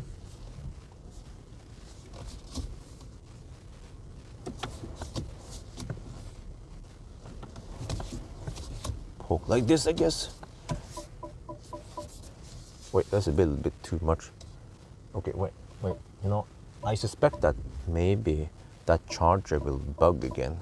Let me just go a little bit. Let me do a BMW part. Let me see, there are cars coming here.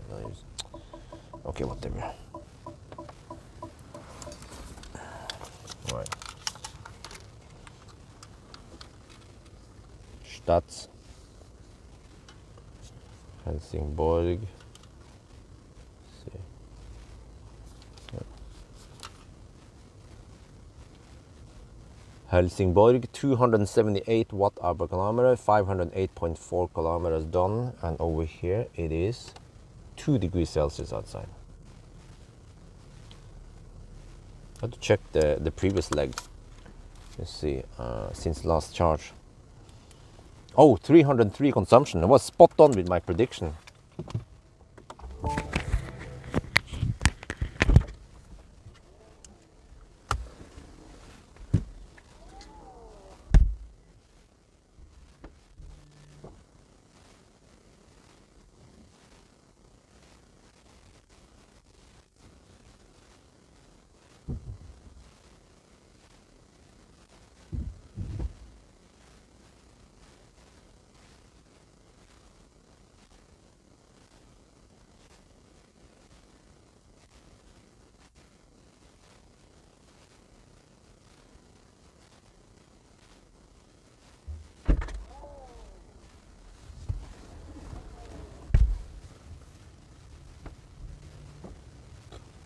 Okay, we came at 420-ish. Wait, that's almost,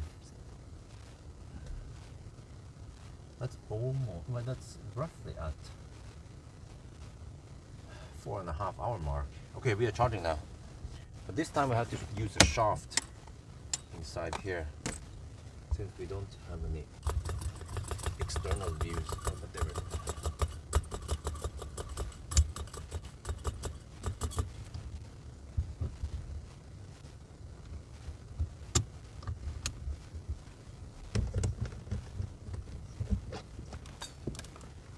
Should we at least do this? Wait. How do we do this? Yeah, like that, right? Huh? Like a ninja.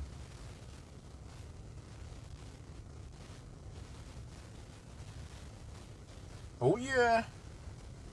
Where's my mic?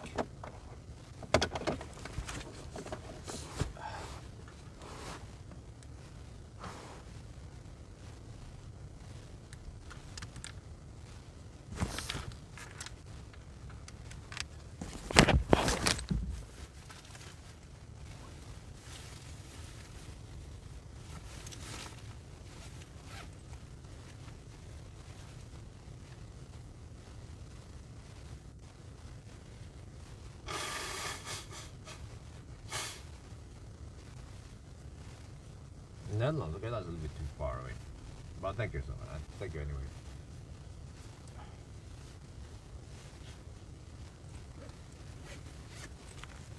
Get me shooting a video here. I'll be back. Wait, did the car turn off?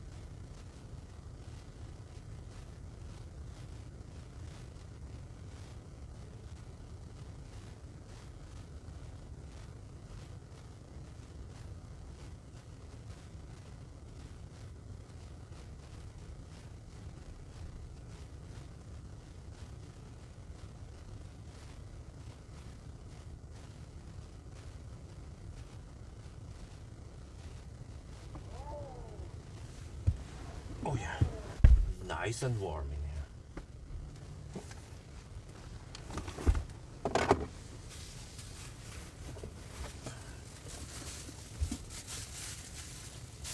Will we hit it? Huh? What? Hit what?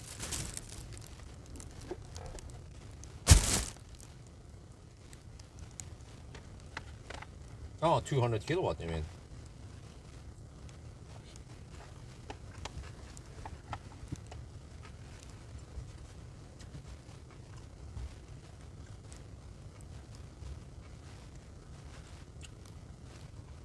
Wait, what?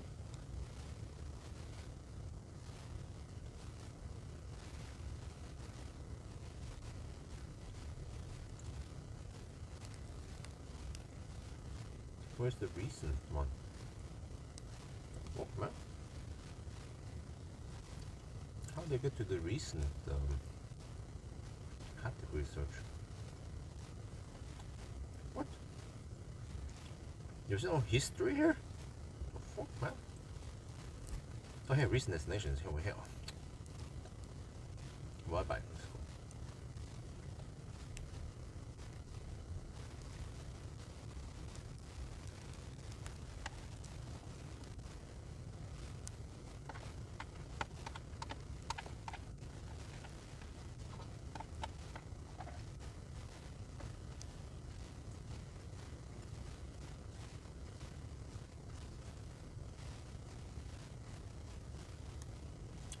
So yeah, I'm going for 50%, and we just go deep for the next one.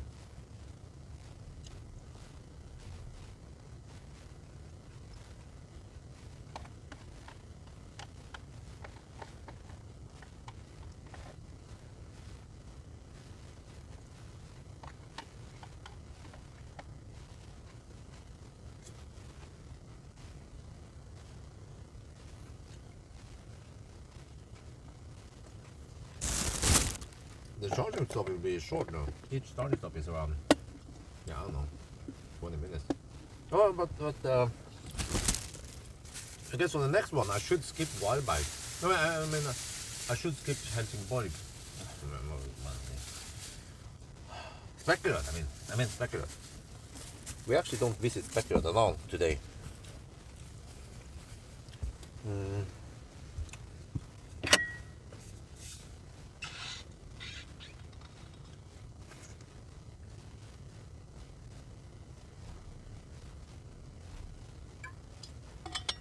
Nope. No 200 kilowatt for you. Actually, if I re-plug in now, I will see 200 kilowatt. But I will lose time on handshake.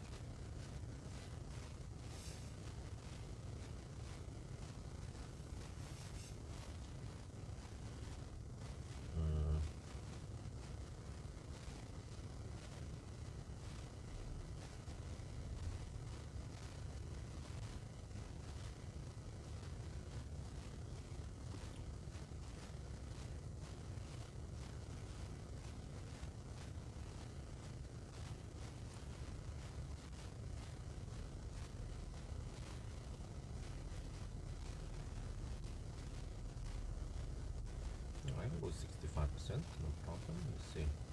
Yeah, from water bike I need 65%, I think.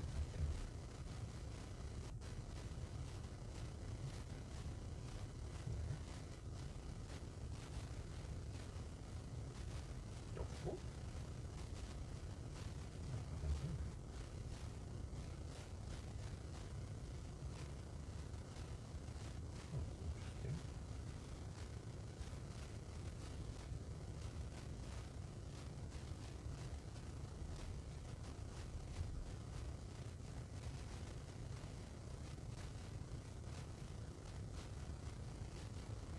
Oh yeah, I see on my list now, even 65% is okay. What else do I have? I need to...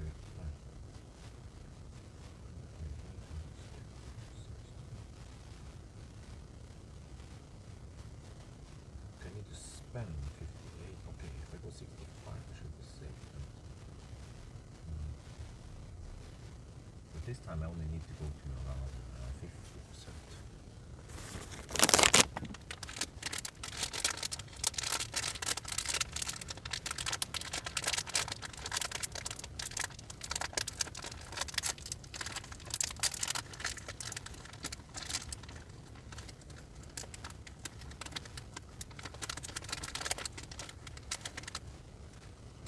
I actually don't have that much time before I have to leave again.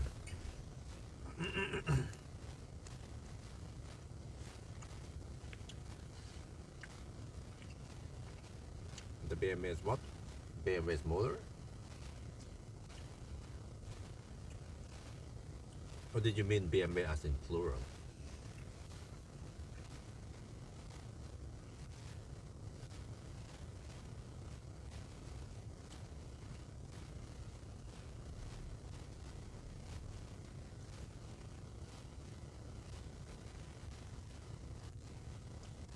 But yeah, we spend actually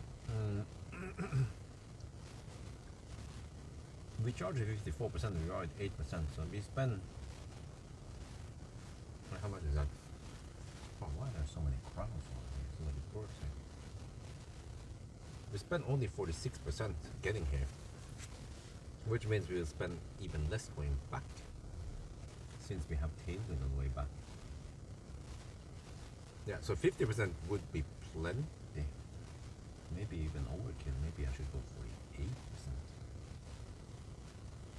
But I guess I'll just go 50. No big deal.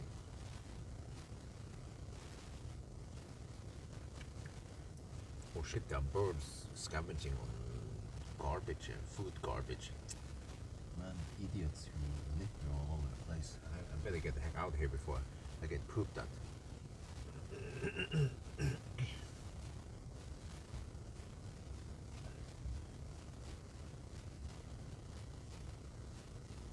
Let's see, now the car claims I will arrive with 1%.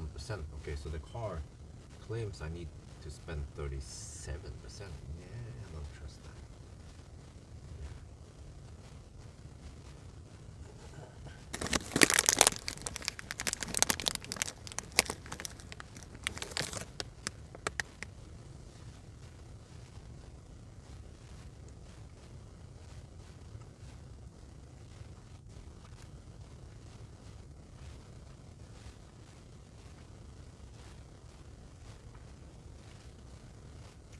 No, so I haven't hit the 5-hour mark yet. In 13 minutes we will hit the 5-hour mark.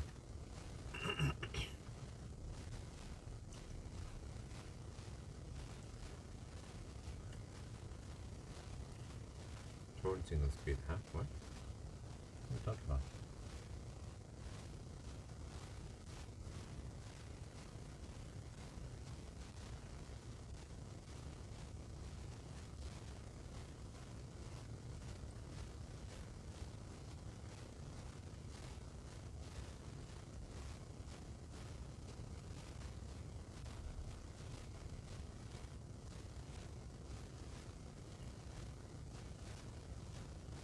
Now the car claims 4%, 6%. Yeah. Well, this is some massive speed, man. Look at this. Even at 42%, we're taking 158 kilowatts. So this car charges very consistently. No Colgate or anything like that.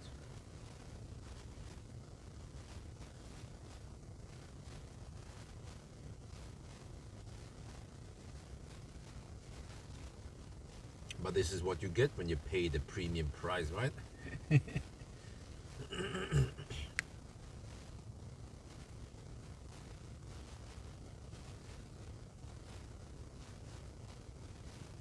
so many birds. Shit. Don't want to be pooped at.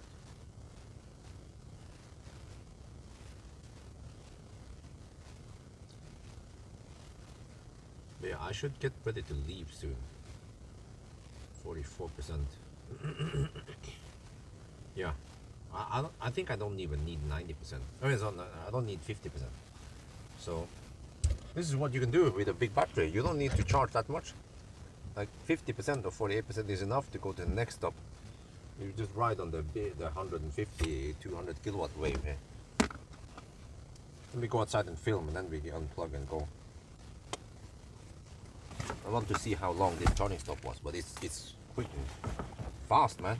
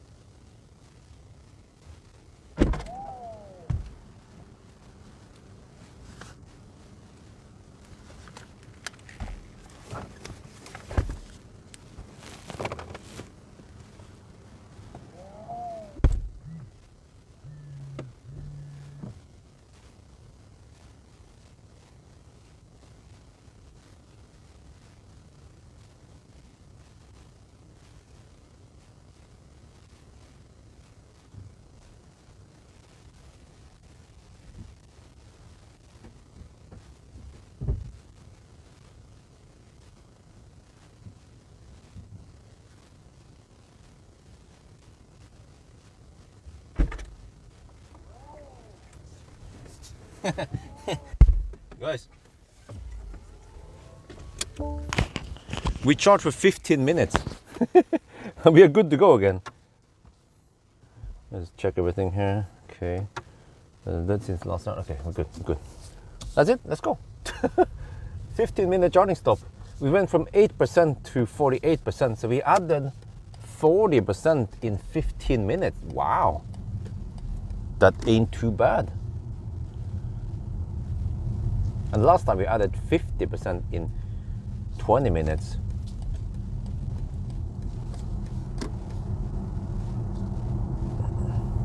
And we're off.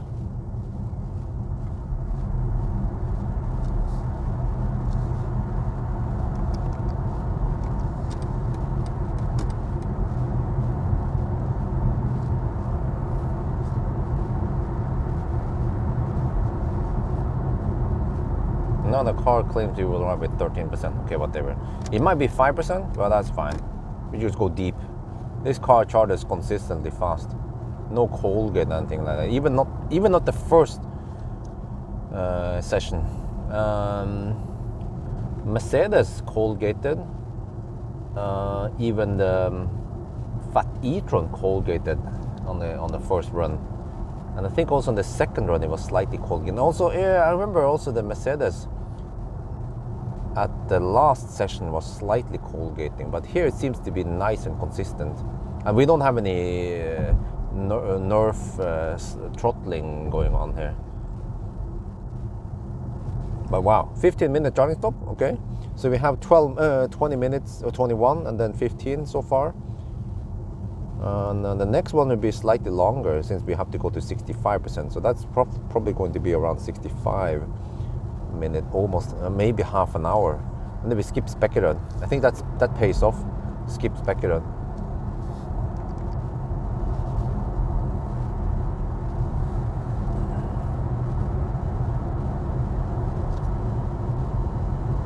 And we are, we still haven't hit the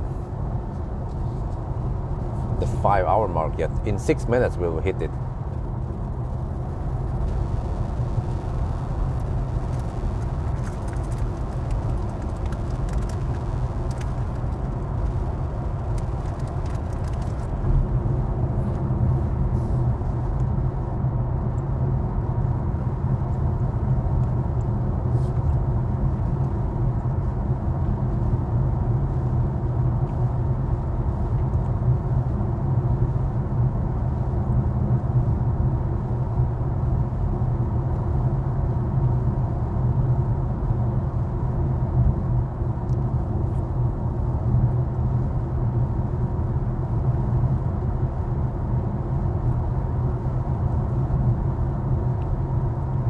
Wait, when is sunrise in Göteborg?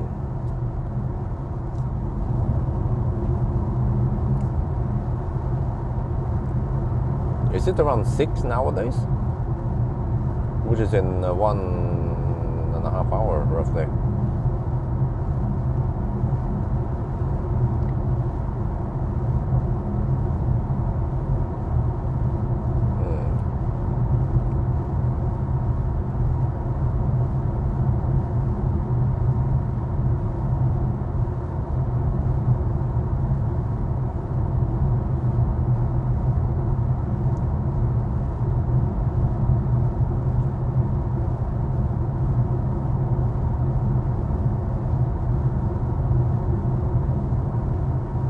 No, maybe I should just shoot I'm gonna shoot the video in here.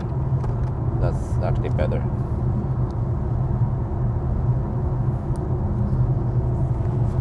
Get ready, see.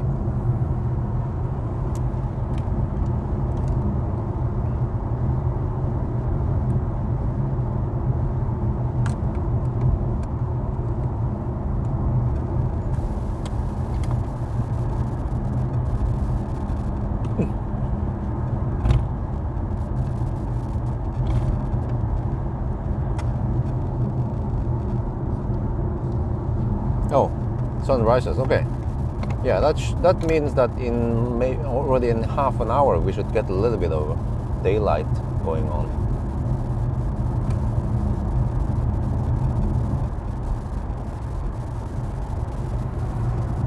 Oh, I see. There's two bright lights here.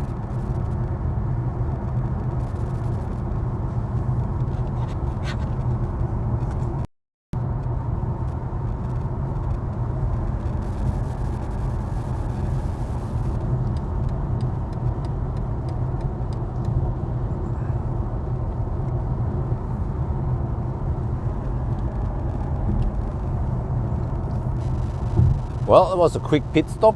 It was just 15-minute charging stop, and we went from 8% to 48%. Wow. So now we're heading back, and you know, we still haven't reached the 5 minute, no, sorry, the 5 hour. Oh, let me do that again. Shit. No. Let's just wait until we see the. Okay.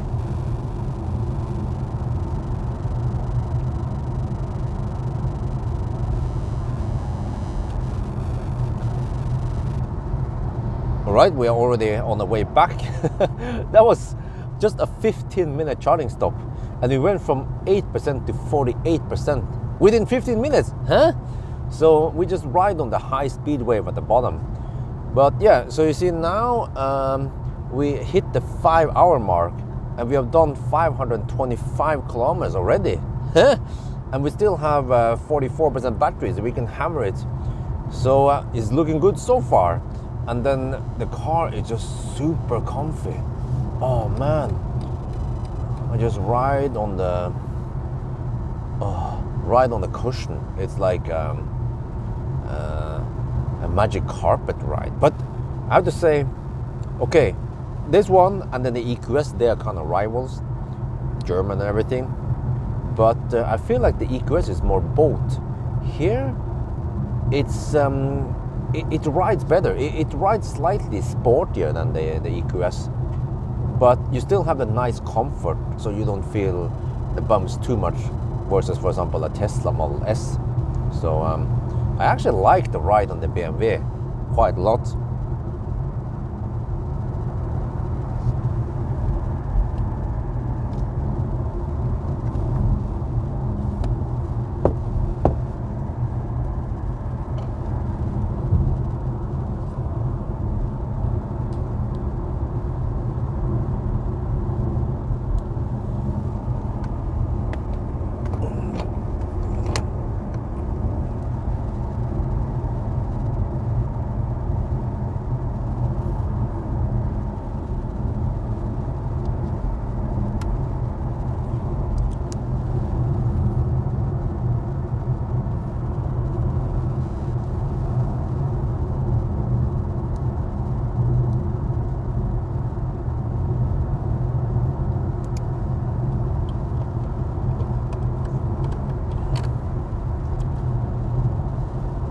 Okay, it's still dark, but wait, is that moonlight or is it daylight coming soon?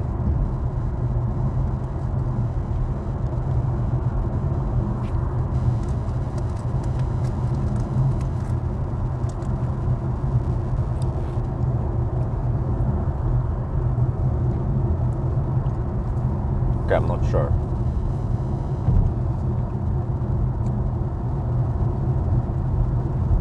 But yeah, it's good because now, this time I'm not overtired. Because I tend to be usually around Helsingborg. But if I can get those 3-4 hours of afternoon nap, then that would make wonders for night runs like this.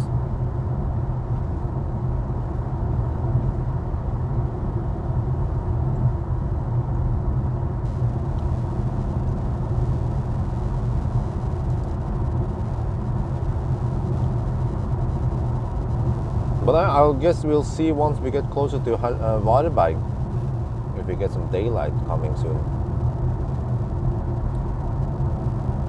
2 degrees Celsius over here. But that was great, man. 15-minute charging stop. And then you drive this car similar to a Tesla. You just charge to 50%, like not even 50%, then we could just go to the next one.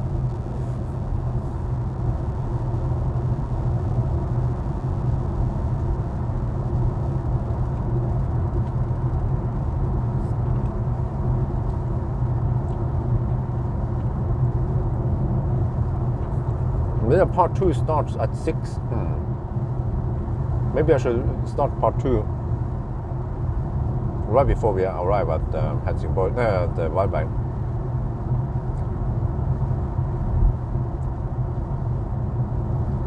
And then this car gets the best 1,000 kilometer time if I charge to either 40% or 45 or 50 or up to around 65%.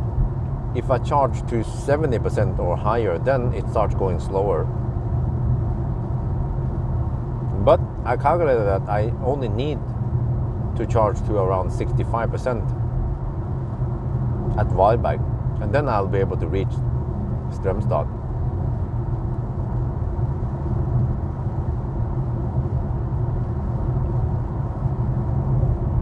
Wait, maybe I should B-roll over here.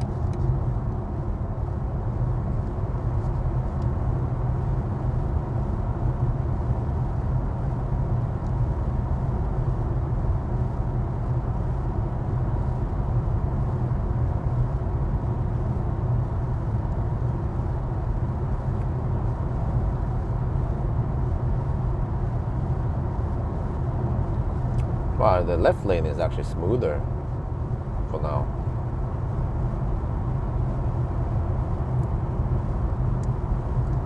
iX3, no, iX1.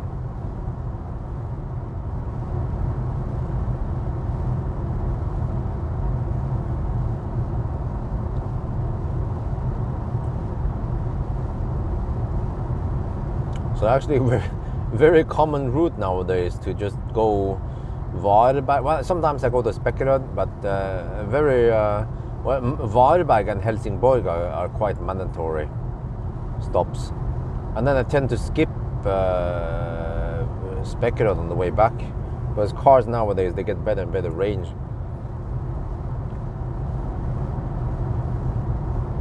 So in a way, it gets kind of repetitive, isn't it? I'm not sure how exciting it is to people to watch it, but I bet if they see their favorite car, for example, Ioniq 6, they want to watch the 1,000 kilometer challenge regardless.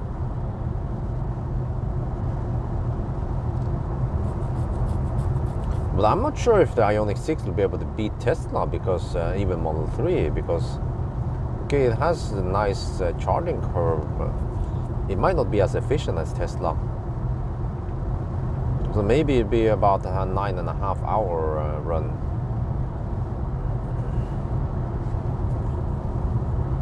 But I like doing it at night, by the way, lately. So starting around midnight is quite good. Midnight on Saturday or Sunday or Friday. Yeah, Friday or Saturday, rather.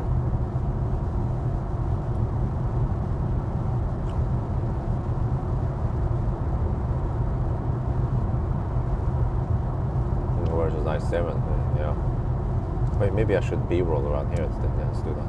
It's more interesting to watch this part.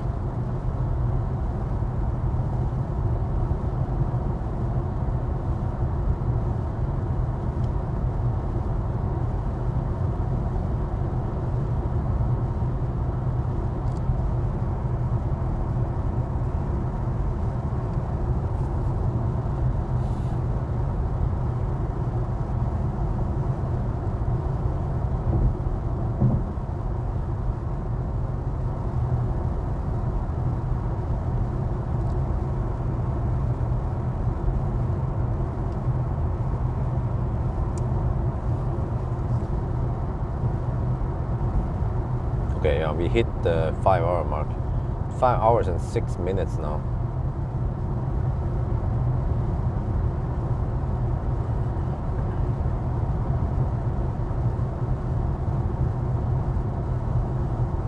But I guess if you have so good range, then maybe some people would consider the i7 instead of the regular 7 Series, especially nowadays when their fuel is so expensive. And okay, you know, the charge port on the right side, people keep arguing that, oh, but it's safer for street parking. But who the heck street charges nowadays? I mean, to be honest, yeah, who street charges? If you can afford an i7, would you street charge it? I wouldn't.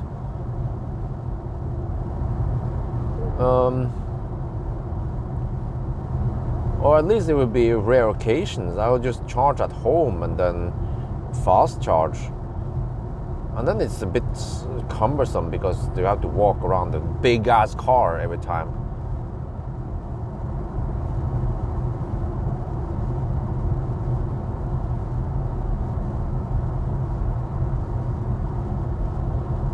So I'm still not buying an argument that it's safer to park on the, and also like I demonstrated already that even if the charge port is on the wrong side, which is the left side, right?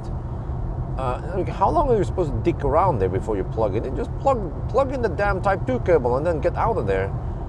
And then people say, but there's not much clearance for bicyclists, like in Netherlands. Like I would like to see that. Like how close do those bicyclists bicycle past parked cars? I would not be comfortable parking my cars next to some bicycle lane in Netherlands. I mean, if they are really close to the Type 2 cable, how close are they to the rest of the car?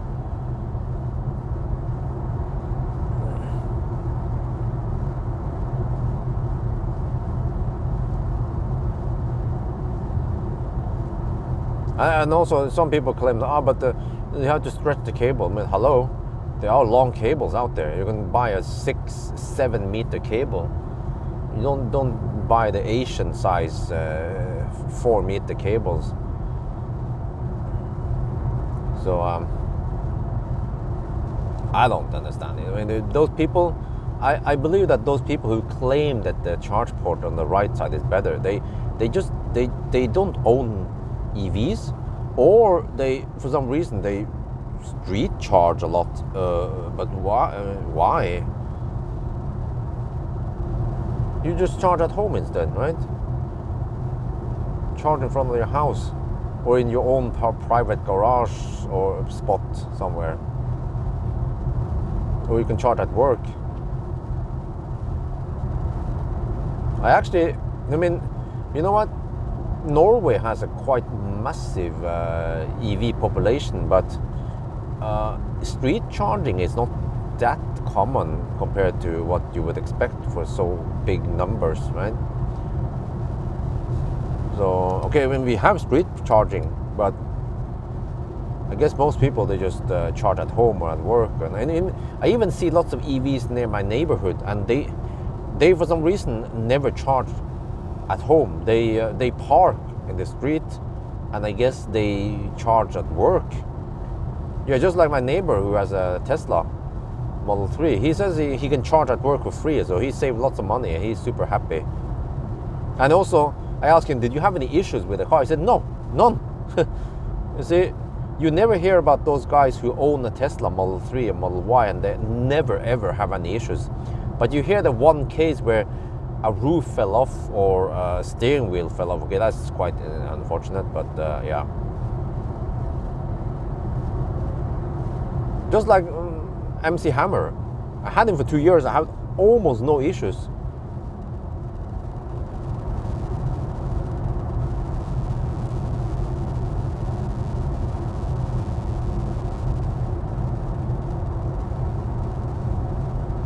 People in the US can't parallel park.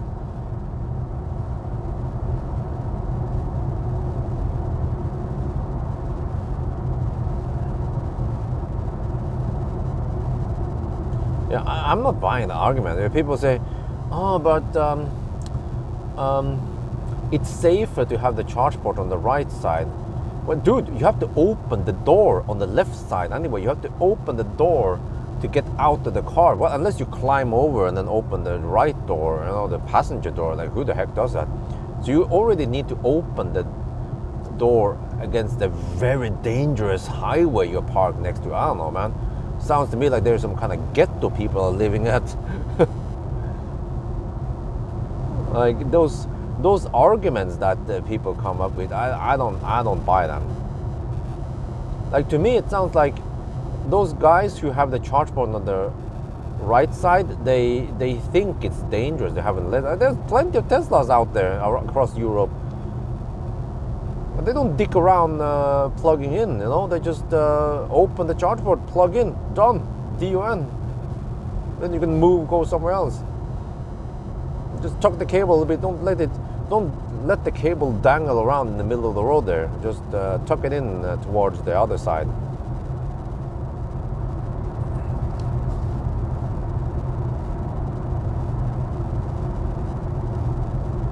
%50 of the street chargers are in use. How do you know?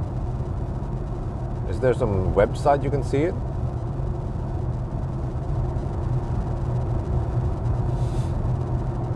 Okay, I think last time. Wait. Well, last time I went here, it was with a Mercedes. Then it was brighter right when I went down the. Wait, I started later, right? Wait, when did I start with the Mercedes? Check here.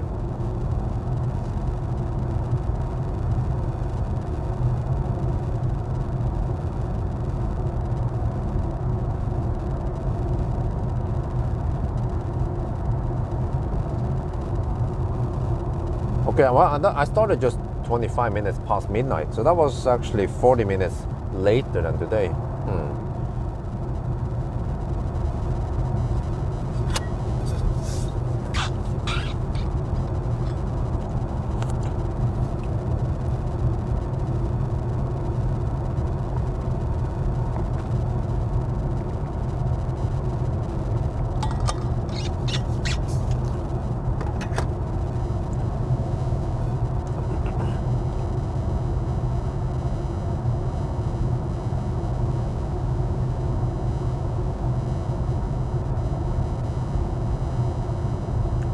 But you know, even for street parking, I don't see why it's so damn dangerous to have a Type 2 cable poking out, because the mirrors are already poking out. Well, unless you fold the mirrors, of course, but still poke out a little bit. And is it like every street you park at, there'll be crazy cyclists passing by the car with just 5 centimeter margin? I don't want to park there, man, if cyclists go that fast and past. No. I mean, when I bicycle, I would have at least a meter clearance to park cars I drive by. Yeah, mirrors that gets hit you, but I think the problem is not with the bicyclists. I mean, the problem is with the bicyclists, not with the cars. I mean, if you hit a damn parked car's mirror, then I think you are the problem, not the car. I don't know, man. I mean, does it make any sense, or is it blame ABC, always blame car? Oh, okay, I forgot.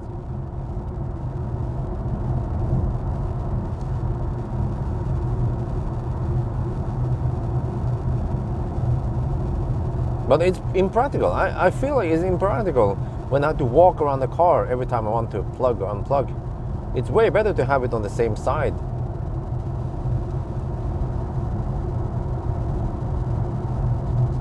I think the right lane is smoother. Oh yeah, it is. I can feel it.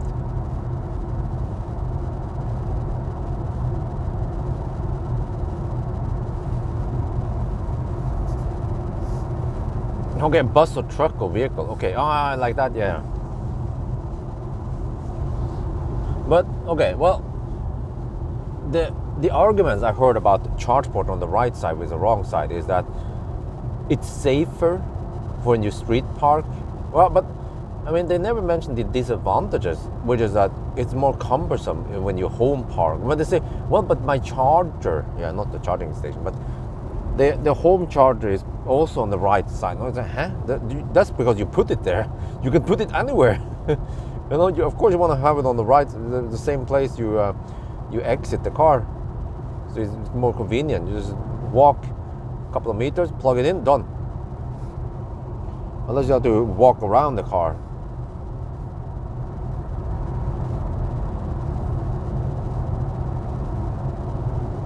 And also not only that, but also when it comes to fast charging, You also have to walk around the car to plug it in, unplug.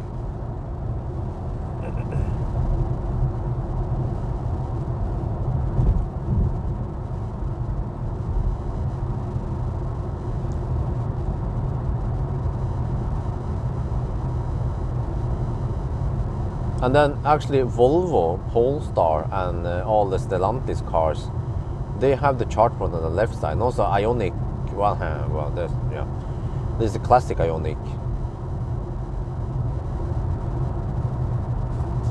Okay, 120 zone. Oh, whoa. Hammer time.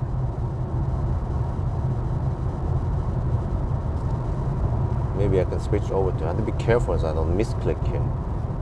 Okay, there. I know we can make it there. Right? It's just 10% of the arrival now. Okay.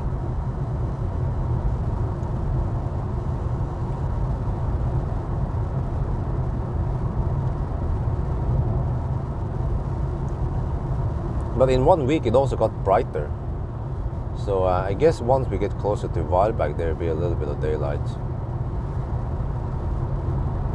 Let me see. Stats so far, 563 kilometers.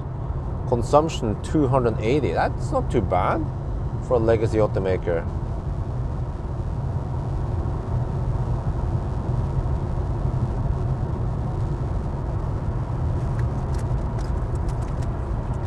In some areas it's illegal to park. To park, you mean? Single O. To means också.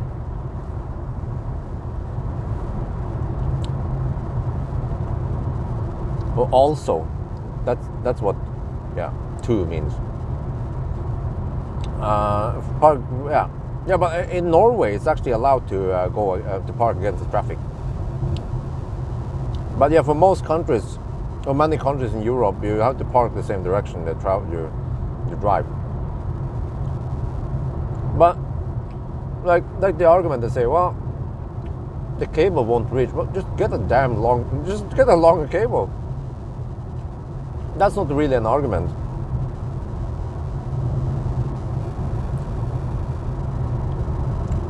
And then many people, well, I'm surprised that autocorrect actually makes a grammar. Well, I'm misspelling. Autocorrect should be smart enough to not mix up two and two. Maybe it's on iPhone. Yeah, I bet there's an iPhone autocorrect, right? Oh, that was another bunny. Huh. It was by the side of the road. But at least for autocorrect that on Android, it will actually not autocorrect. It will just suggest, and then I can click.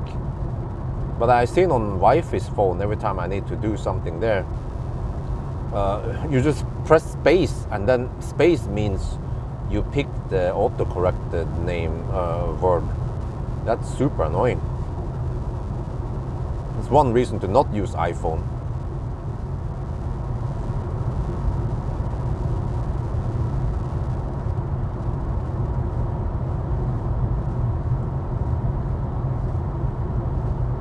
But the way it works with at least the keyboard I use for my Samsung phone is that I just type something. I can misspell many letters, and it kind of guesses what I want to say or type, and then the suggestions are up there above the keyboard, 3 or 4 suggestions, and then I can just click on the word I want.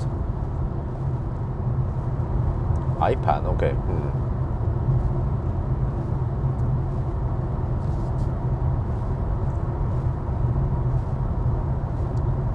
I wish the car companies would just pick the side corner. Yeah, exactly. The placement on Tesla is perfect. I mean, people don't believe me because, oh, it's Tesla. You know, Björn, you're a Tesla fanboy. Tesla gave you free cars, so everything that is not like Tesla is bad. No, but dude, there's a reason. Just Tesla has it. Like I said, Stellantis cars and yeah. And Volvo Polestar has it there. And it makes sense to have it there, not too far back, because too far back means more schmutz. like in EV6 and Ioniq 5. That's a bad placement. That side gets so dirty, and the front also full of schmutz. And of course, if you have motorized liftgate like Tesla, motorized charge port like Tesla, no problem. You could just, you never, at least normally you don't have to touch the thing. But there will be times when you also have to touch the charge port to open it. Maybe, yeah, normally at least not close it. Then you get dirty in your hands. Why, right? There's no reason to get dirty on your hands if the car is well designed. So, yeah.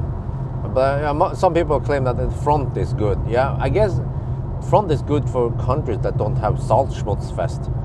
But I mean, even in Thailand, the car eventually gets a little bit dirty. So I guess people don't care, but at least I don't want to get my hands dirty. And the back side or the side of the car is perfect because it doesn't get that dirty. It depends where, of course. But also Audi has that. Okay, on that location,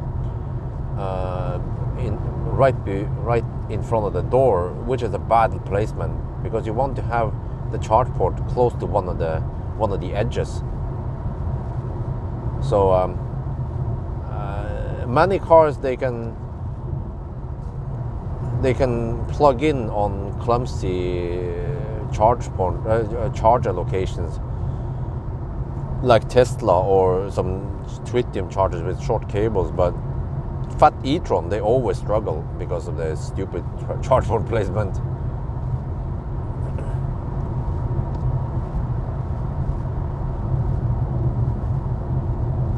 But I think that one it will never change. It will not be standardized, or like German car manufacturers, they will never move it over to the left side. They will just keep it on the right side on some awkward, clumsy place. And wait, is this one not charging? Oh, and for what reason? Well, because of street charging. But what if in the future street charging becomes less common, right? Because, I mean, things are changing. Hopefully in other countries, but for Norway, for example, we have laws that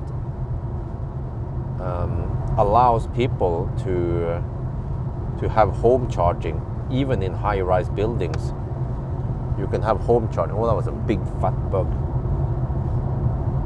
So as long as you have your own dedicated charging spot, then you really don't need to street charge, because modern cars nowadays, they have so good range. So every time I go somewhere downtown or at a shopping mall or something, I never ever plug in. I just charge at home.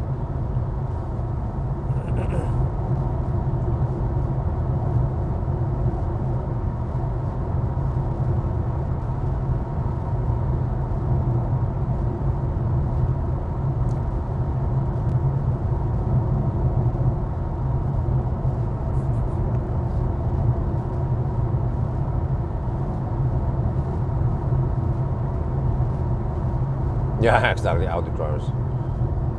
But, actually, when I think about this, slow charging was more important in the old days when you had shitty range, like a Leaf or some shit. So you would go somewhere and then the battery is small, so if you can just top up for 2, 3, 4 hours, maybe even 8 hours, that would be heaven. But as long as you have good range, then it doesn't matter, right? People can get from A to B and back to A again even without having to recharge.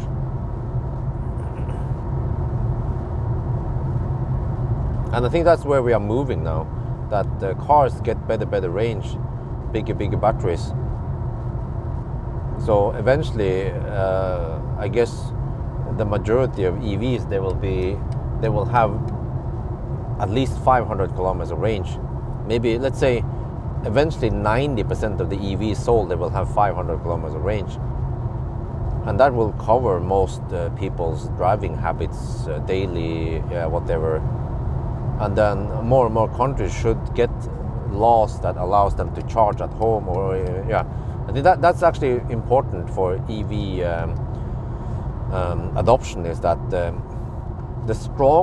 one of the strongest advantage with EV is that you can charge at home or at work, but ideally at home.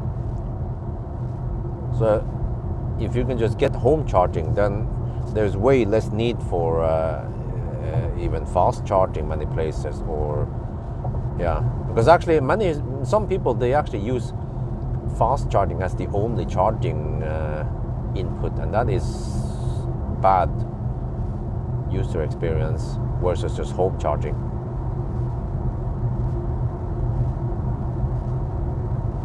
But also, and especially for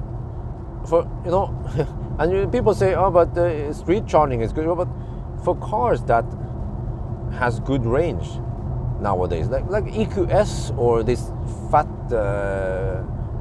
BMW, do you really need to street charge?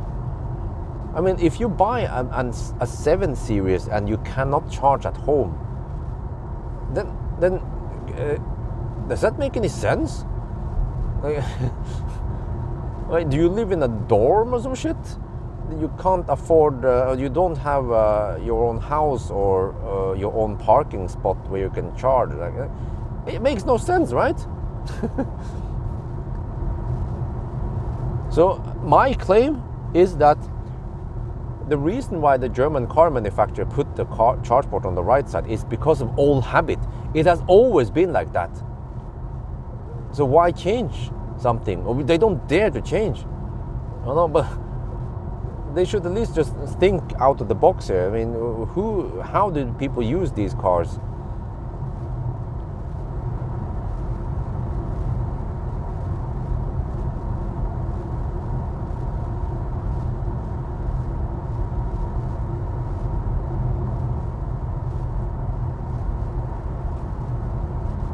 Okay, we are almost at the 5.5 hour mark.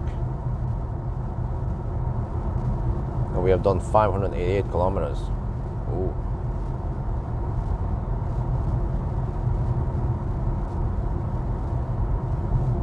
Yeah, I've seen it in China, and also some extent in Thailand, that people, they fast charge rather than home charge. Even if they actually, I don't know what's up with Thai people. At home, you can. The problem is, it's cheaper to fast charge than home charge. That's the problem in Thailand. So instead of charging at home, they actually go outside and they charge at the gas station or somewhere. I'm like, why? I wouldn't bother wasting my time there. Oh, you okay? Oh, now you see some daylight. Okay, good.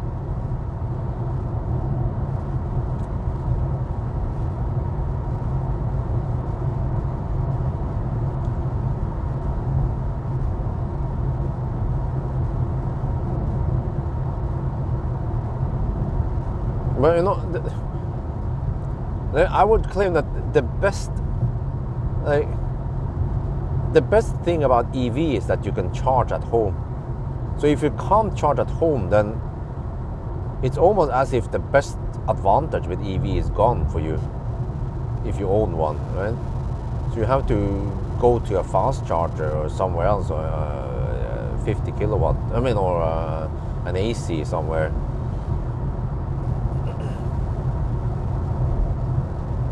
But okay, if you at least can charge at work, and that condition will never change, you can rely on getting juice at work consistently, not randomly. Not that you have to fight over a spot, but if you can get a guaranteed spot at work, then that also works. You get 8 hours of charging, and as long as you can charge at, 32 amp, that would be great. 16 might not cut it. But it's still a little bit unpredictable, because what about holidays or weekends? If you for some reason need more juice, and then suddenly you don't have enough juice, and So home charging is always the best. Home charging with, well, 16 amp would work. Ideally 32 amp, and that would solve most people's problems. 11 kilowatt is actually not that needed, in my opinion. I think around 32 amp is sufficient for most cars. Except for maybe you have very high driving needs and you have a thirsty car like a fat e-tron, then maybe 11 kilowatt would make more sense.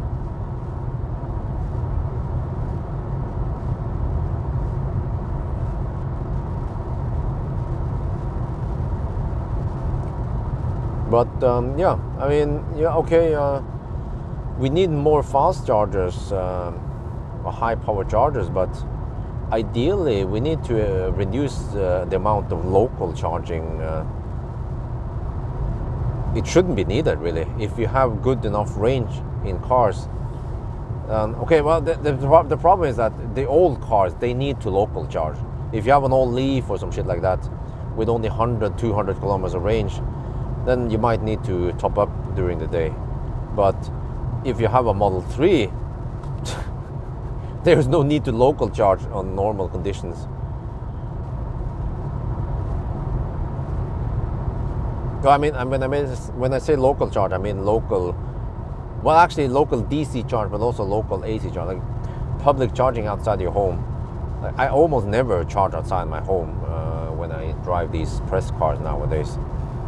Oh, okay, except for when I do these challenges, yeah, or the charging test. But when I just go to grocery shopping or shopping malls, then yeah, there is actually, even when I go to Metro, they have Shuko at Metro, 5 or 6 spots, but I never use them. I think I used them once just to test it out, but other than that, I was like, okay, whatever, I don't bother. Even though the juice is free, I could get free juice there, but I don't care. It's not that much money. Maybe just 10 NOK per hour you can slurp. Actually, it's not really that much. It's more like 2-3 NOK per hour, since I can get around 1 NOK per hour, 1 NOK per kilowatt hour at home anyway.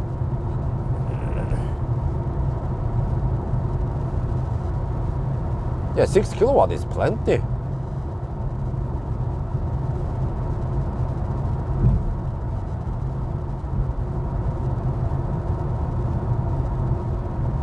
And also, it makes me wonder, I mean, how many kilowatt do we actually need, right? High power charging.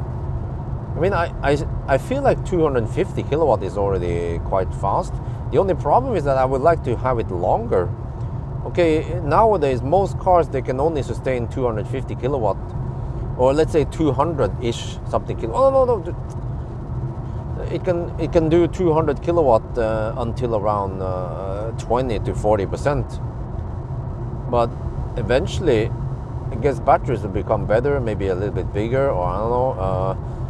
If we can get 250 kilowatt until 80%, then that would still be good, right? If you think about this, the classic cars, that the old EVs, like Leaf and i3 and whatever, you know, those cars, they could take 40-50 kilowatt until around 80% before they throttle. So I wonder if there might be an upper limit for what is necessary. Yeah, I'm wondering if around 250 to 350 kilowatt is going to be enough. Well, actually, I think around 250 kilowatt. I think Tesla's V3 superchargers, they are quite future-proof, or they will still. They're still going to be fast enough for decades,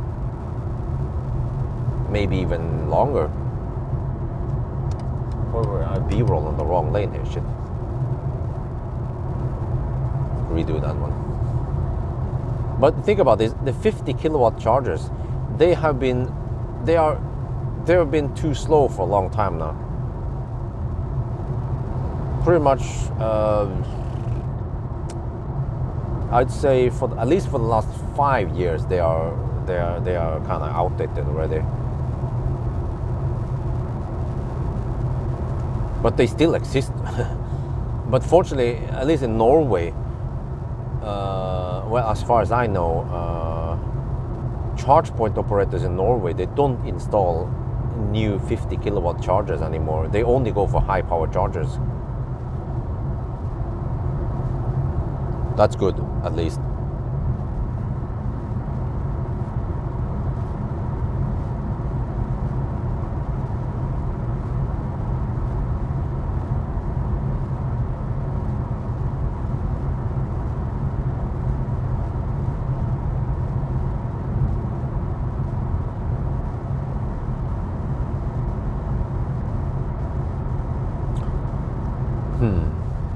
Well, yeah, because eventually, if the cars can charge even faster, then I guess that's good.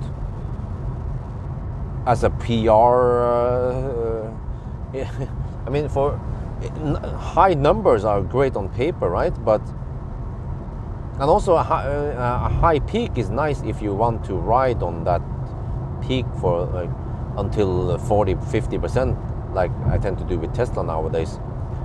But I guess eventually high power charging will be kind of expensive if you want to get, let's say, 1 megawatt in a private car, which you probably don't need anyway.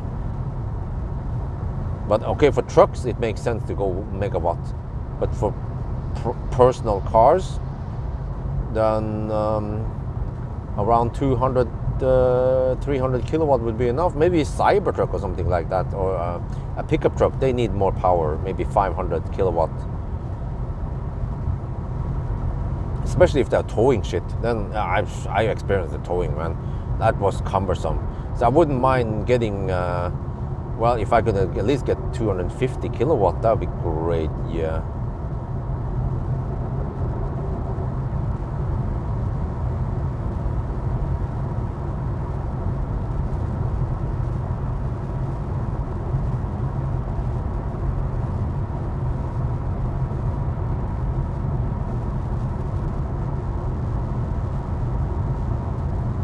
Because, I mean, to be honest, allowing higher power could be troublesome, because you then need to scale your hardware to be able to take that peak power, right? For example, if you want, let's say, a good example, the Xpeng G9. It can take 480 kilowatt.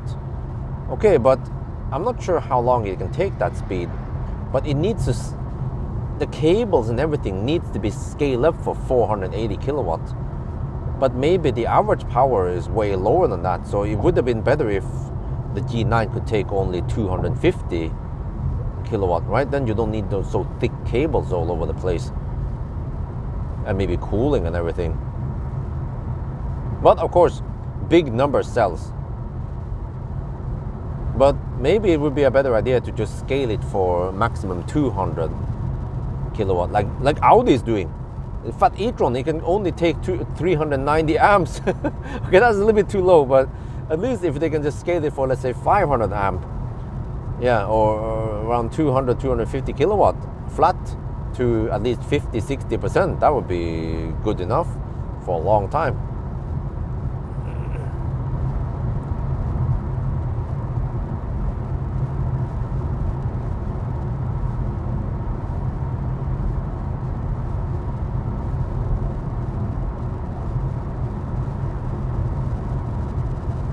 Well, okay, unless they can do something smart with battery, local battery storage, but that brings up the cost again.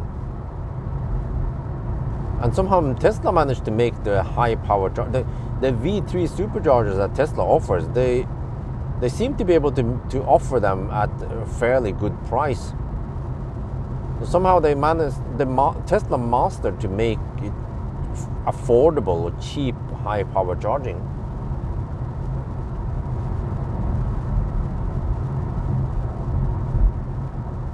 and they just try to phase out V2 now, so it is only V3, and then eventually it'll be V4, which is more non-Tesla friendly when it comes to cable length. So I guess they will eventually also phase out V3 and only build V4.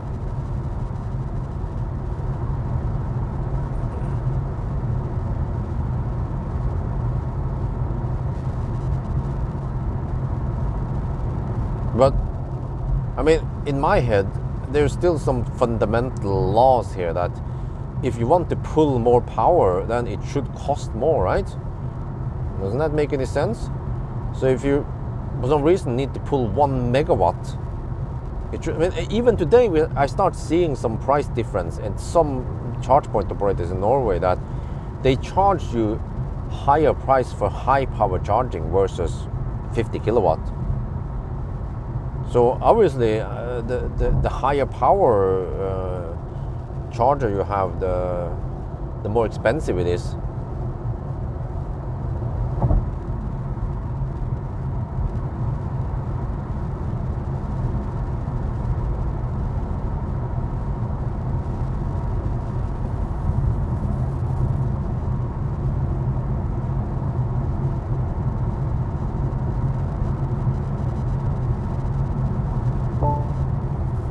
What range? Okay, we're good, right?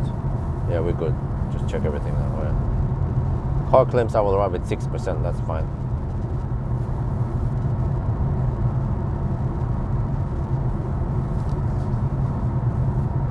But I also wonder, in the future, if you can fill up the battery in 5 minutes. Well, I guess we need to do the math here. Let's say 6 minutes then. 6 minutes is 1/10 of an hour. That's easy. Which means that you need to charge at 10C. If there is some super battery that can sustain 10C without taking damage. But that means that if you have a 100 kilowatt hour battery, you roughly need 1 megawatt. I guess that works, right? But then AC charging will always be cheapest, right? I mean, will we at one point see EVs not having onboard chargers? I don't think so. I think AC charge, because that's the fundamental, the best advantage with Tesla, with EV, is that you can charge cheap at home or slow, yeah, and then we don't need to have too much traffic going towards all the fast chargers.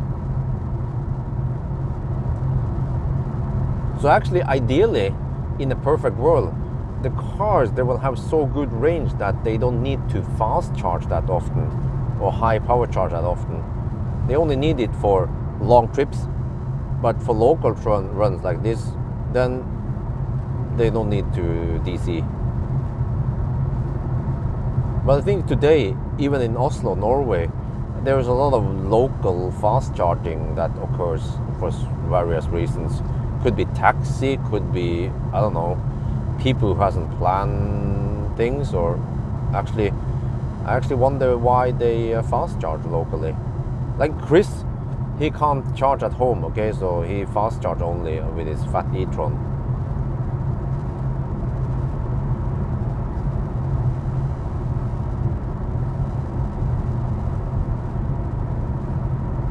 Yeah, for actually flat charging curve is better. Like the e-tron charging curve like that is actually better. E-tron can get away with a 150 kilowatt charger, and it will still charge fairly fast on the session to 80%. But the disadvantage with fat e-tron is that you can't just go on a high peak like a Tesla, like 250 kilowatts.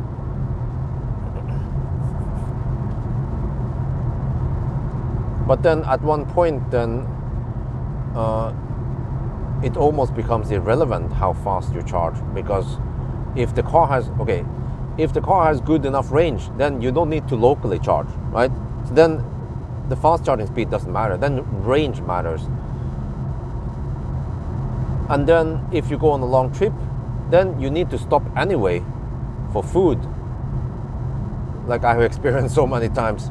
So then, as long as the car finishes within roughly 20 minutes to half an hour, then that's good enough. And what's going to happen if you have a car that charges at 10C and you finish charging within 5 to 10 minutes is that it will become like the battery swap, you know, like Neo, is that it goes fairly fast, fine, but you need to stay, kind of wait for it to finish, right?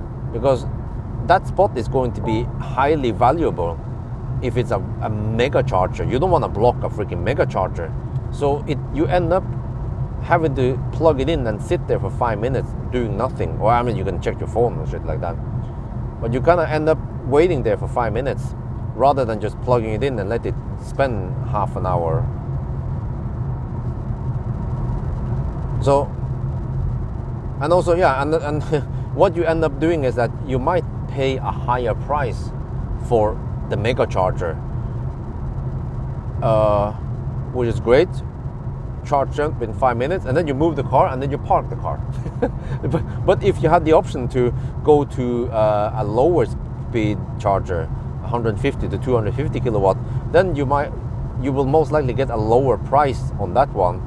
And I think most people will actually go for the cheaper, the only 250 kilowatt charger, right? If they know they're going to spend half an hour or even longer anyway.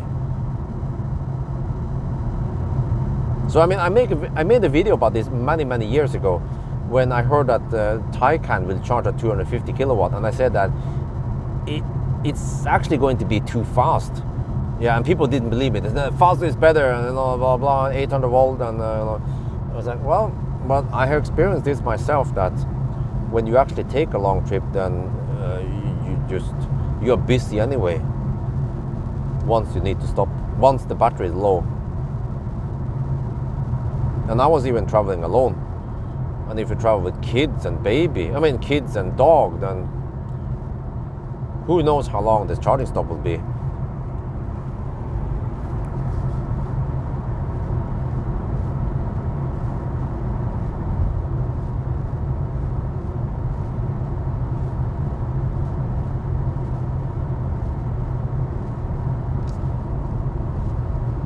Maybe this is a good 4K podcast about this topic. But I made many videos about charging in the past. Maybe people are getting bored of it.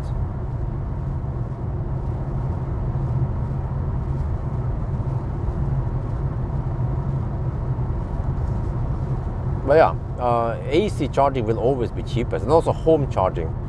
Well, I mean, not always, but in most cases it will be the cheapest option. And it's also better for the grid that people slow charge, and they can also, if you have some kind of smart charging, you can avoid charging when everyone else is charging. That is also the best. And also, it's also an advantage if you have a big buffer. Why do people flash at me like that? Also, I'm using low beam now, dude. Okay, it bugs me now. I have 40 kilometers of range left. We're gonna arrive with 5%. We go deep.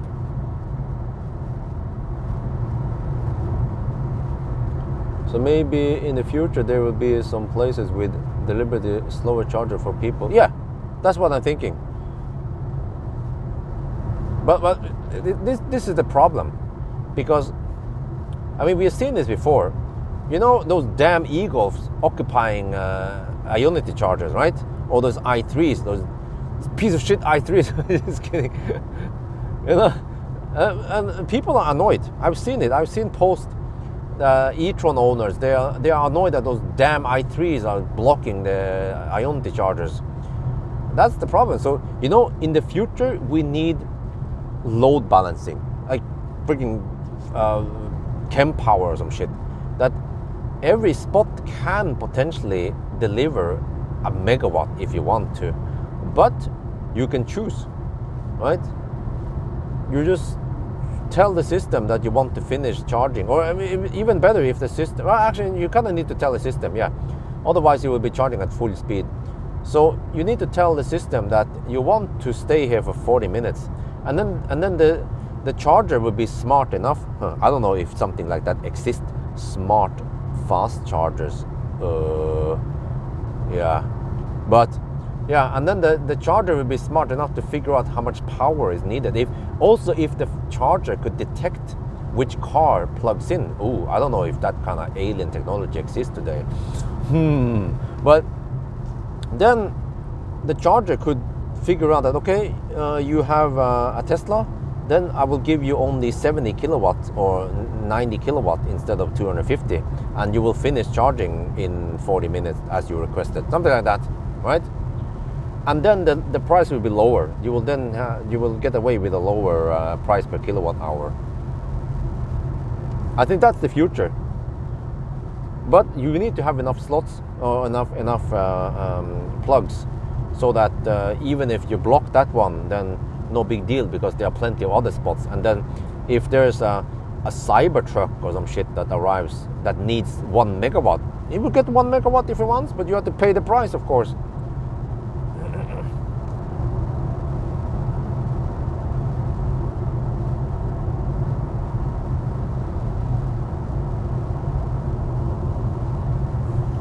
Or 8% now. Nice. Oh, it's always nice to see those wind turbines generating some local juice. I wonder if the electricity from these wind turbines goes into the Varberg location or not.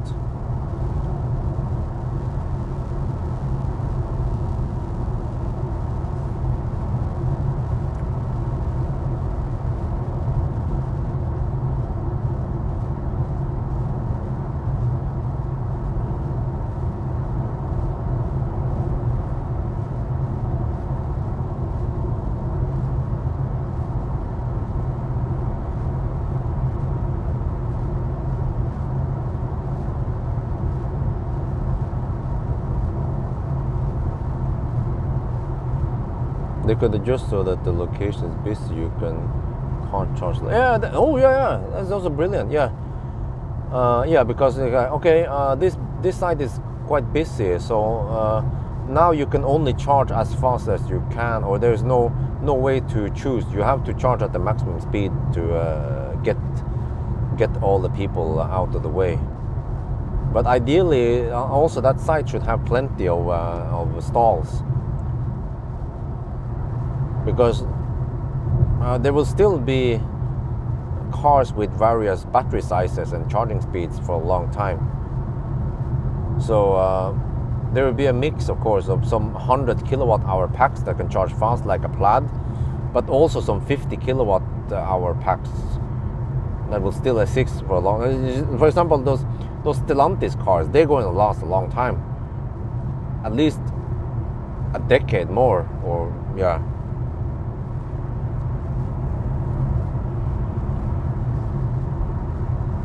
So you still need to design the system to be flexible enough to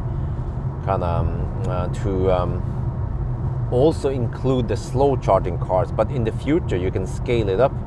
Once those cars naturally die out, then it's scaled for bigger batteries and faster charging cars.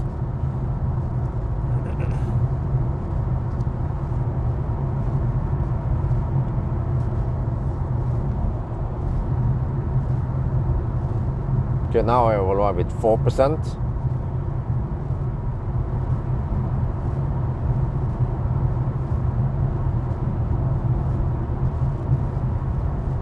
Yeah, you know, they could maybe even make those chargers look like pumps. There could be some artificial gasoline smell at those chargers. How about that? They get the fix. They can just pump it. They want to pump it with the right hand. I mean, we already have fake engine sound nowadays, right?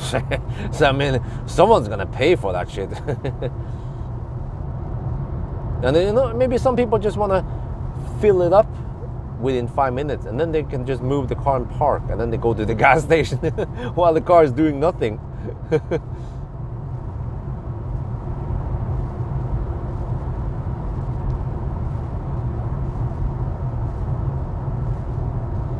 Well, I remember the old days when Ionity first came out, and especially those e-tron people, they were like, huh, those Teslas, they have to share juice.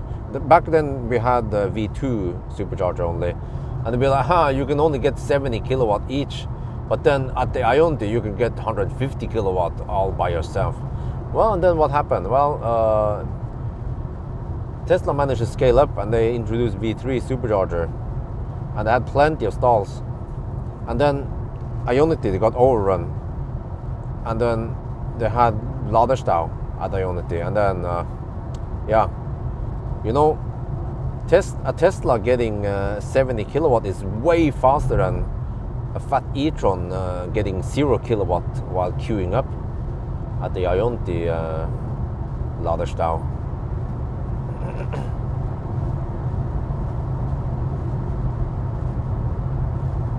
So that's where the future is, power sharing. Civil trial, okay, yeah, this is cool. This is pretty cool. Got some cool lights.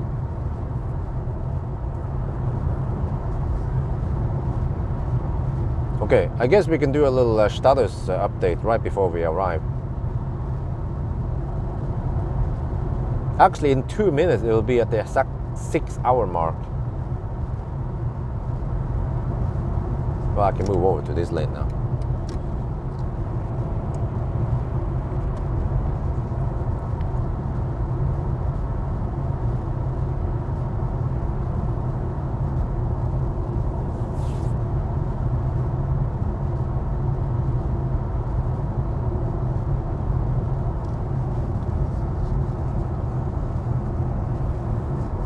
See if I can cross Göteborg before it's too late or early.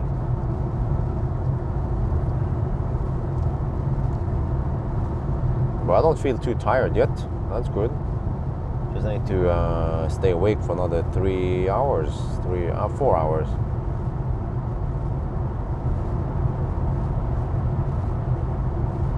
"62 kilowatt only. What the heck? What? It's like Thailand, man. Huh? Seriously? Are you guys that far behind? I mean, Thailand we have 125 kilowatt charger. That's slow. But I heard the news that in Thailand, in Pattaya, they are installing. They just installed 360 kilowatt charger. I think it's ABB. I'm not sure, or I'm not sure if it's ABB or Siemens.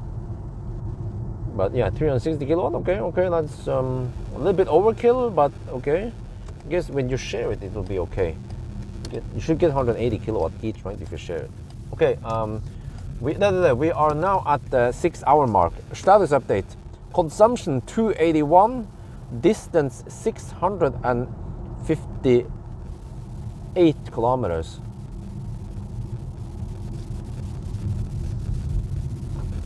And we have no power. We have full power at 3%. I guess the battery is nice and warm.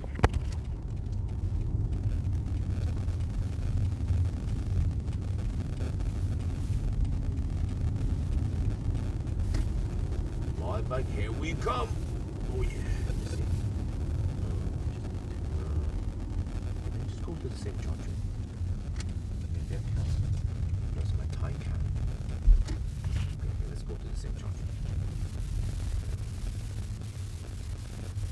Might want to avoid that one because it could be trouble. Well, actually, no, it seems to work. Let's go for this one this time.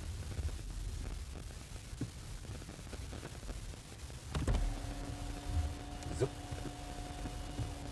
Zup. Okay. Status update.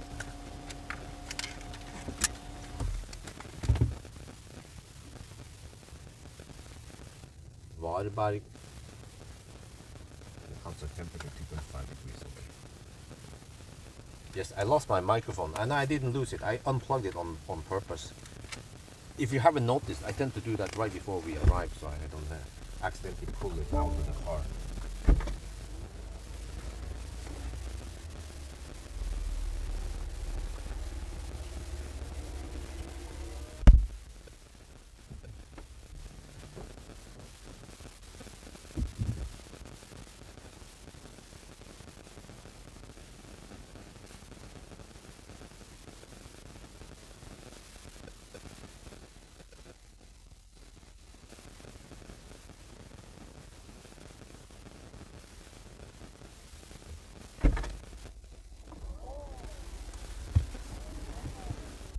get the shaft up and running.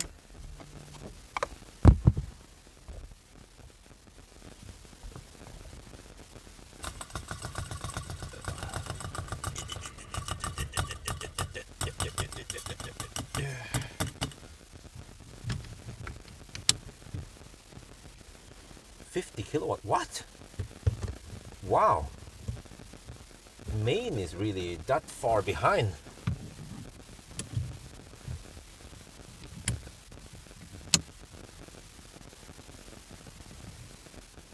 Seems to me like Europe is quite forward, quite far ahead.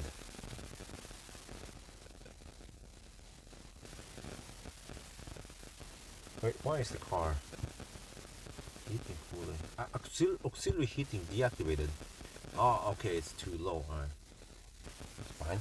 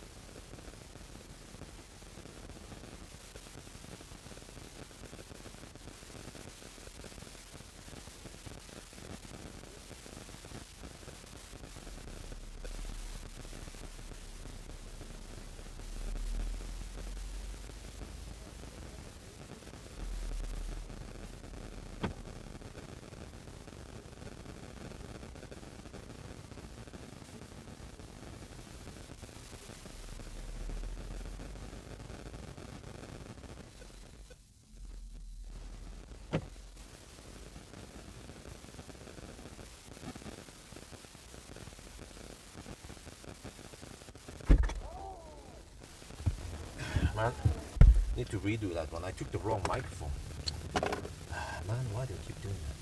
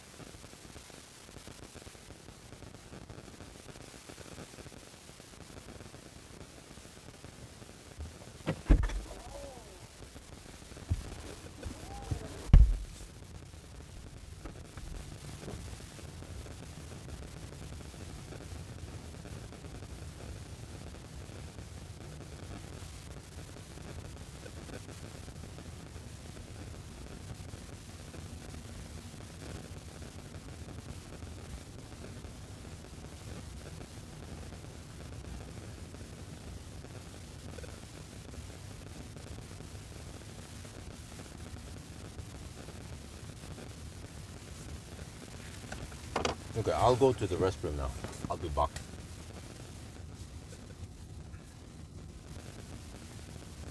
Wow, it almost hits 200 kilowatts. Wait, is this even faster than... No, the heater is pulling extra now. Okay, that's why. 196 kilowatt goes into the battery. Wait, maybe I should precondition the battery. I'm not sure if I need to. Also, I'm not sure if it will interfere with charging. But whatever. This car keeps the heat nice and warm in here anyways. I'll be back.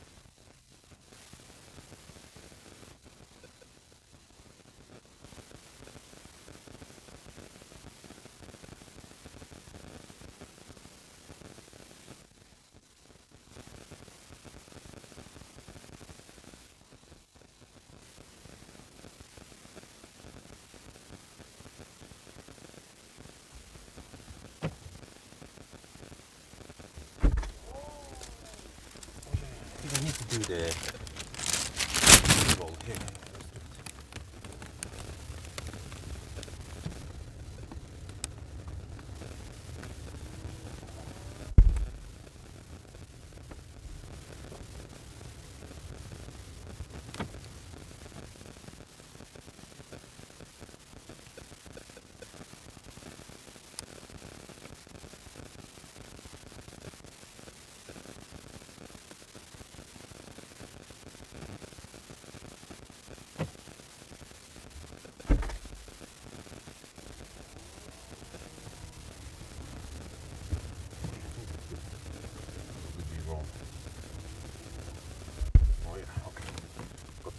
What the heck, we are 37% already.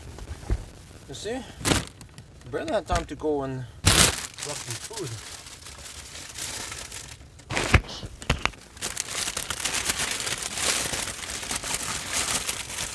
So I'm gonna go for 65%. Not sure how deep I need to go.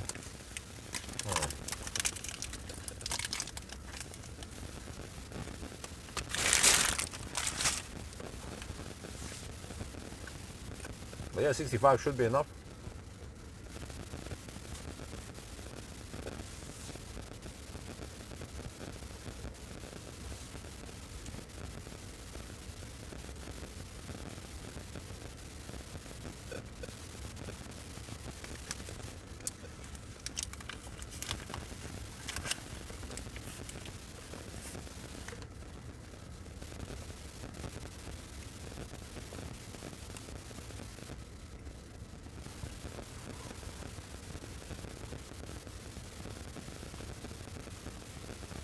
What? You guys don't have CCS support yet?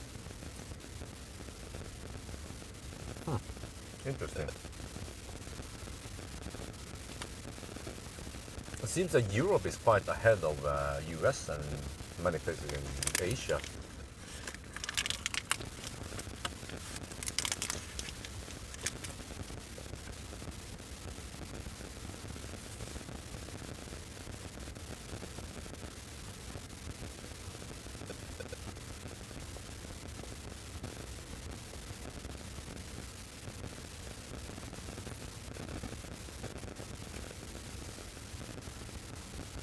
No butt massage, unfortunately.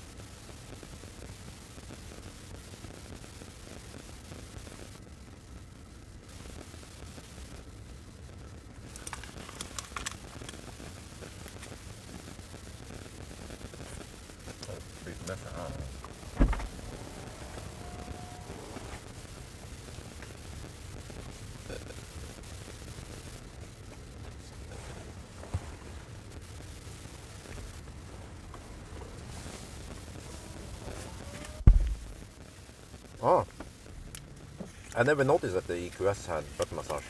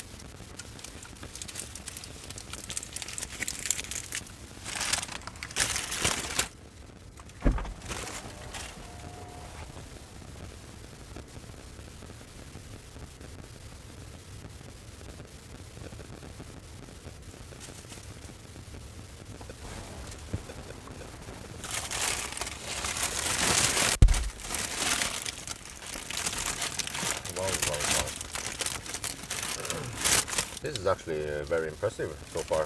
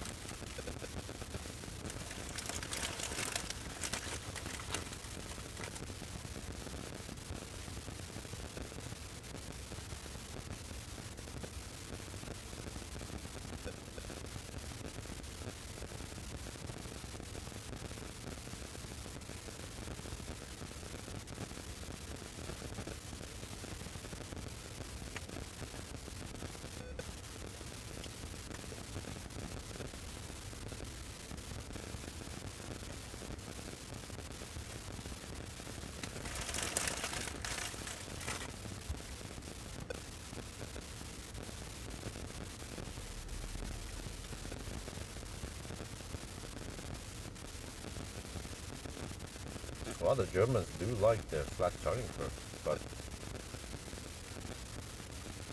it's about 1.2 C now. But that's not too bad, right? That's 50%.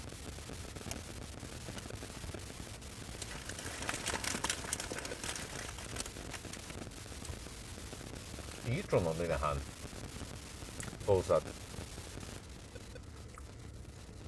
1.5 C at almost 80%. That is a classic e-tron.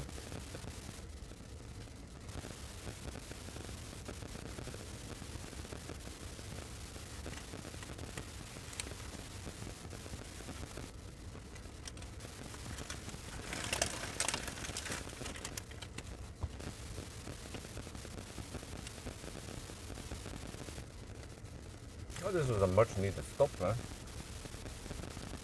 I don't mind. I can eat a little bit.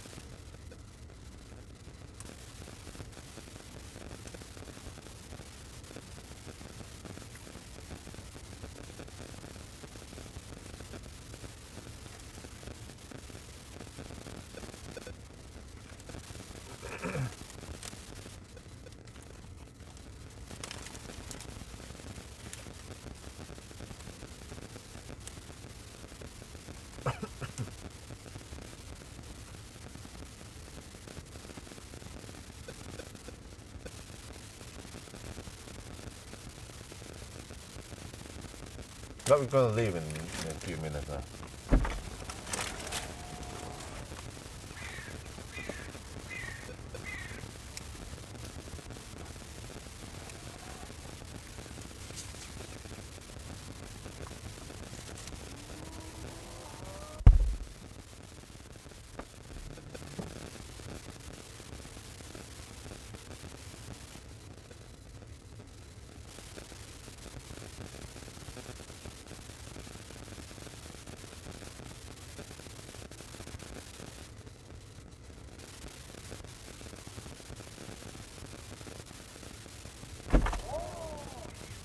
on the B-block. See if that one is better than the Previous one. And now we have slightly more daylight. Check.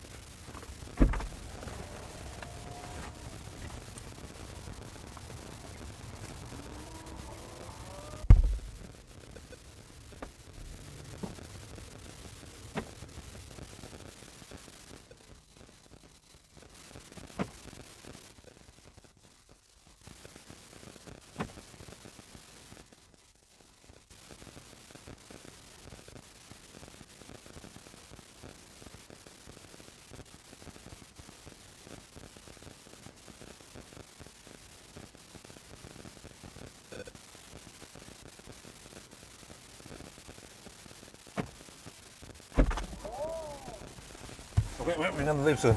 Actually, we will leave at 65%. I think that's enough. Let's see.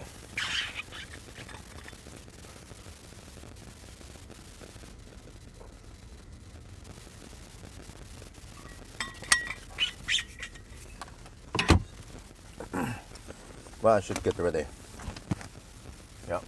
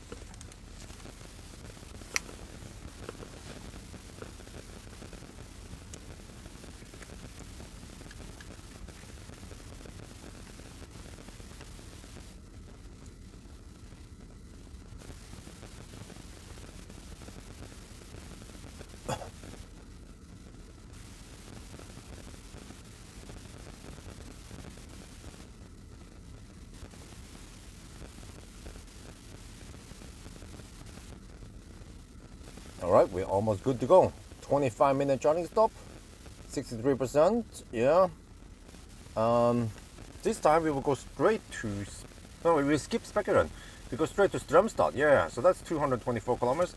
The car estimate 10%. Yeah, I think we'll arrive at 5%. So this was a much needed stop. Only 25 minutes, and we are already at 63%. Oh, okay, let's go. I have not Colgated once. This car charges very consistently, no Colgate. I'll wait for 65%. 64 now.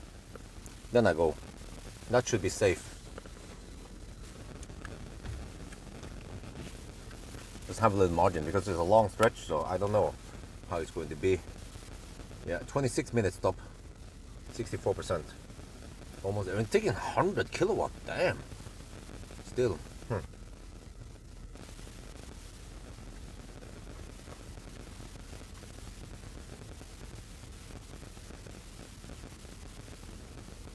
And now the car says 12% on arrival. Okay. There, 65%. Let's go.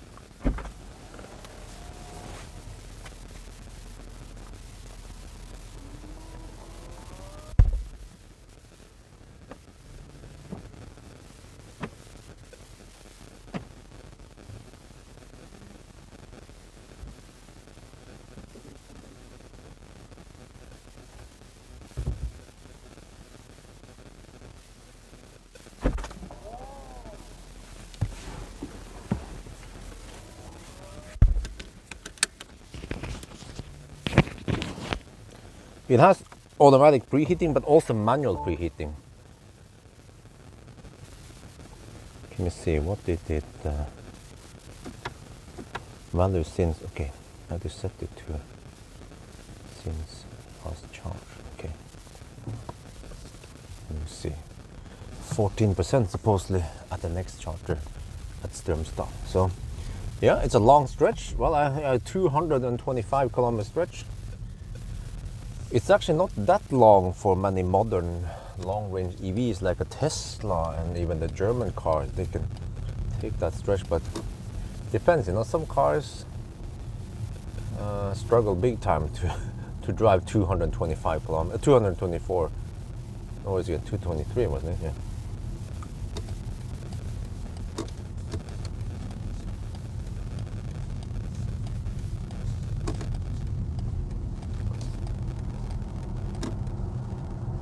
But if I would travel with family, I would probably drive the same distance in a fossil car.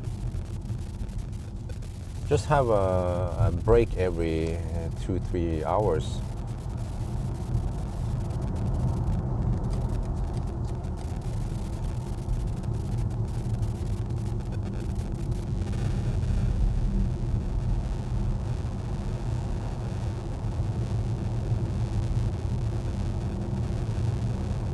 Yeah, it feels like BMW, they managed to mask out the weight of this car. It doesn't feel that heavy or slow or anything like that. I feel it when I drive on twisty roads, that they managed to tune it to be quite nimble, despite weighing 2,800. And yeah, this is the second heaviest car. No, it was the third heaviest. I think it was only beaten by EQV and the fat EQS. Don't remember the numbers. It's in the range test video.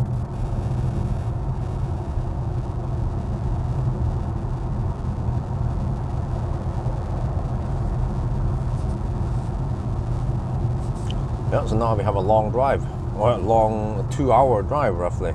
Actually, not more like 2 hours and 10-15 minutes to Strömstad. But yeah, I actually feel a little bit lazy. Actually, I think it would be slower if we stop at Spekeröd. I mean, we could quickly charge to, let's say, 30%, something like that, and then go for Spekeröd. And then charge to 30% again, and then go for Strömstad. But there's just too much overhead in the exit and entering and handshake and stuff. We had no deductions today. Everything went so smoothly. And also the i7 doesn't require you to hold. It will handshake, no problem. I have not held the plug at all. So you see, some cars, they are just designed to work well with handshake, and then fat e-tron or many other cars will fail handshake all the time if you don't hold it.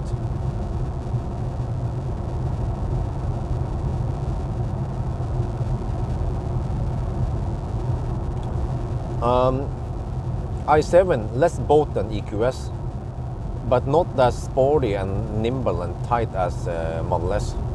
So it stays in the middle there.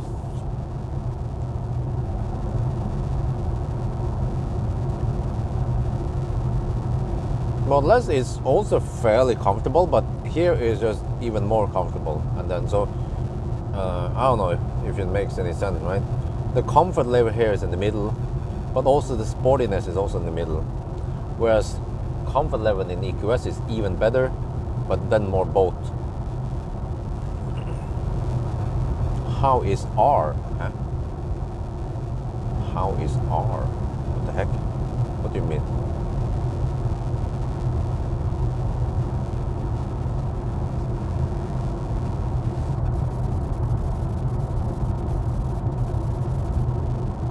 Oh, I can see the smoke here. Oh shit! Oh damn! What the heck are they doing? They're burning. Oh, they're burning fields. Oh, that's not burning. It's not burning for heat, it's burning crap. Oh yeah, part 2, yeah, yeah, let's go, part 2.